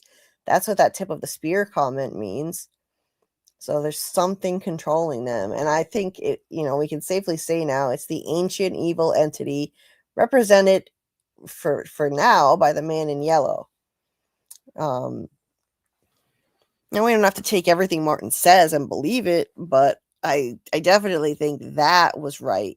And that's meant to tell us that the monsters are just the tip of the spear, that for real, that they are not the thing that's actually in control. There's someone controlling them, a higher level entity than them. So I think we can take that one to the bank. And Boyd asks where Martin is from. He says a small town, Millbrook. No, we're wasting time. And then the music box starts, and he says, they're coming. You don't have time, Boyd. There's darkness in the forest. Nightmares you can't even begin to imagine. Things we were never meant to see. Things that you have to get out before the music stops. So, wow. Darkness in the forest. There's nightmares you can't even begin to imagine. Well, he was absolutely right that there are things like that. I mean, Boyd took one of them back to town via the worms. the cicada entity may not be as flashy as the monsters. It may not seem as scary, but it is a worse threat than the monsters because it strikes at random, not following rules, and it can capture anybody and put them in the cicada coma. And then after that, after the entity is fully unleashed, because Boyd gives the worms to a monster, ultimately anybody can have a killer nightmare that takes them out for real, that kills them in their sleep. So that's a lot worse than the monsters. He doesn't follow any kind of rules that we know of. So yeah, he refers to these things, these threats, as nightmares you can't even begin to imagine. Nightmares. There's that word again. That theme that keeps popping up again and again. Dreams and nightmares. Not because it's literal. They're not all asleep. But I think this is like a nightmare realm that they're in, where nightmares can manifest things into reality. We saw killer nightmares in season 2. I think we're going to see a reemergence of killer nightmares in season 3. I think with the scarecrow monsters, I think they're going to be part of nightmares that can actually kill someone. So, and he once again, he says, you've got to get out before the music stops. And Boyd finds the source of the music, this little music box that looks charred, as if it's been in a fire already. It's been burned. And the ballerina has lost part of one of its legs. Creepy. Really creepy. I think the fact that this is black and it looks charred implies that someone already burned this before in a previous cycle. Someone already burned it before Boyd burned it. Things tend to repeat in this place.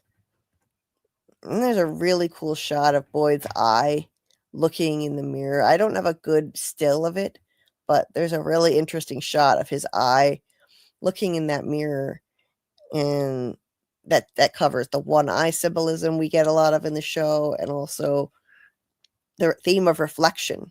People looking in mirrors, seeing what they're becoming or what they've become, how this place changes people. And over at the diner, Kenny reassures Julie that her dad will make it, and all they can do is wait. He offers her tea. He asks her what her favorite book is to try to distract her. He's very kind. And that's that. And Tilly says to Donna, just when I thought life was as out of surprises, all out of surprises,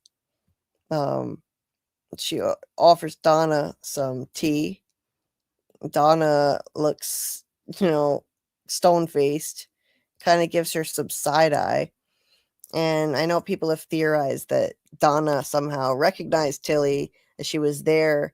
She was there before, and she's part of an evil entity, and now she's back, and that's why she was so happy and did that dance in the rain. Incidentally, I forgot to mention that she said when the sun came out, she was like, "Oh, rain dance is done." It's like a reverse rain dance. The Native Americans would do a dance to try to bring on rain, and she did a dance that stopped the rain. And it really seemed like it did. It seems like she manifested the sun coming out with that dance. I think she actually did. I believe people can manifest things in this place with their actions, fears, hopes, dreams, nightmares, etc. But yeah, I don't think Tilly has been there before, and I don't think she's a mole. I think this is just Donna being Donna, being crotchety. And she's watching, keeping an eye on Randall, because she can tell he's a troublemaker. See if he's conspiring with people. Now at the bar, Brian and Kelly enter, and Kelly's like, "This is a weird gas station." And Brian says, "The whole fucking place is weird. It's like we drove into a goddamn acid trip." I didn't remember that line at all until this rewatch.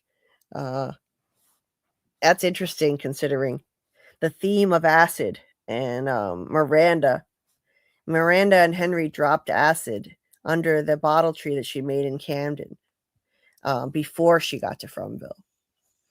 And yeah, I hope this whole show isn't one giant acid trip, like Brian says.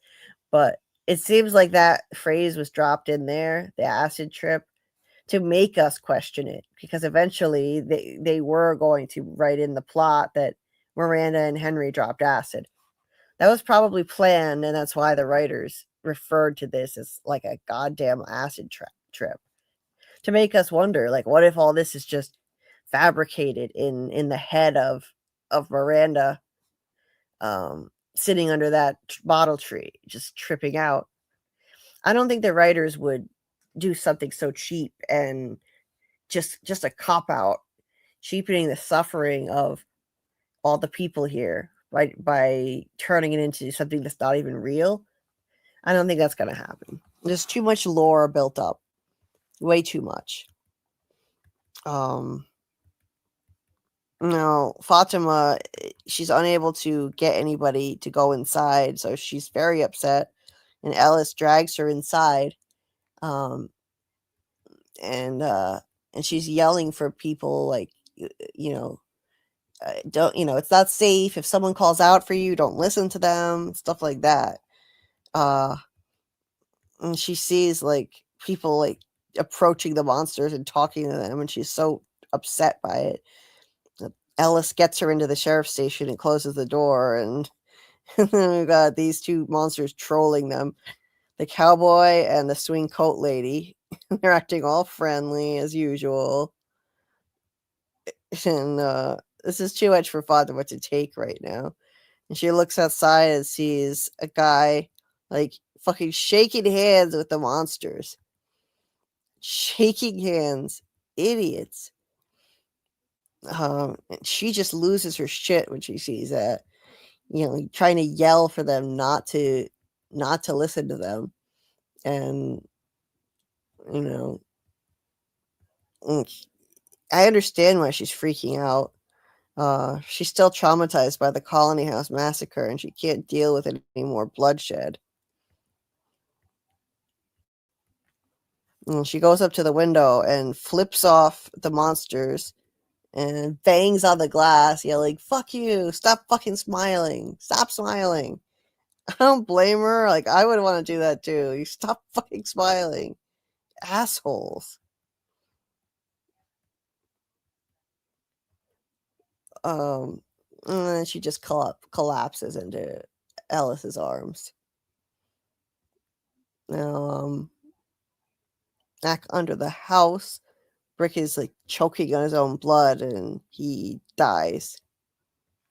And Tom notices, and I forgot, in that last scene, the cowboy told Fatima, "You'll feel better if you come outside." Expert trolling. God, I love that sinister stuff. I love that. You'll feel better if you come outside. Creepy, acting like they're there to help. So anyway, Brick is dead. And back at the diner, Bacta is realizing this is real. Like, my God, this is really happening. And as they hear screams outside, Randall tries to force his way out the door, saying there are people under the house, and they can't just leave them there. They have guns. So there's his hero instinct again. He's always got that hero instinct. And Donna, so Donna faces off with him, and Randall grabs Kenny's gun and takes him hostage. Orders the goons of Donna to back off. And then Randall asks how many of them it took to drag the fallen tree into the road. That's a pretty funny conspiracy theory. They dragged they chopped out a tree and it dragged it across the road. Okay.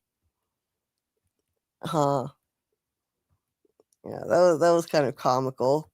Then somebody knocks on the outside of the diner, and that makes him look and gives this guy enough time to get the gun back from him.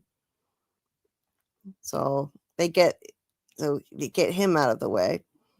And then as Boyd is trying to get Martin loose, he says that infamous line, "What if Abby was right?" He says, you ever wonder if Abby was right? What if it's all just a dream? And Boyd's like, how the fuck do you how the fuck does he know? It's pretty remarkable. What if it's all just a dream? How does he know that? How does he know that she thought it was all just a dream?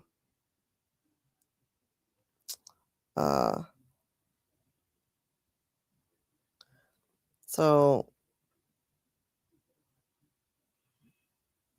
okay, just looking through the chat really quick. Yeah, Cowboy Monster, we had an appearance of him.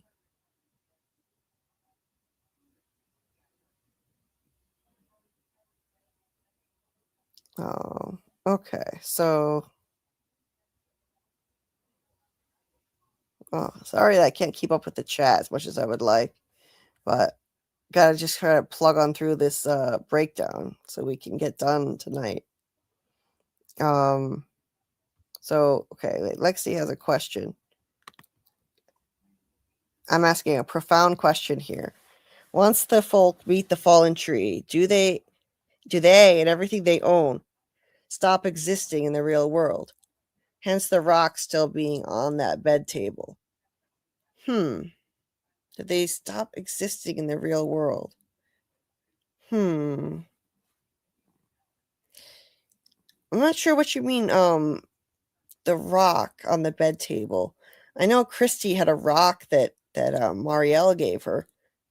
And she took it with her. She had it with her in Fromville, if I remember correctly, I think. But it's interesting. That is a really interesting, profound question. Do they just stop existing in the real world? I think they do. I think they it's not that they never existed, but they just don't, they're not there anymore. So people will remember them, like they aren't wiped out of people's memories and existence, but they'll just be missing people. They'll wind up okay, Lexi says, sorry, not stop existing, but rather objects pop back to where they were before.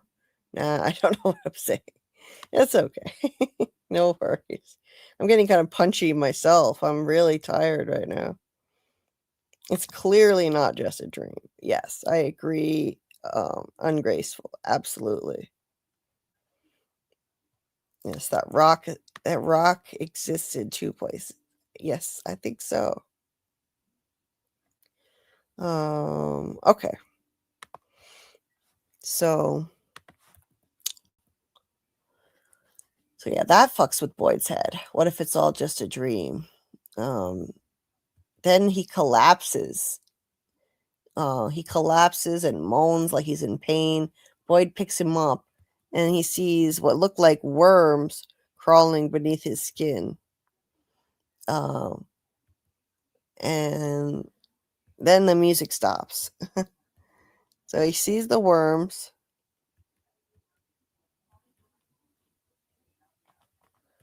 And yeah, the music box stops.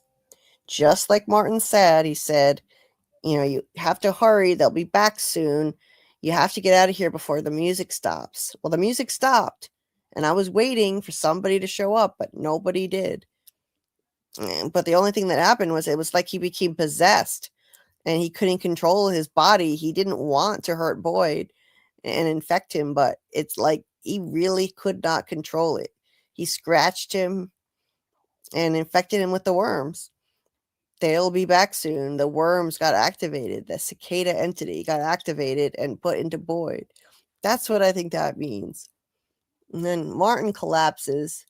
He says, my blood is your blood now. Oh, he also says, we're out of time. And Yeah, my blood is your blood now. Boy, did that come back to haunt Boyd.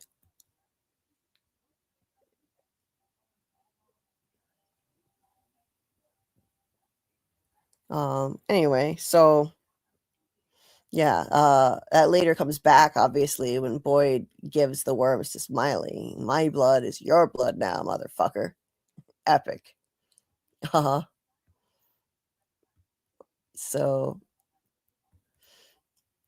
yeah, what happens then is he grabs a torch and he turns a corner and boom, he's out in the ruins. I think the torch definitely got him out of it, and that's what got him in again later. This has got to be a time travel thing.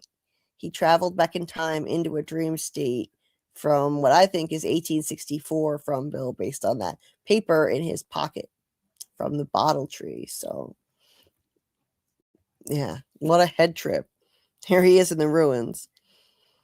And then he hears barking.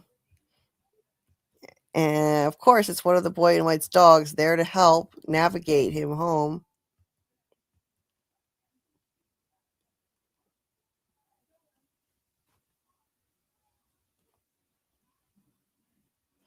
So, okay. Sorry, I was looking for my place in my notes here. There we go. So the dog shows up and he's barking like he wants Boyd to follow him. Kind of like Lassie. I definitely think it's a helpful entity, and not really an entity though, because now it seems to me that the dogs are alive. They're not an entity, but they work for the boy in white, because it does appear that the man in yellow is going to kill one of these dogs, and it's that black and brown fur. And we see near the burlap sack on the floor in the collider.com released image. From season 4. So it does seem like the dogs are alive. The boy in white just uses them, and dogs are highly adaptable and trainable. So I think it's alive. I think it's a live dog. Not an entity. And they just look like they're the dogs from 1978. Dogs that are the same breed can look very much the same, where you can't tell them apart unless you're their owner. So let me look at the chat really quick before we go on. I think we're making really good time with this one. We should be able to finish by a reasonable enough time for me. Yeah,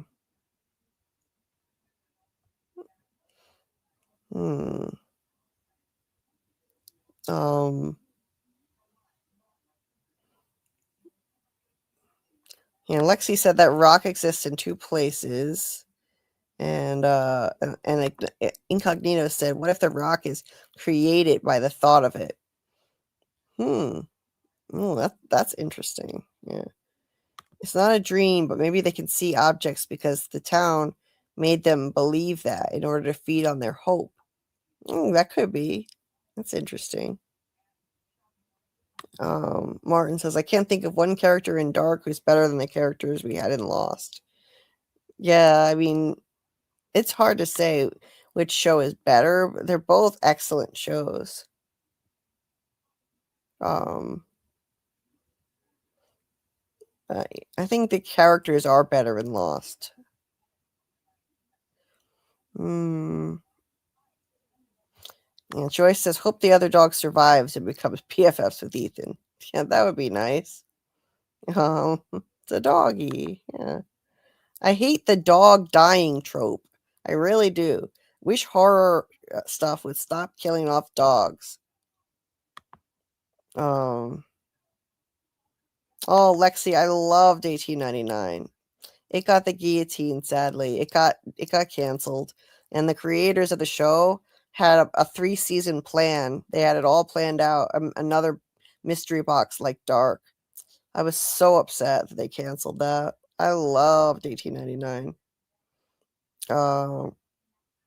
Martin feeding Boyd doubt. Yes. I am getting tired, Incognito, but to be honest, though, I have to get on the treadmill anyway before I can go to sleep. and I've put that off too long, so I'm gonna go do that while I continue finishing the episode. Scarlet got Netflixed. It got Netflixed, just like the Society. I loved that one too. Oh, Netflix loves to give great mystery series the axe, doesn't it? All right. And I've gotten through some of the most thought-provoking scenes without the treadmill noise, so I'm glad I at least did that. And I'm going to just hop on there while we go through some of the other scenes. Just give me a second. I just have to get myself up out of this recliner.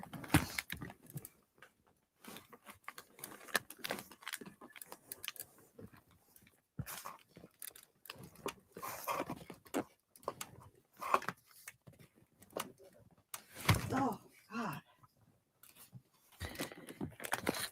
Sorry about that. All right. It's not easy. I have to get myself a real zero gravity chair, not a folding chair that's tilted backwards. It's kind of dangerous. But that's literally what I've been sitting on. A folding chair that's meant for your lawn. It's not meant to be used in the house. But I can't tolerate sitting on anything else. I can't sit up normally. It hurts too bad. And I can't, it's either recline really far back or I have to lay down. I can't be in a normal recliner anymore. And it hurts too bad. So I need to get a real zero gravity chair. And it just keeps getting put off. It's such a huge investment and it's so expensive. I don't know how I'm going to afford it, to be honest. Kind of in a financial crisis right now, to be perfectly frank with you. And I pay so much money just to be able to stream. StreamYard is price gouging us. So yeah, I wish YouTube paid me. That would really help. But I don't get any money for this. I do it because I enjoy it, even though it's like an unpaid job. So anyway, oversharing, but I feel like you guys are family to me. So, well, thank you. I appreciate your patience, incognito. So, Ungraceful said, did you all hear the creators of Dark are making a series for HBO? Thank God they left Netflix. I didn't know that. Oh, that's awesome. Thanks for sharing. I love, love, love their work. They're geniuses. So Martin is more invested in the characters in front than the answers. Well, I don't know. I kind of want the answers the most, but I do love the characters too. Okay, so I love the conversation I see you guys having in here, that you're having such interesting back and forth. I love it. They're not broken. They're a work in progress. See what Boyd said in the trailer. I am changing. Yeah, see, that's right. They are slowly breaking. They're slowly changing, and it breaks you down slowly. And boy, Lexi, this is true. Disease, disability, and illness changes you for sure. Yes, I'm proof of that. It's changing me. I feel like this is why this resonates so well with me with this show, because I feel like I'm slowly breaking for years, and I'm trapped in my own body, being severely disabled and in constant pain. That's getting worse and worse. Without good answers, or treatment that helps. So yeah, I'm slowly breaking. I can relate to these characters, and they give me hope and inspiration that you can still build a life amid a nightmare. I'm trying. Yeah. So anyway, let's go on. So we've got an awkward moment where Kenny encounters Marielle, and that's the elephant in the room with Christy and Kenny, as Marielle leaves, she still remains as the elephant in the room. And it's very awkward because they were getting a lot closer, and now everything's changed. Marielle is back. She had been seeming like she was going to choose Kenny and be with him. She's been extra flirty with him, and now that's all out the window. And she asks if he's doing all right, and he's like, that's a pretty hard question to answer right now. Gee, you think, Christy? How do you think he's doing? And he says that Marielle's probably going to need her.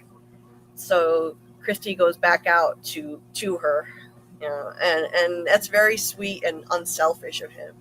Very magnanimous. And he's right in more ways than one. Marielle is going to need her. He said a mouthful. Basically, that's why Christy's back with Marielle, I think, because Marielle needs her. She's coming off of drugs. They have a relationship history together, and I think she stays with Marielle out of duty and obligation. She has way more chemistry and seems to have more connection with Kenny, in my opinion. But that's just me. Christy was about to smash Kenny, right, Daryl? I think so. Kenny is better than me. I would have been like, you chose me, though. Me too, Daryl. I wish I could be that big of a person as Kenny, but I couldn't do that.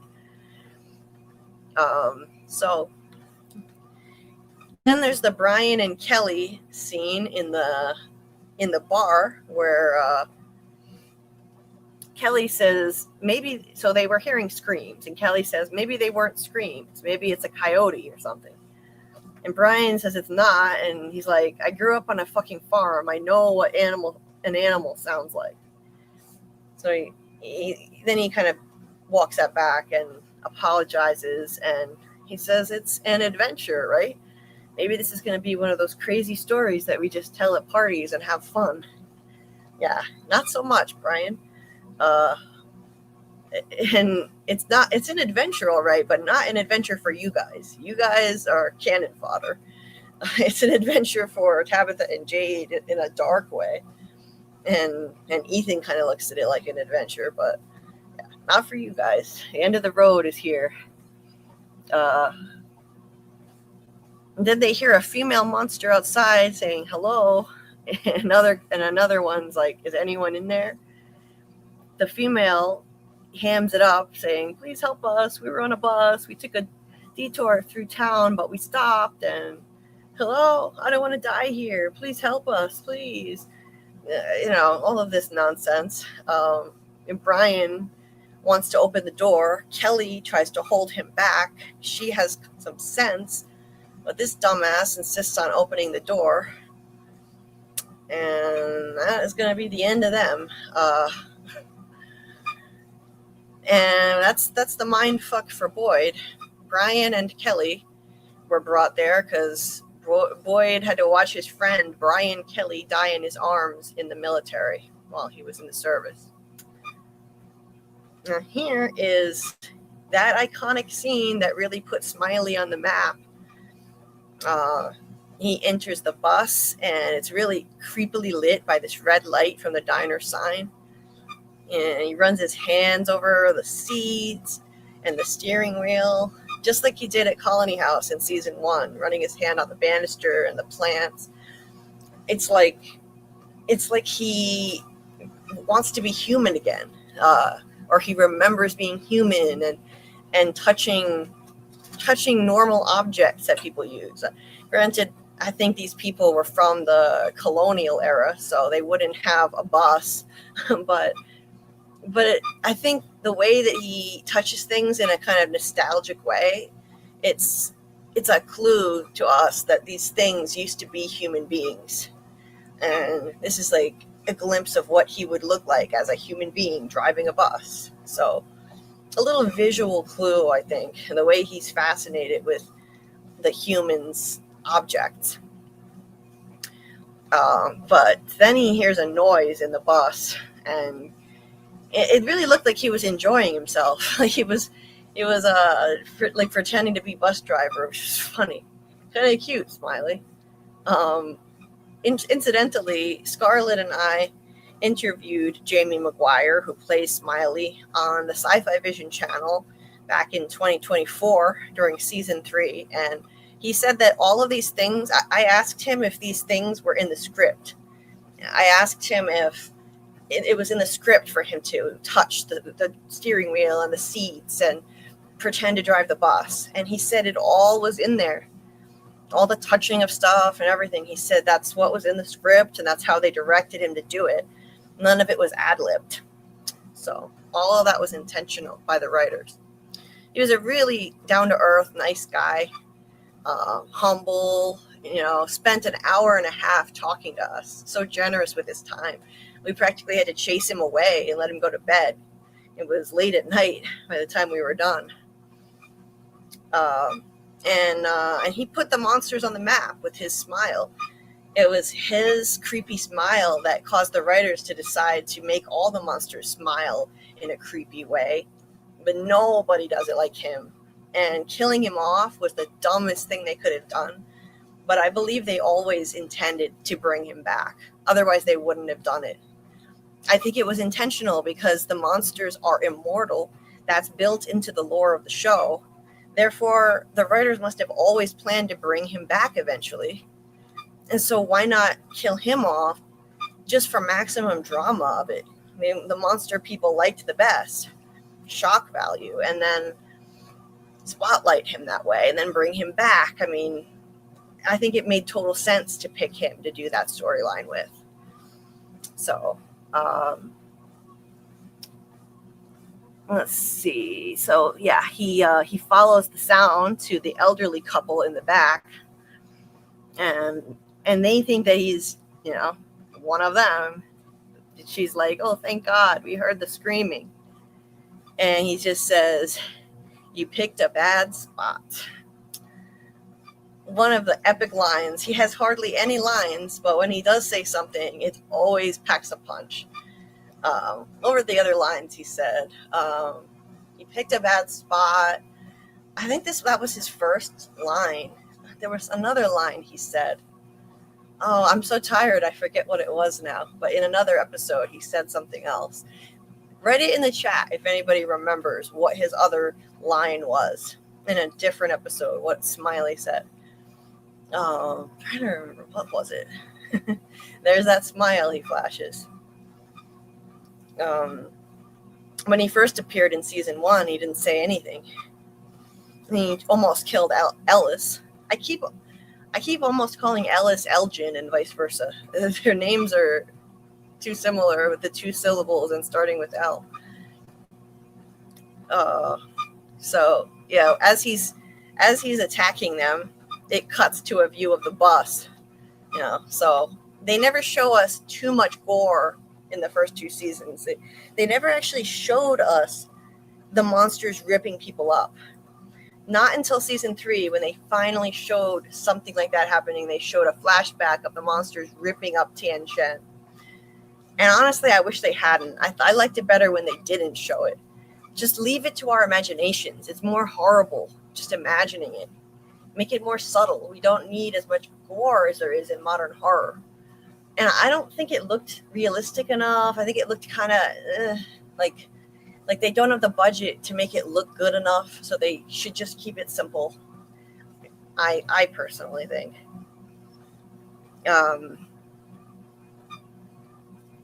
So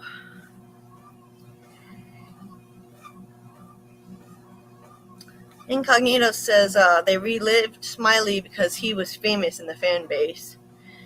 Yeah, I mean, you could say that it's possible. Like, oh, they realized they made a mistake, so they brought him back. But I mean, it seems like it's built into the lore that the monsters are immortal.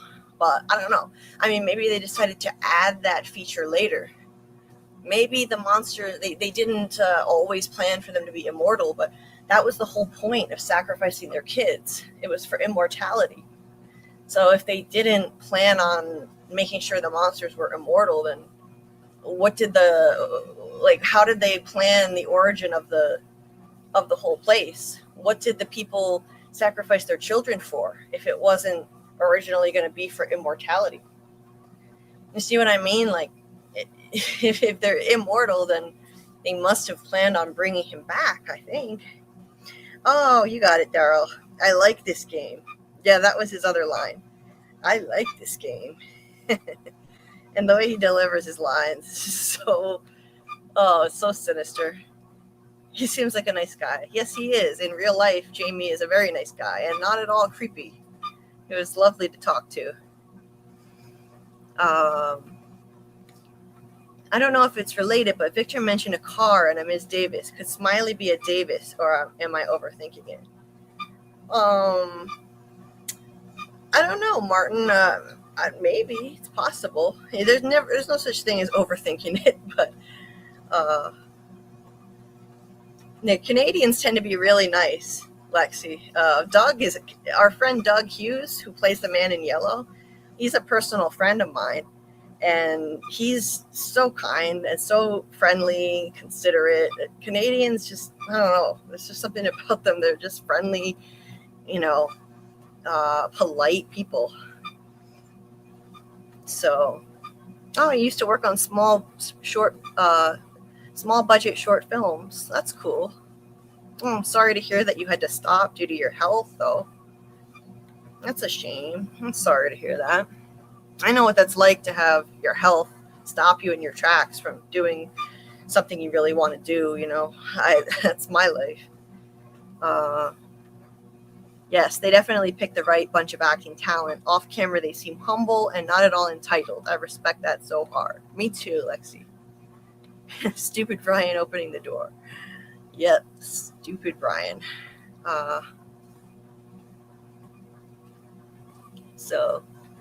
No, Julie, more gore. Okay, you want more gore, Lexi. A lot of people feel that way. Martin says the worms sent Smiley story walking. He wasn't dead. He was dormant in the clinic. He did die due to fire, though. Right, exactly. He was never really dead. Not dead. He was just dormant, and he kind of stayed alive, I think, in the cicada entity. That's what represented him and his essence. The cicadas that came out of his corpse. That was basically Smiley. So he was just kind of floating around in those until he could be resurrected. Okay, Incognito, you said you heard it in an interview. Could have been mistaken that they brought him back because he was famous in the fan base. And Daryl says they said they were always going to bring back the monster they killed off. Okay, gotcha, Daryl. They just didn't know originally that Smiley was going to be that monster who they killed and brought back. Right. That I heard that. They didn't know that because they didn't realize that Smiley was going to turn out to be such a big hit, and they would wind up wanting to feature him a lot more. In the beginning, they didn't know that. Hey, Man in Black, nice to see you. You made another live. JB, why did Smiley take one of their teeth? That is a good question. Why did he take one of their teeth? He also took, I think, a wallet. So I think he took an item off of each of them. The man's wallet and the woman's tooth. I think the monsters collect an item off of everybody they kill, maybe. And these people never knew it because they never actually killed a monster before, right after that monster killed somebody. He was walking around carrying that man's wallet and the lady's tooth. So other monsters are probably walking around with other people's stuff who they killed. And it seems to me like there's got to be some reason for it. Maybe these items have some kind of enchanted quality in this place. I'm starting to think that if the man in yellow gets his hands on a precious item from each person who dies in the place, then he can shapeshift into that person if he has an item that belonged to them. And maybe that's why the boy in white told Victor to bury a precious item from every person who died in 1978, so that the man in yellow couldn't use those objects that were precious to them to give him the power to shapeshift into them. Just a theory. I could be completely wrong, but it seems like there are special properties to certain objects. Like maybe it helps you travel to a certain location when you go through a portal. Tabitha had Victor's special lunchbox when she went through to the real world and through the lighthouse, and she wound up in Camden, Maine, where Victor came from. So could be something to that. So, all right. So next scene, we're getting there.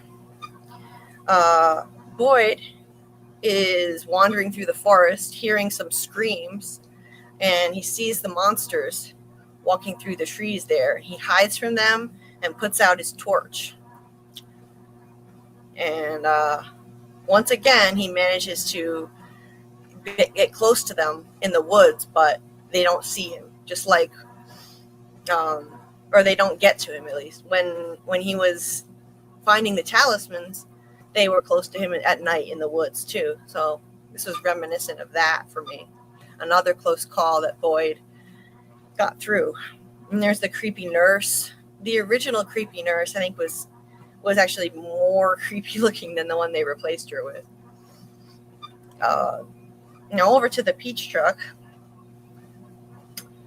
Well, actually, wait a minute. I missed something in this scene. So the dog had been going too fast. Once again, the dog always runs too fast and Boyd can't keep up. So he was like, Gus, damn it, slow down. He calls him Gus, I guess, because that's the name it said on his collar. I hope it's not Gus that the man in yellow kills and we see dog fur in that picture. Oh, poor Gus. And Boyd, incidentally, he was like revived from his spider bite symptoms when he was in the dream state, because it's possible that was just Boyd's consciousness in the dream state and not his body. Like maybe he went through the faraway tree and landed in the ruins, and that whole time he may have been having a seizure that we just didn't see. And that's why while he was in the dungeon dream state, he didn't have any symptoms of the spider bite. He was okay. And as soon as he exited the dream state and left the ruins, his dizziness came back and he was stumbling around again, had trouble seeing. So, I don't know. That's just something I've thought about for a long time, that it's possible they just didn't show us how it worked. They didn't show us that he was laying there having a seizure in the ruins because they didn't want to give too much away about how story walking works. Because he does story walk just into that one place using the torch. I think you could say that's story walking. Just that torch can only bring him to the dungeon, nowhere else. Whereas Julie can go anywhere. Okay, so that would be wild, yes. So now in the peach truck, Tabitha and Boyd and Victor are all hunkered down, and there is that elusive peach truck map that we all wanted them to pay attention to, and nobody has done it. No one has said, hey, what's the deal with this thing? But we've poured over it as a fandom. Nobody does it. Nobody pays attention to it, and they spend the whole night in this place. Hold on, I just have to take a drink.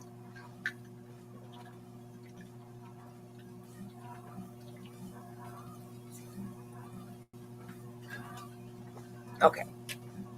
I don't hydrate enough. And I talk a lot during these lives. I need to do that. So we can see the peach truck is loaded with drawings on the wall that he's done, and the peach truck map. So many questions related to that. Like, we can discuss that in more detail next week during the From Season 4 Theory Live. Because there's just a lot to discuss regarding it. And I'll pull up like a graphic. We can look at it then. It appears that maybe he had help drawing this map. Because did he really explore this whole place himself? Or maybe the boy in white could have helped him draw it, perhaps. It's interesting. There's a lot of mystery surrounding it, and there could be clues in there. There could be things that could help people if they would just look at it. Gus, we love you. Yes, we love Gus the dog. Let's see. Lexi says, Julie needs to be careful while visiting the past. Could she die there? Can the man in yellow follow her around in there? Dude, there's too many questions. Sauce on this mystery toasty. Right, Lexi? I wonder, like, could she die in there? And the man in yellow, I've thought about that too. It's possible that I think that he could follow her in there. I think that he was probably, maybe not in the yellow suit, but the man in yellow entity in some form, I think is what chained Martin up in there.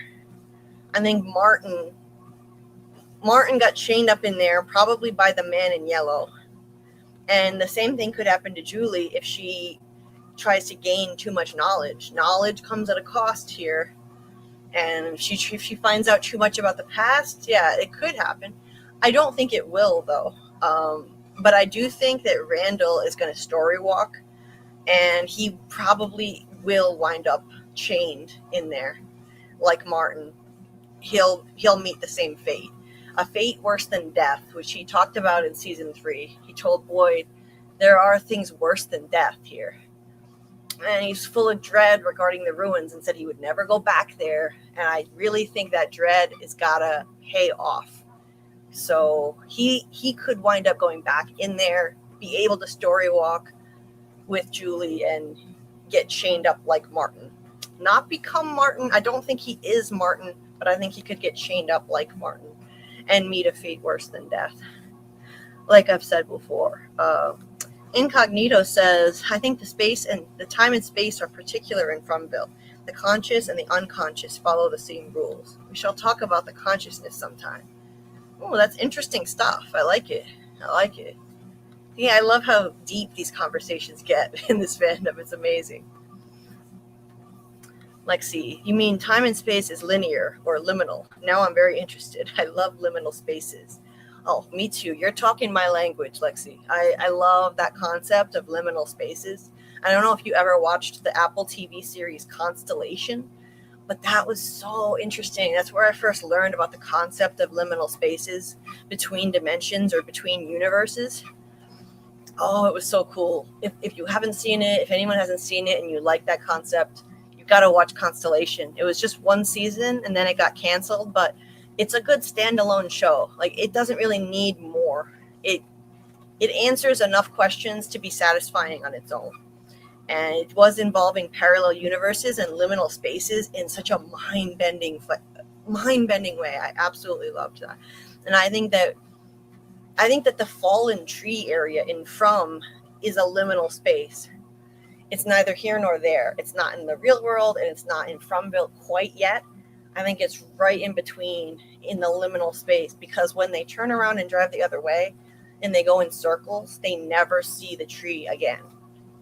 It disappears. They drive around in circles on the same road and they never see it again.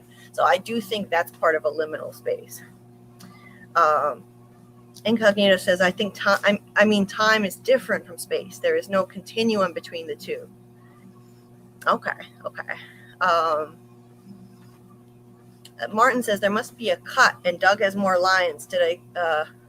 Because if what happens next is his favorite part, then knowledge is what he wants. Kinda. Did I explain that right? I need sleep. LOL. I've had 2 hours. I'm tired too. But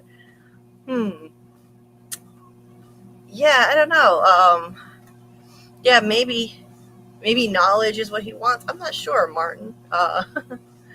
Yeah, I'm sure Doug has more lines than what we're seeing. We just saw a little snippet of it. Yes, and I second that, Incognito. Lexi, join the Discord. We will scratch our heads about that topic. I'll put the link to the Discord in the chat here. I can summon it up really quick. Let's see.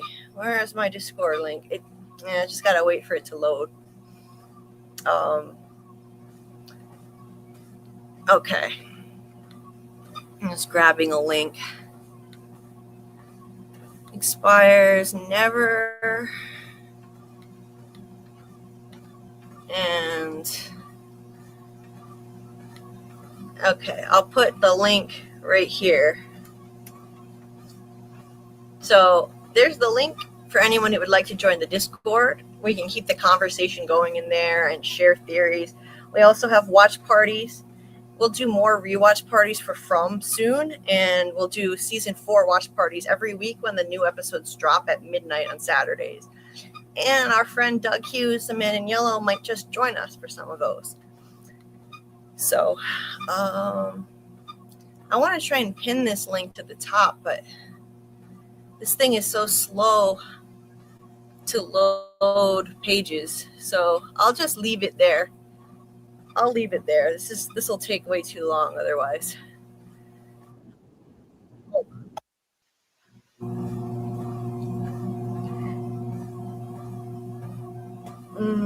Okay. I also, if anyone's listening on the replay, the link to the Discord is in the description of the video too. So you'll see it right down there. Okay, so yes, incognito, that was clear. It's hard to explain concepts like that briefly, but I think I understand you. But if you get into more detail in the Discord, I'll definitely read it. No, you're welcome, Lexi. Definitely check it out. Check it out. If you like liminal spaces, you'll enjoy Constellation, I think. The knowledge that Jim figured out seemed to be what the Man in Yellow wants, because it's his favorite part. Do you know what I mean? Yes, Martin, I get it. I get what you mean. Yeah, it's like this is what he wants. He wants to have the opportunity to, kill Jim and dismember his body, which is probably what's going to happen. And then, he gets to shapeshift into somebody else. Maybe that's his favorite part. Shape-shifting into a new body. That could be it. Yeah. Now that I think about it, that could be his favorite part. Maybe he has to stay in a certain form until someone transgresses to the point where, he gets to intervene, and yeah, it could be. Okay, so I'm gonna pin my Discord link to the top of the chat. No, I can't because I'm in the wrong account. I'm in my other account. Let me see. What the heck? It looks like I lost 3 subscribers today. How did that happen? The subscriber count has been going up without any issues sliding at all, but it looks like 3 subscribers disappeared. I wonder if it was something I said. Okay, so all right, now I'm going to pin my Discord link to the top of the chat and replace the Jade Theory video link. So there we go. Now, in the peach truck, Tabitha talks to Victor, and she asks him about the boy in white. She says, the boy, the one who told you the way in the tunnels. And he says, he's my friend. For a long time, he went away, but now he's back. Tabitha asks how long he's been here, and he's like, oh, it's been a while. Well, I think he's right that the boy in white is his friend and was trying to help him. And he went away for a long time, but now he's back because a new cycle has begun. Tabitha and Jade have come back in new lives, and now he's back to try to help things along and play his part in ending the cycle, I think, and help people as much as he can, and intervene wherever necessary for the greater good and to try to end the cycle and save the children, whatever that may mean. So that's why he's back. And Victor, he doesn't want to talk about how he got there. She's like, how did you get here? And he says, I don't want to talk about that, which is a classic trauma response, avoidance of painful memories, like the loss of his mom, getting stuck away from his home without his dad in this place. he doesn't want to discuss it. It's too upsetting. So you avoid it. I know a thing or two about that. I do that way too much, avoidance. And little does he know, he's talking to his own reincarnated mom right now. That's the trippy thing about these scenes, knowing this now. He finds some old stale cookies for them, and he's like, I used to have more snacks, but there haven't been many people coming through here the last few months. So in other words, he just regularly steals all the food from the people who show up there and get killed right away. It's kind of ghoulish, but I guess you do what you have to do to survive here. And he's learned how to adapt more than anybody, being here for 40 years. But it's because of Boyd. Boyd has prevented a lot of people from dying by finding the talismans and keeping everybody safe, helping them actually survive for a lot longer here and build a life. I think for that reason, less people have come into town and died. I think this town only, it has a certain number of people, and then that's it.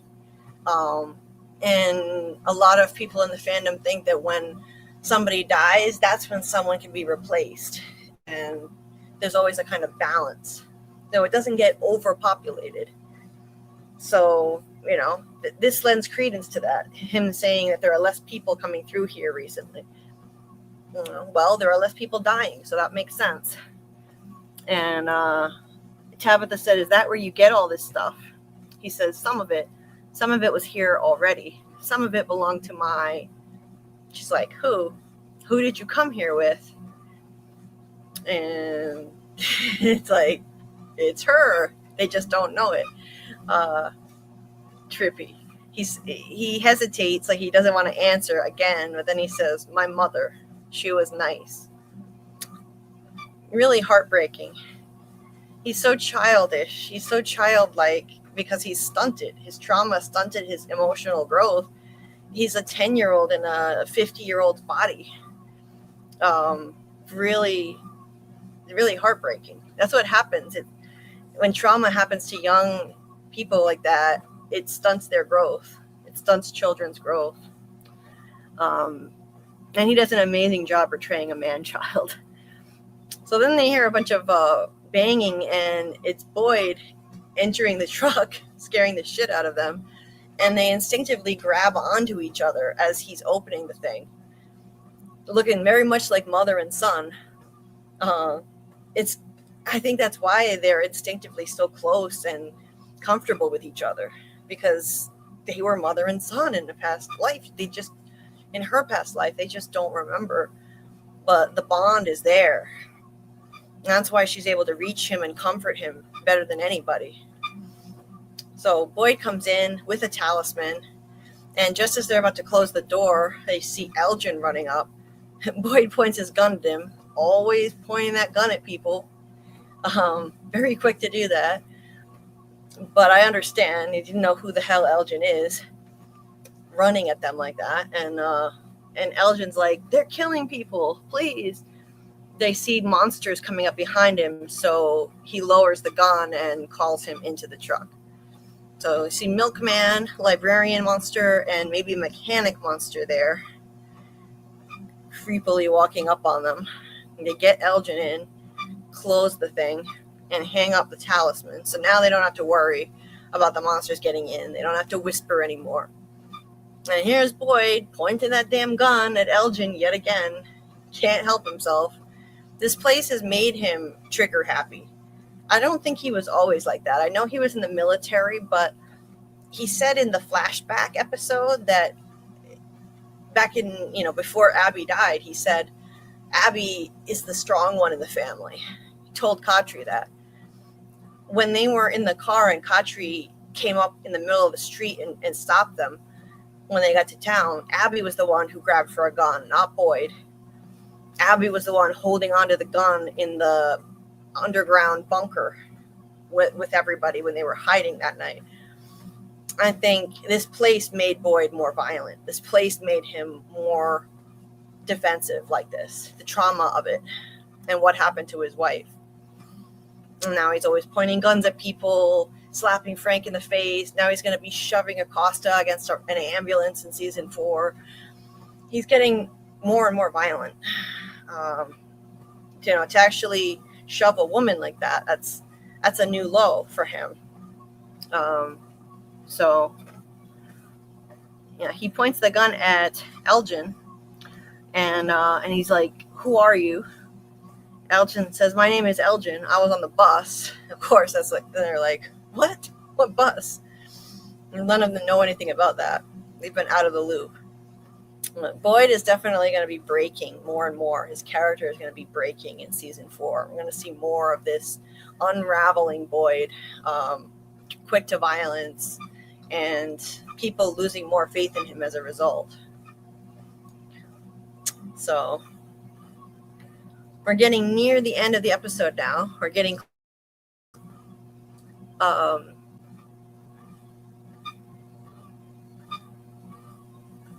let's see what you guys are talking about in the chat. Giles Corey says, "I'm from Brazil." Oh, that's cool. And yes, Martin is from England. Oh, cool. Incognito lives in France. I forgot about that. Wow, we've got quite a collection of countries here. This is awesome. I love meeting people from around the world. Look how this show brings people together. It's trippy to me that my channel could actually bring in people from around the world together in this space. So awesome. Daryl says, "Not Jim is going to get a big beating by me if it even tries to harm a hair on Sarah's pretty head." Oh, that's funny. Lexi says, "Neat. I'm not the only miserable Brit in the chat. It's so cold and gray here." I would hate that. I cannot stand cold and cloudiness and rain. And I think it's bad for my pain condition too. So I feel for you, Lexi. That sounds terrible. I live in a cold place right now, but at least in the summer it gets hot. It gets warm. I want to move somewhere warmer. So Scarlet headed off to bed. She's going to sleep. She's got to work in a few hours. And we're getting close to the end of the episode now. So let's move on. Jim and the others are under the house, and Brick starts coughing on his own blood. And at first they calm him down. He says it really hurts, and Jim tells him to hang in there. Tom tells them they'll have the best pancakes ever in the morning, and they actually manage to smile a little bit. But then Brick starts yelling in pain, and Tom reaches to cover his mouth but can't get to him, and then Brick dies, coughing on his own blood. So Brick, you got Tom killed, damn it. Thanks, Brick. Thanks a lot. Poor Tom.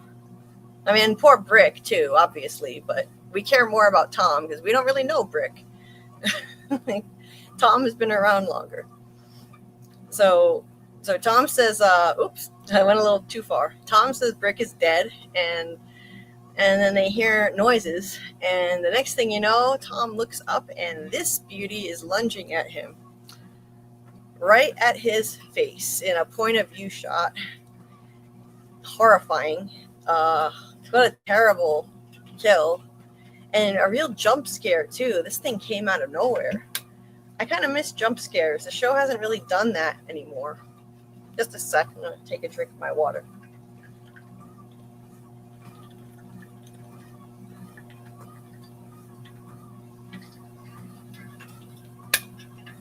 So, in the full trailer for season 4, I pointed out that there are 2 point of view shots of scarecrow monsters lunging at people. And that means shots where you're looking at them, at the monsters, from the point of view of the victim. So they're coming right at you. And previously, this is the only time I can remember where this happened without somebody being asleep. A point of view shot. Usually it's in a dream. In season 1, Christy had a nightmare where a monster lunged at her just like this, point of view shot. And then in season 2, Elgen dreamed that the kimono lady was drowning him. That was a point of view shot of her. And Marielle dreamed that Smiley was alive again, and he started running at her. That was a point of view shot of him. So they're often used for dreams and nightmares, and I think it's likely that the new Scarecrow monsters could be part of nightmares that could actually kill you, like the nightmares in season 2. Nightmares that will kill you. And the point of view shots are part of my rationale for that. But it could be that it's just like this, because in this one instance, it happened while somebody was awake, not dreaming. And so there you go. I can't remember any other time it happened. The granny monster was not quite a point of view shot. When she lunges at Megan, she's lunging slightly to the side, not right at the camera. So yeah. So that's interesting. And let's see. I'll just look at the chat here. Yes, Daryl, there's the point of view shot that you pointed out before. So there's one, and I can't think of another, but I'll be watching for it as we do this rewatch to see if it happens with any other waking scene. Giles says, I'm melting right now. The heat is killing me. Oh, I'd like some heat right now, although I don't like extreme heat. So I wouldn't like that. But the cold is really bad for my pain, I think. Man in Black says, JB, did you notice that the doll Megan had looked similar to the Kool-Aid voodoo dolls? I did, yes. Yes, it did look similar to the female gigantic doll / scarecrow thing. I can't decide if I think it's a ragdoll monster or a scarecrow monster. Ethan said that there were drawings Victor did of scarecrows. So I tend to think now that they're scarecrow monsters, but they also look a whole lot like ragdolls, so it's hard to say. But yes, kind of interesting, isn't it? It almost like Megan's childhood fantasies about her doll manifested into an entity when she died, maybe. Her nightmares about her doll manifested into this entity. Could be, it's a very childlike looking thing, something that a child would have a nightmare about. There's a lot that's childlike in this place, so you never know. I'm starting to wonder how much, like Scarlet has been saying, children's imaginations might somehow manifest things here. Like Nathan's not a child, but Nathan's fear of cicadas, maybe that manifested a cicada entity.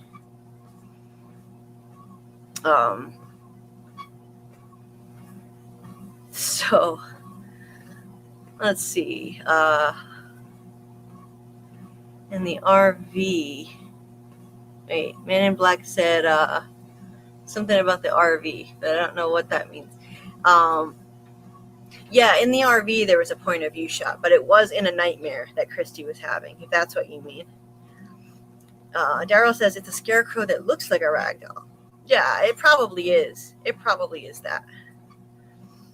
So, Man in Black, Man in Yellow is literally Freddy Krueger. Yeah, I mean, it's a lot like Nightmare on Elm Street, isn't it? The killer, I loved that killer dream storyline in season 2. I love Nightmare on Elm Street, so I would be down for more of that. I'd be down for more killer nightmares. Bring it on. I'd like to see more of that. The show is kind of a blend of Stephen King's It and Nightmare on Elm Street and Dark, kind of a blend of all of them. So, R.I.P. Tom. That's the end of Tom. Julie, they all hear the screams, and Julie starts freaking out, thinking that her dad's gonna die. She wants to lunge at the door and run out there, and they have to physically stop her. She just completely has a meltdown, collapses on the floor, and look who comes up to comfort her. This stranger who doesn't even know her, Tilly, comes up to comfort her, and the way she gently touches her, she gently lays her hands on her. It looks like the touch of a healer, like a faith healer. And later, she holds a prayer circle when everyone thought they were going to die from the killer nightmares. you see her holding a prayer circle. I really think that she was brought there to fill the role of Father Khatri. Since he died, another spiritual person replaced him, and that's her. She looks so gentle the way she's coming up and comforting Julie and laying her hands on her like that. Like she's trying to calm her down, and she doesn't even know her. She's definitely just there to help. I don't think she was a mole or anything like that. I think she was chosen to come there to help people. She has a natural inclination to want to help. So as Julie is sobbing on the floor, Donna is with a devastated face because they think Jim is dead, looks up and just stares at Randall like, you still think all this is fake? Just without even having to say a word, she looks at him like, this is real, look at this. This is real. You think this is all an act? And Randall does look like he's taking it more seriously. He stares at the whole scene. So I think that was great. Like, what a great actress Liz Saunders is, what she is able to communicate without even saying anything. Recon says, 100% Julie, and now Tilly is dead. We get a new person of faith entering the town. Yes, Sophia. Exactly. Now she's filling that role. I absolutely believe that. Daryl says, Julie goes to the ground just like how she was when Man in Yellow killed her dad. Yeah, great point, Daryl. Kind of foreshadowing what would actually happen later when he really does die. Giles says, I hope to see more of the woods next season. The exploration Boyd did with Sarah was amazing. Me too. I think there may be other entities out there that they could encounter if they explore more of the woods. Kind of like a choose your own adventure thing. You never know what entity you could unleash. The nightmares in the forest that Martin talked about. There are nightmares out here. Things that we were never meant to see. I want to see more of those things we were never meant to see. What did Martin mean by that? What's out in the woods that we were never meant to see? Nightmares in the forest. The monsters are just the tip of the spear. He's like, I used to think the town was the worst part. So what else is out in that forest? How much worse is it in the forest than the town? They need to show us more of that. And Sarah, that voice in Sarah's head told her to tell Boyd, tell Mr. Fish and Loaves, I was wrong. We shouldn't have come. There are things out here worse than the monsters. So that's another person, another entity telling them that. And I want to see more of that too. I really do. That's exciting. The monsters aren't as scary anymore. People have had too many encounters with them now where they survive. So I want to see other entities that are worse than them. And we've seen some already. The cicada entity was worse because it was unpredictable and it was going to kill off the whole town if Boyd didn't stop it by smashing the music box. And I think maybe the scarecrow entity, who knows? The scarecrow entity could turn out to be somehow worse than the monsters if it attacks in nightmares. So, let's see, more woods action. Let's find out what dragged the tent. Yes, Lexi. Although in that case, I think that it's going to turn out to be a very simple answer. The trees. The trees moved and dragged the tent. That's what Victor was talking about, how the trees move. He said the trees are moving and that's bad. And when the tent was moved, you can see the shadow of the trees on the outside of the tent the whole time, as if the trees are pushing themselves up against the tent and tossing it around. So I think the Man in Yellow entity makes the trees move and caused the tent to be dragged like that to get them near that faraway tree. I think it was dragged. Maybe it was dragged to get them further away from the lighthouse. Either that or a helpful entity was trying to get them closer to the lighthouse and the faraway tree. That could be it too. I keep going back and forth, wondering which entity is the one that actually made the trees do that. Lexi says, 100 JB, these actors need the bones scared off them. Am I on the side of the monsters? Right? Yeah. I'm kind of wicked like that too. I want to see that. And people were like, she's putting a curse on Julie. She's a monster. Daryl, did people actually say that about her touching Julie in this scene? Oh, that's funny. I didn't know that.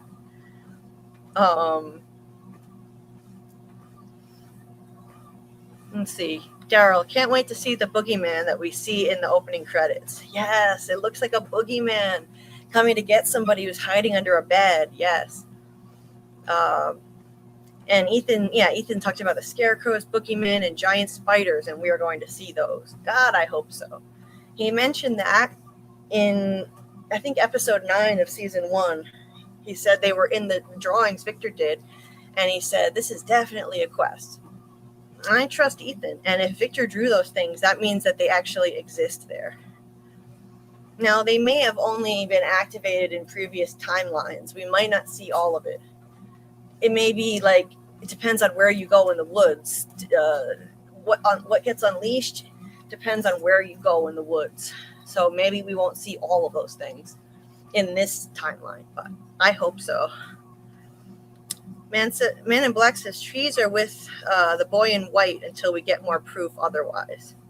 Yeah, I think so too. The boy in white, I think, controls the trees, and especially the faraway trees.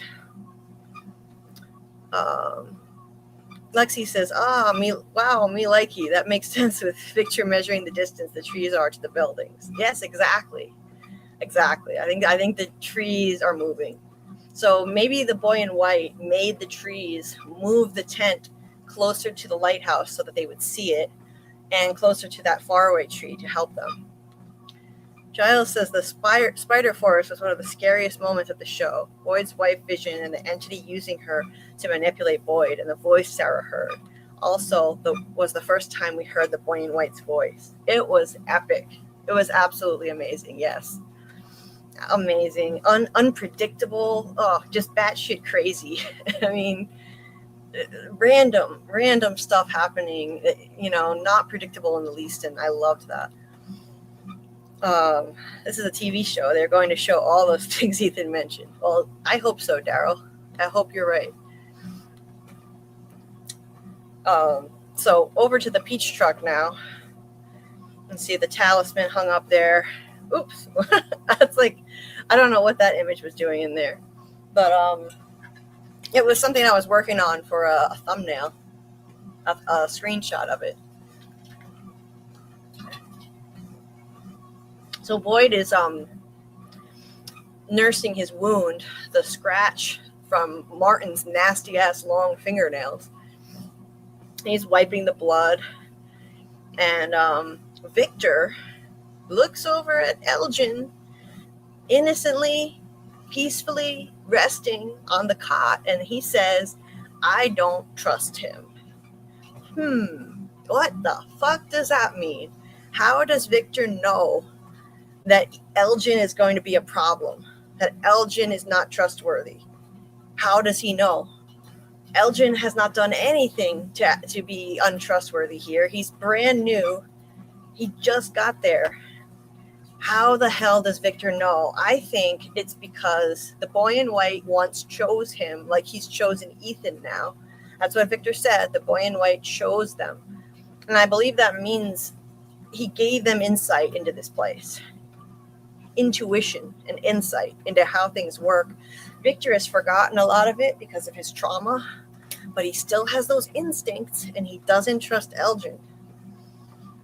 And I think if Ethan interacted with Elgen, he'd probably say the same thing. He doesn't trust him. They have this deep connection to this place and how it works and who to trust and who not to trust. Victor knows that he can trust the boy in white. The boy in white has done nothing but help him and his friends. And he doesn't trust Elgen. And what happens in season 3? Elgen kidnaps Fatima. He gets tricked by the kimono lady. And he helps the kimono lady bring Smiley back into the world. So, yeah. Really interesting. Does Victor have some kind of premonition ability? It's fascinating. Victor says, I don't trust him. I wonder how he knew. Exactly, Daryl. I'm telling you, I think the boy in white imbues deep insight into Victor and Ethan. That's what it means when Victor said the boy in white chose them. No one pointed out the fact that they heal so fast in this Fukin place. I love how you say Fukin incognito. You're hilarious. Thank you for making me smile. Like, I had a horrible day. I had an absolutely horrible day, and this stream has actually managed to make me smile. I really didn't think I'd be able to enjoy anything, so I appreciate you guys so much. Lexi says, maybe because you don't shut up about her. I mean, don't you see the rest of us gushing over Sarah? Kidding you. Crack on. It's cute. Oh, that's because, okay, Daryl was talking about Sarah again. Lover of Sarah for sure. You all know me so well. Yes, you make that well known. You definitely don't hide your affinity for Sarah. Tabitha noticed Ethan healing quickly, and Boyd noticed Alice healing quickly. Yes, that's true. Incognito says, what did he said? He didn't like Elgen out of nowhere. It was bizarre. Yes, that's right. That's right. Interesting stuff. I find that fascinating. So Victor says, I don't trust him. And Boyd says, we're still alive. In other words, well, Elgin's not one of the monsters. He didn't attack them. And Victor responds, for now. Okay. For now. That's ominous. Then Boyd asks Tabitha how she's holding up and says, I probably passed this truck about a dozen times and I didn't realize. Did you do all this? To Victor. I can't understand why Boyd, the explorer of the woods who found the livestock and the talismans, why the hell didn't Boyd investigate the inside of this peach truck? Why didn't he look inside? Maybe there might have been resources in here. Maybe there might have been peaches in here. How could he just walk by it so many times? How could everybody just overlook this peach truck for so long? This is the first time they've found it. Victor's been hanging out in here probably since the 70s. Victor says, I thought you were on a journey. He doesn't answer Boyd's question if he did all this. He says, I thought you were on a journey. I don't know how Victor knew that Boyd was on a journey. Once again, Victor knows things that he shouldn't really know, just like Ethan. Boyd says, I was. And Victor says, did you find what you were looking for? Boyd doesn't answer his question and just asks him, what are you drawing? So as usual, they're not sharing information. They're holding back from each other. Victor knows things that he won't share. Boyd now knows things he's not giving up. Victor says he's drawing things I've seen. It's good to draw them when you see them. So even if you forget, the pictures remember. I thought they were dreams, all those things, but the pictures remembered. So there you go. He draws things that he's seen so he doesn't forget them, because he mixes up his memories with dreams.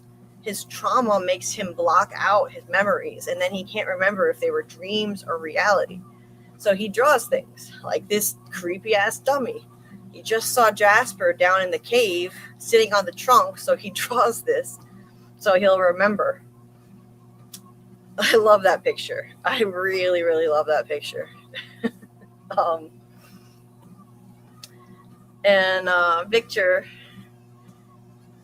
Victor then notes that the sun is coming up. I'm not sure how he could tell inside the peach truck, but I guess there was a crack of sunlight coming in. And they all get up to leave without looking at that damn peach truck map that's right behind them. Like, turn around. There's so much there. We can look at it a little more closely next week on the season 4 theory live. I'll pull up the peach truck map and we can look at it a bit when we have more time. But yeah, that's a whole other thing. People have had the whole live streams analyzing that.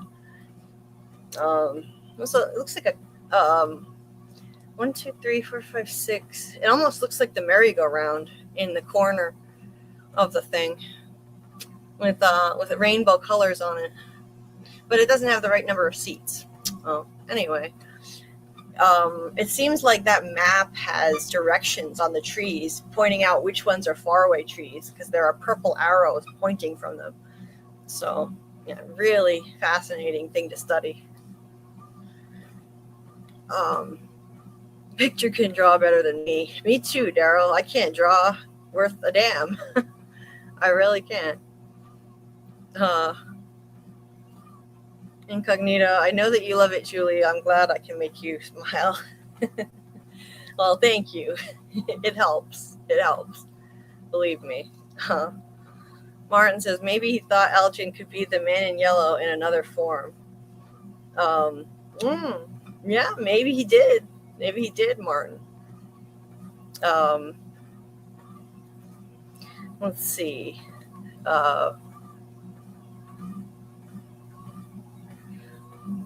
Oh God, that better not be a frozen donkey wheel. Recon. Yeah, I don't know. I don't know what it is. It's very hard to tell what the hell's going on this map. There's a cleaned up version. I don't know if all of you guys have seen it before, but somebody cleaned up some of the mess of this Peach Truck map and redrew it so that it's a little easier to see some of the important things in it. And I do have that saved, so that's something that we can look at. And, we've done it before on live streams, but we can look at it again. And it's cool to get a chance to look at it without so much of the clutter. So back at the diner, the camera pans around to everyone as a really melancholy song plays. I have to look up what the song is actually called. But let's see. And it goes, and who by fire, blah, blah, blah. Let's see. What's the name of the song? I don't think in this case, it doesn't look like, well, actually, never mind. It is the jukebox playing again. It's called Who by Fire by Leonard Cohen. And I think they showed the jukebox. Yeah. So it's playing that song and Who by Fire. Whenever there's music in this show, it's always the jukebox. Except the one exception was in this episode, or in episode 1 of season 2, A Hard Rain's Gonna Fall was in Boyd's dream. Anyway, Julie sees the sun is up and she runs like a mad woman out the door with her really awkward run once again, swinging her arms. Everyone else runs after her. I gotta go buy Tom's dead body fast. I don't want YouTube to pull the stream for too much gore. It's really gnarly. Now, I gotta point this out, though. The monsters pulled Tom's body out of the wreckage and displayed it on the ground.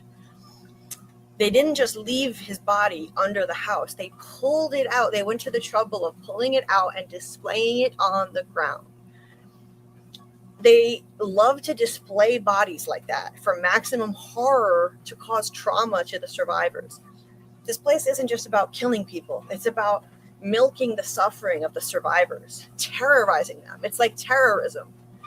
And this is a way of making it worse by pulling the bodies out and displaying them in a gory way, by killing them in a gory way, ripping out their organs, vacating their chest cavities. And their bodies are just laying in the street. And I think that this is what happened in 1978. I'll give you a preview of what I think happened to everybody. I don't think everybody just died in the street, even though the whole town was laying in the street. I think they died wherever they were. I think the evil entity won. They lost an important round, like the cicada entity round. They didn't do what they needed to do to defeat that. For instance, smashing the music box. So the evil entity won and wiped the board clean. And Christopher may have tried to sacrifice Victor and Eloise, and that helped trigger that happening as well. But ultimately, I think that at that point, everyone was just ripped open wherever they were, whether it was in the buildings or whatever, and then their bodies were dragged out into the street and left there. on display for Victor to come find. Because they left one survivor, and I think they did it on purpose to traumatize Victor. There's always got to be somebody left alive to terrorize so that the evil entity can milk that person's suffering and pain. So that's why I think Victor was left alive. And anyway, so that's what I think of that. And now it looks like, based on the season 4 trailer, I think Jim's body is going to be displayed in a gruesome way. Because that's what the evil entity does, for maximum impact to torture these people. It's going to be that much more painful to have that image in their head of Jim probably dismembered in the barn. So yeah.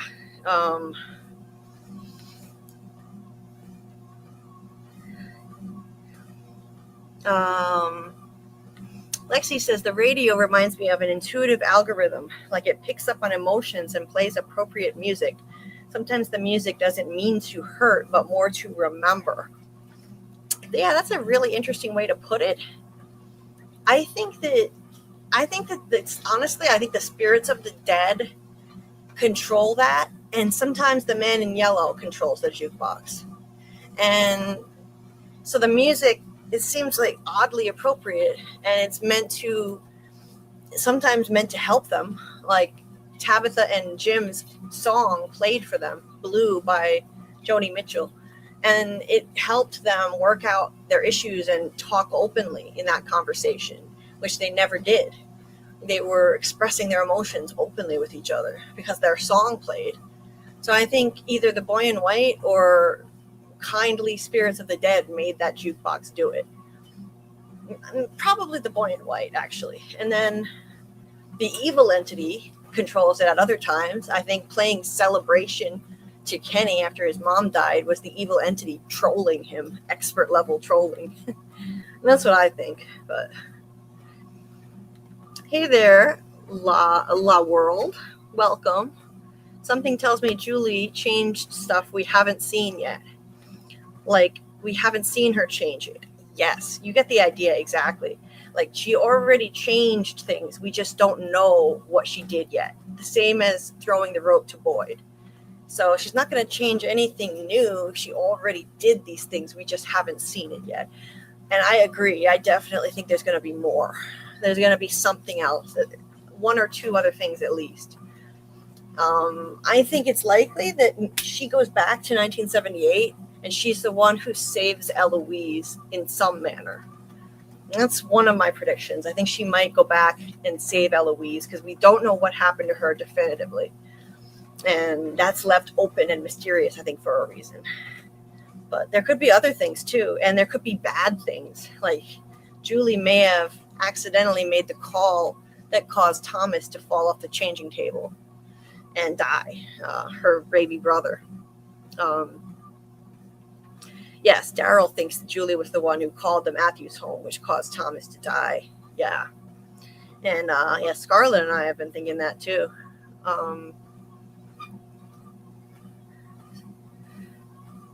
Let's see. The jukebox was fixed by itself. Remember, Kenny destroyed it. There were two incognito.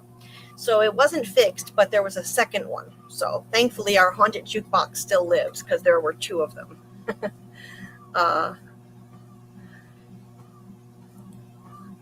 So, just looking at the chat here. Yes, what has Julie already influenced? A knock at the window and they needed to distract Randall? I'll explore this in Discord. Oh, yes, please do. Please do. We'd love to hear your thoughts, Lexi. And yeah, in this very episode, there was a knock at the window. I don't know if I remembered to mention that, but there was a knock at the window that distracted Randall long enough for Kenny to snatch, or I think one of the guys snatched the gun back from Randall. So Julie may have been the one who came there and knocked at the window to make sure that happened. Yeah, absolutely. I love it. You guys are cooking here. You guys are cooking. So Julie saving Eloise. That's interesting.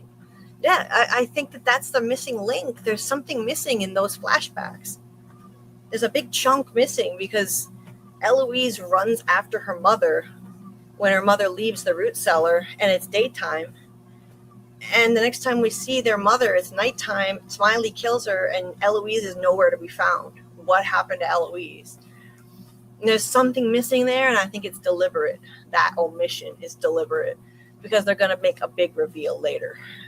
And there's no way they introduced a forgotten sister for no reason, just to reveal later, oh, she's definitely dead. No, come on. They left it open. They left it ambiguous. Victor never said what happened to her.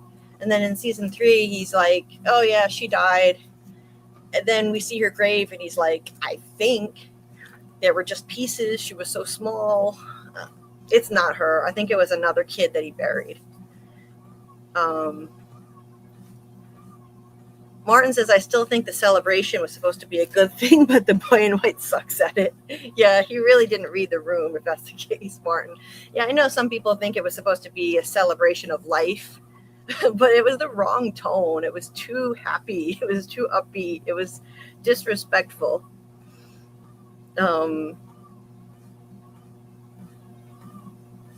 Let's see. Yeah, Martin, somebody, who said that about the jukebox? Incognito. There were 2 of them. There were 2 jukeboxes. So that's why. It didn't have to get fixed. Man in Black says, JB, you remember the scene with Henry and Tabby in Maine? He said there was a detective investigating his family's disappearance. Do you think that detective is the man in yellow? Oh, that's a really cool idea. And it's funny, Carl had the same idea. Carl had that same theory. My co-host and partner, Carl, he thinks that. He thinks that it could be. And that would be a really interesting twist. That maybe he's the original man in yellow who came to town as an ordinary guy, and then the evil entity killed him and took his shape, took his form. I think it's possible, you know. It was weird how the guy was like, oh yeah, he was investigating my wife and kids' disappearance for years. Then the detective is just gone. Recon says, I think he buried Eloise, but it was another body, and he told himself that for closure. Well, that could be, Recon. Could be. Absolutely. So, yeah, Tian Chen's death is horrible. I find that hard to rewatch, too, Incognito. Okay, I'm going to get off the treadmill now and just wrap up the last couple scenes here and go to bed after that. So they call for Jim, and there's a long dramatic pause, of course, just to put us on edge, like, oh, is he dead? And then he responds, he's still alive. And everybody is thrilled, and they all get to digging him out of from under the house. And then Bacta gets on the bus and sees that giant blood splatter.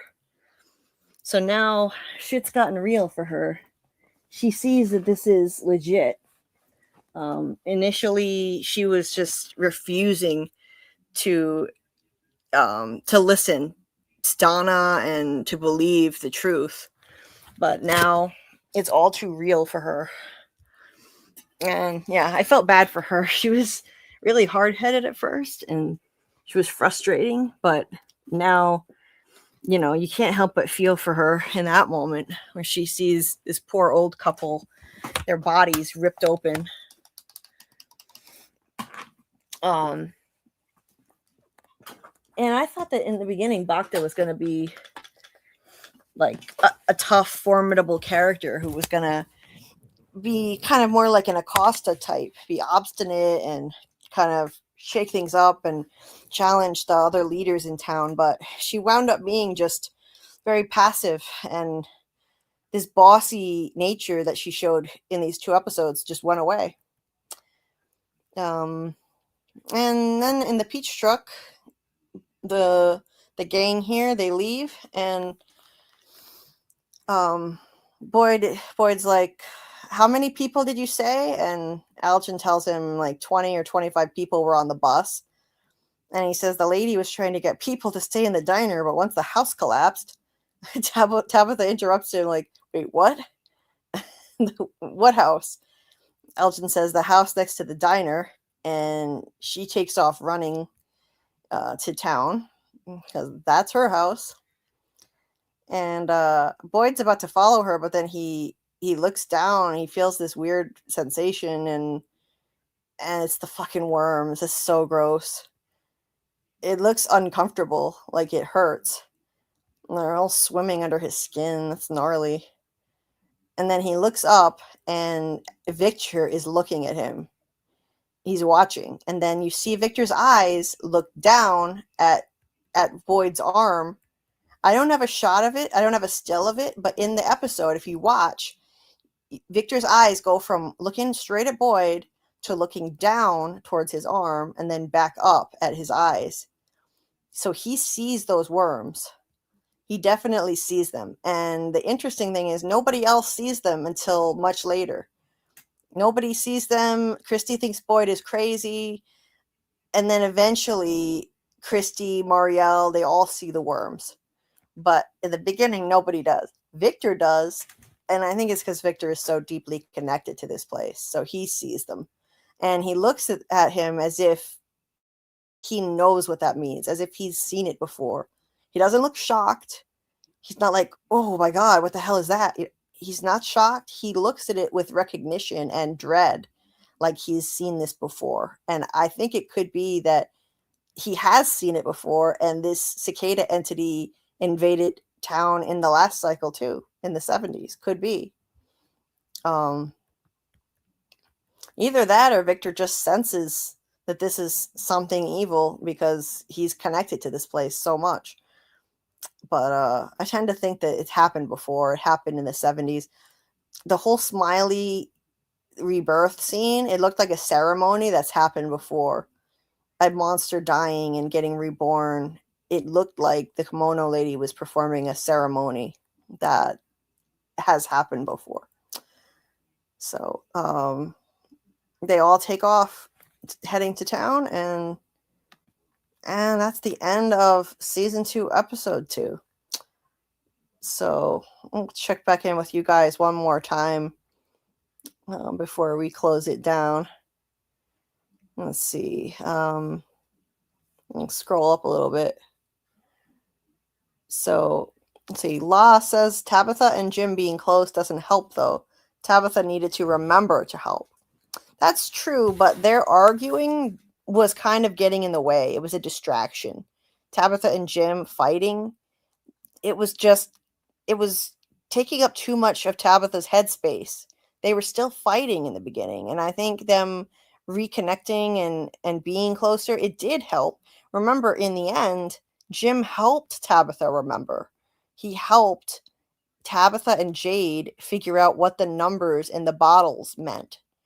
Jim realized that the numbers corresponded to music notes because there are 12 notes on a scale, and he used to I forget, he used to play an instrument or something. So he had musical knowledge, and he realized that those numbers correspond to musical notes. And from there, Jade was able to create a song. He was able to translate the numbers into a song because of Jim. They needed Jim. So I think that the helpful entity was trying to get Tabitha and Jim to reconcile so that Jim would be a cooperative partner and help. And in the end, he was the key, and that's why the Man in Yellow killed him, because he helped, he sparked that revelation, and knowledge comes at a cost. Now, this is going to be a huge distraction to Tabitha, her grief and her guilt over Jim's death, and that's why he was killed. So let's see.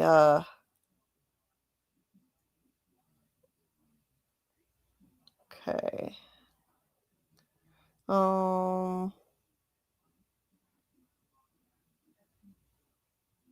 Julie is so happy. Yeah, she was very happy that her dad was okay.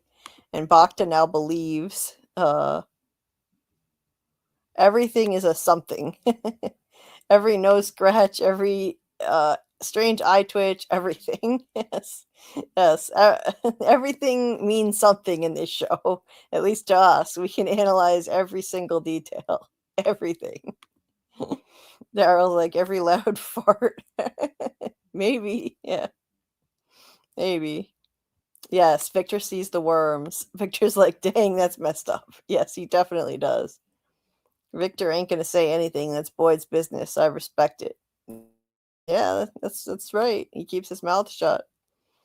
Incognito says, I am referring the scene before the meeting to search for Fatima. Ethan is going to the toilet while Jimbo is waiting for him. Yeah, I remember that. And Jim waits for him. What about it, Incognito? Lexi says, oh, I think the little lad just needed to pee. In a supernatural place, of course. Okay. Oh, I see. My friend said that maybe he was talking to the boy in white or something else. Maybe. I think Ethan said at some point that the boy in white talks to him, but I'm not sure.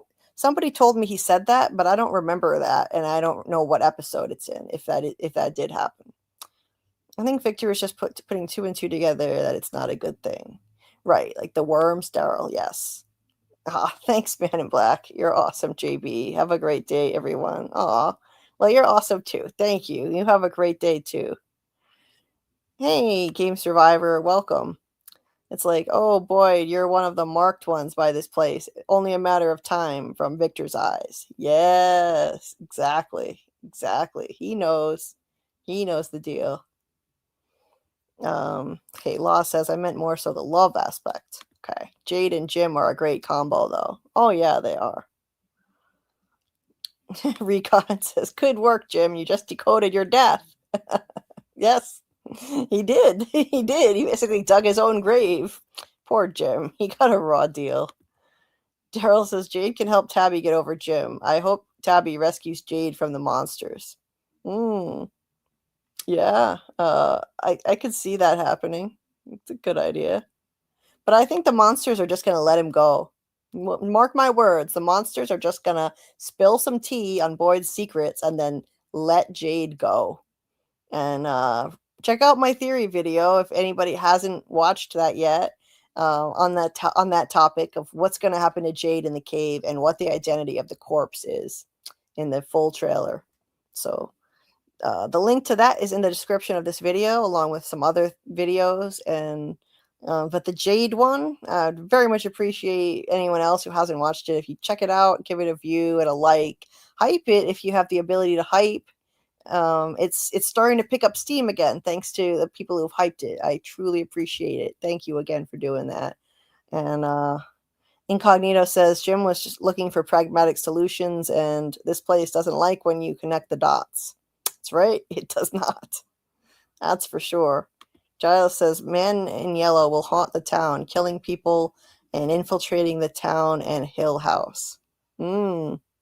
That's creepy. Yeah, I think so. I think the Man in Yellow entity is going to wreak havoc.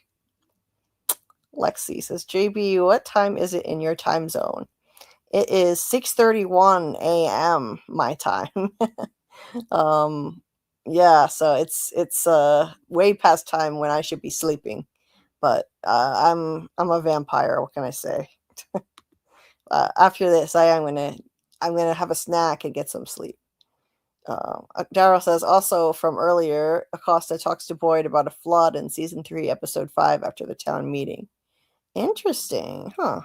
I don't remember that actually, so I'll be watching for that. And Incognito, your English is fine. Your English is fine. Yes, like Daryl says, stop saying sorry. He says, I can barely speak English.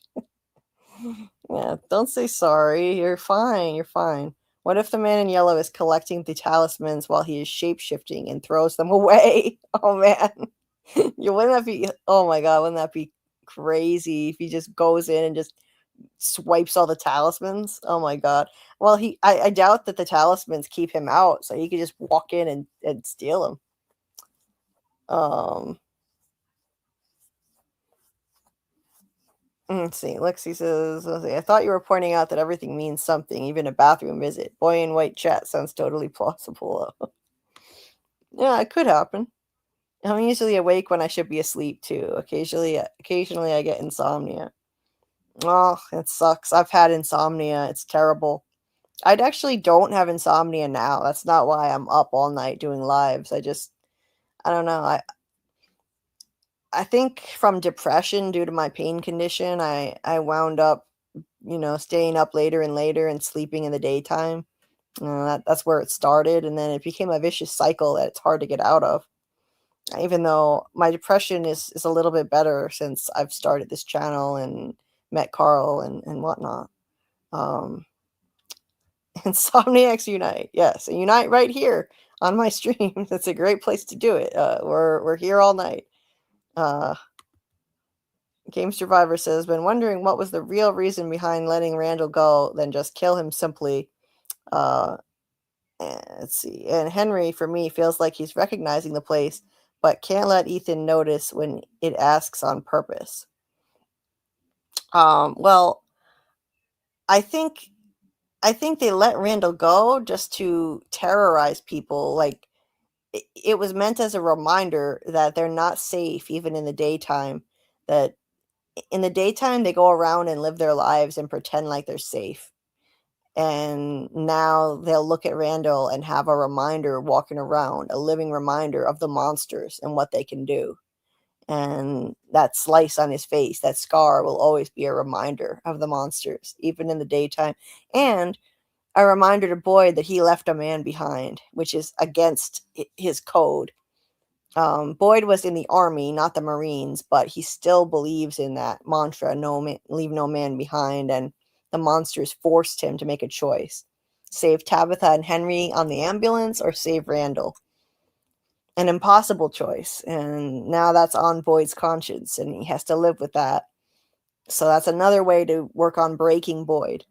That's why I think they saved him. I mean, they let him go, rather. Henry maybe is recognizing the place. So you think Henry somehow has been there before or seen it somehow? That's interesting. Oh, I'm sorry to hear that, Incognito. You suffer from insomnia. Barely sleep these past days. Well, that sucks. I've had it, and it's terrible. The anxiety that comes with it. And the more you worry about not being able to sleep, the less you can sleep. The best thing to do is to just, don't worry about it. Try not to worry about it. Don't look at the clock and think, oh, if I fall asleep now, I'll get 7 hours sleep. Oh, if I fall asleep now, I'll still get 6 hours sleep. That's the kind of thing I used to do, and it's self-defeating.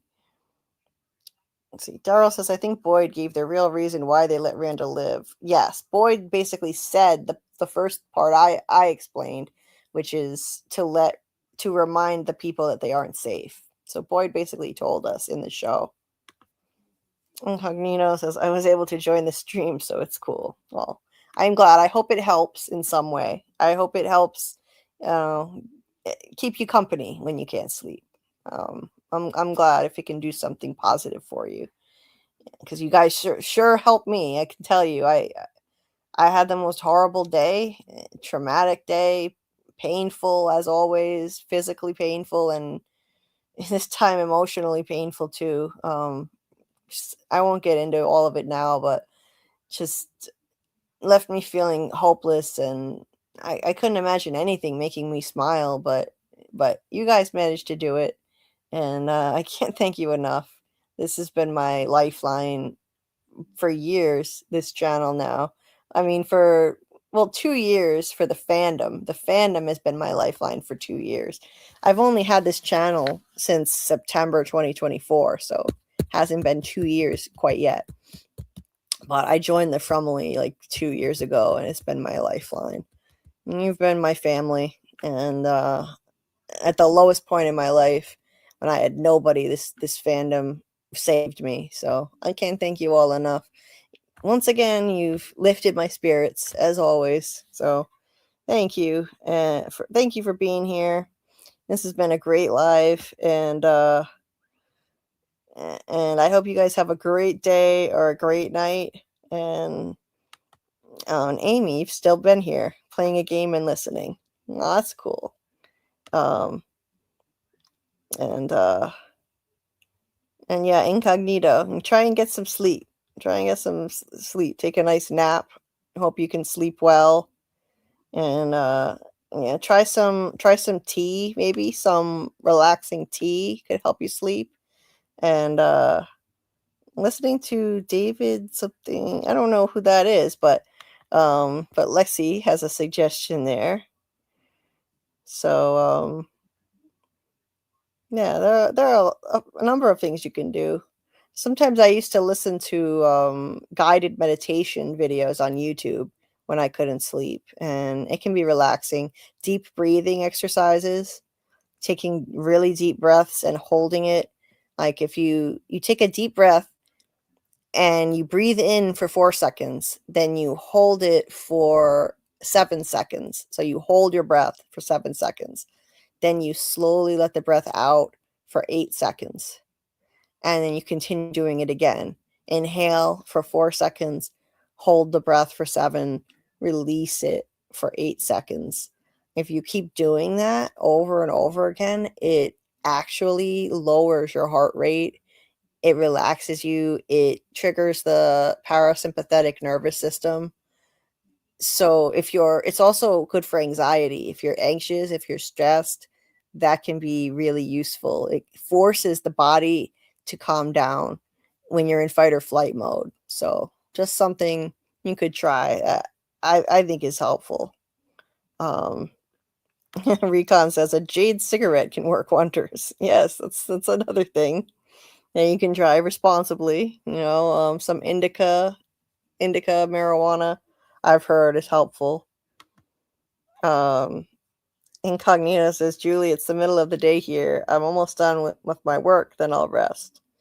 Well, that's great. I hope you can get some good rest when you're done working. Julie, you know your stuff. Well, when you've had as many problems as me, you try to learn as many therapeutic things as you can, believe me. Yeah, weed can make you wired if it's the wrong strain. And for me, even strains that were supposed to be helpful didn't work. I tried edibles for pain and it didn't help me. Sativa will make you wired if you're prone to anxiety, so you don't want to do that. Julie, you're the one that needs to rest. Yes, I do. I need to go to sleep. So thank you guys so much again. Have a good day or a good night. Our next live will be on episodes 3 and 4 of season 2. That will be the rewatch that we do most likely Saturday night if all goes well. Hopefully, that will be the next live. And I'd like to try and do it earlier for once and start at 10:30 p.m. Eastern. I'll try. If I wake up early enough Saturday and plan everything out well enough, I'll do the live at 10:30 p.m. Eastern on Saturday, and we'll break those 2 episodes down, keep getting this rewatch done in preparation for season 4. Next week we'll do another season 4 theory live, focusing more on that stuff, and tomorrow and Friday night tonight. We in the Discord are probably going to be doing a watch party for Doug Hughes' Murdoch Mysteries appearance that he recently did. He's going to stream it for us, and I'm going to host the party in the Discord. So if anybody wants to watch with us, you can join. Just keep an eye on the Discord. I'll tag everybody when Doug and I have come up with a set time for him to stream that episode. It's I heard it's great. He said it's a really explosive appearance on Murdoch Mysteries that he made, and he's kind enough to share it with us, which I think is great because people in other countries can't access it. It's only in Canada. So that's our friend Doug, always being cool like that, and a friend of the whole fandom. So yeah, that's about it. So yeah, if you haven't watched my Jade Theory video, take a look at that. I've also released a live highlight from Monday night's live, so you can watch that if you don't have time to watch the whole replay of Monday night's live. There's a little snippet I put in there on whether or not Jim could be a shapeshifter now. Is the man in yellow shape shifting into Jim? Scarlet and I talked about it on Monday's live, and I took a highlight video of that and released it as a full video. So that's another thing you can check out. Give it a view and a like. Even if you attended the live, that would be much appreciated, and give that a boost. And I'm going to be trying to regularly release highlight videos from these live streams to give people a little taste of it, even if they can't attend the whole thing, if you don't have the time. Then I want to highlight some favorite moments and best ideas that we come up with during these streams and release them as highlight videos. So I'm going to make a habit of doing that. Bye, Martin. You take care too. And you're welcome, Recon. Thank you. Thank you so much. Thank you, Lexi. Awesome stream. Thanks, everyone, and our lovely host. Chat on Discord later. I have to get on to some editing now. Liking you guys already. Well, we like you too, Lexi. So glad you found us and joined the family. Incognito says, your health goes first, Julie. Please take good care of you. Thank you so much for your compassion. Thank you.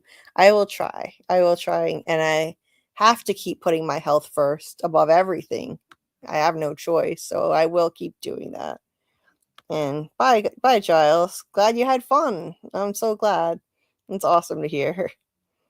Yeah, season 2 is my fave. Let's go. Oh, that's cool, Daryl. I didn't know. Like anybody's favorite was season 2, because like most people say season 1 is their favorite. And I will get some rest now. Yes. Skipped my text. What text? Was there one that I missed? Game Survivor? Oh, I didn't see it. I'm sorry. I didn't see it there. I'm tired. I'm sorry. I didn't do it on purpose. Okay, as we see the symbol of infinity time loop. But hey, I do believe there is a way out, but it comes with a cost as well. Someone will have to sacrifice him or herself for can't say that word on YouTube because the stream could get pulled, for ending one's life to hold off. Interesting. Yeah, I think there's a way out. Absolutely. And I definitely agree that someone will have to sacrifice themselves to get out. Absolutely agree. And that infinity symbol in the trailer is symbolic of the endless loop that they're trapped in. Absolutely. Yeah, sorry. Didn't mean to skip over you. And what was I gonna say? Oh yeah. Anyway, see you in the Discord, Lexi. So glad that you're joining. And let's see. Julie, Survivor wants you to see his big message. It's a bit up in the chat. Okay, yeah, I got it. You're welcome, Incognito. I'll be looking for your theories, guys, in the Discord. Julie B, if there's someone who's complaining, I'll send him or her Sarah to calm down. No, it's okay. Just a misunderstanding. We're all good. All right, guys. Have a good day or a good night, everybody, and hope to see you on the next one Saturday night, hopefully around 10:30 p.m. Eastern, but expect that time to potentially get later if I need more time to manage my pain first. I'll have to push it later. So just keep an eye out for that, and we'll see you next time. Bye, guys.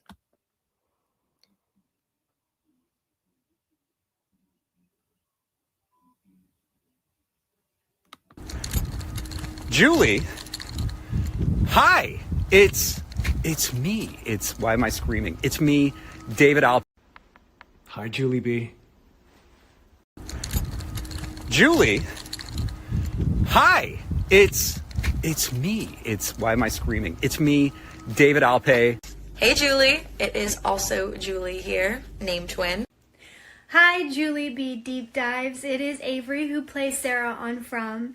I just want to say thank you so much for watching and supporting the show, and I also want to give a shout out to your co-host, Scarlet of Many Names. Hey, Julie. Hi, Julie B. Julie B. Scotty McCord here. How are you? Hi. Finally, I get to connect with Julie B. Deep Dives. Julie B. My child.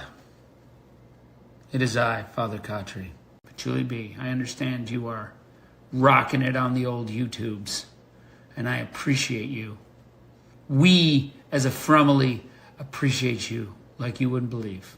And we are so thankful for everything you do and all the love and energy that you put out there into the universe. Julie, you're awesome. You work so hard. I wish we were friends in high school. You could have helped me with my, literature essays, my critical essays, because you are so deep and thorough. Keep doing what you're doing, and I'll see you around. Thank you for what you're doing, and keep at it, and I know you got this. You know you got this. Keep at it. Take care. Congratulations to you guys on all your success of your YouTube channel, and I'm wishing you all the best in 2025. Anyway, Julie, I just want to say, keep going, keep on keeping on. You got this. Holding Julie B, protecting Julie B. With big muscle car hugs, there's the bottle tree. Keeping you protected. That's for you. That's for you and for all your brilliance and for everything that you've given from and helped make it what it is. So, Julie B, thank you. Thank you. Thank you for season 4. We'll see you in season 4. It's coming. Hold tight. Maybe binge the show until we get there. Dive deeper. Julie B's Deeper Dive. You're doing great. It's amazing. Bless you. And we'll see you in season 4. Don't stream and drive. Father Khatri thanks you for watching. Sean Majumder, the actor, who couldn't be here right now, but he wanted to let you know he's very thankful. And I hope you feel better. I know you will. Keep your chin up. And I wish you all the best. Take care. Season 4 is going to be fucking bananas. Be well.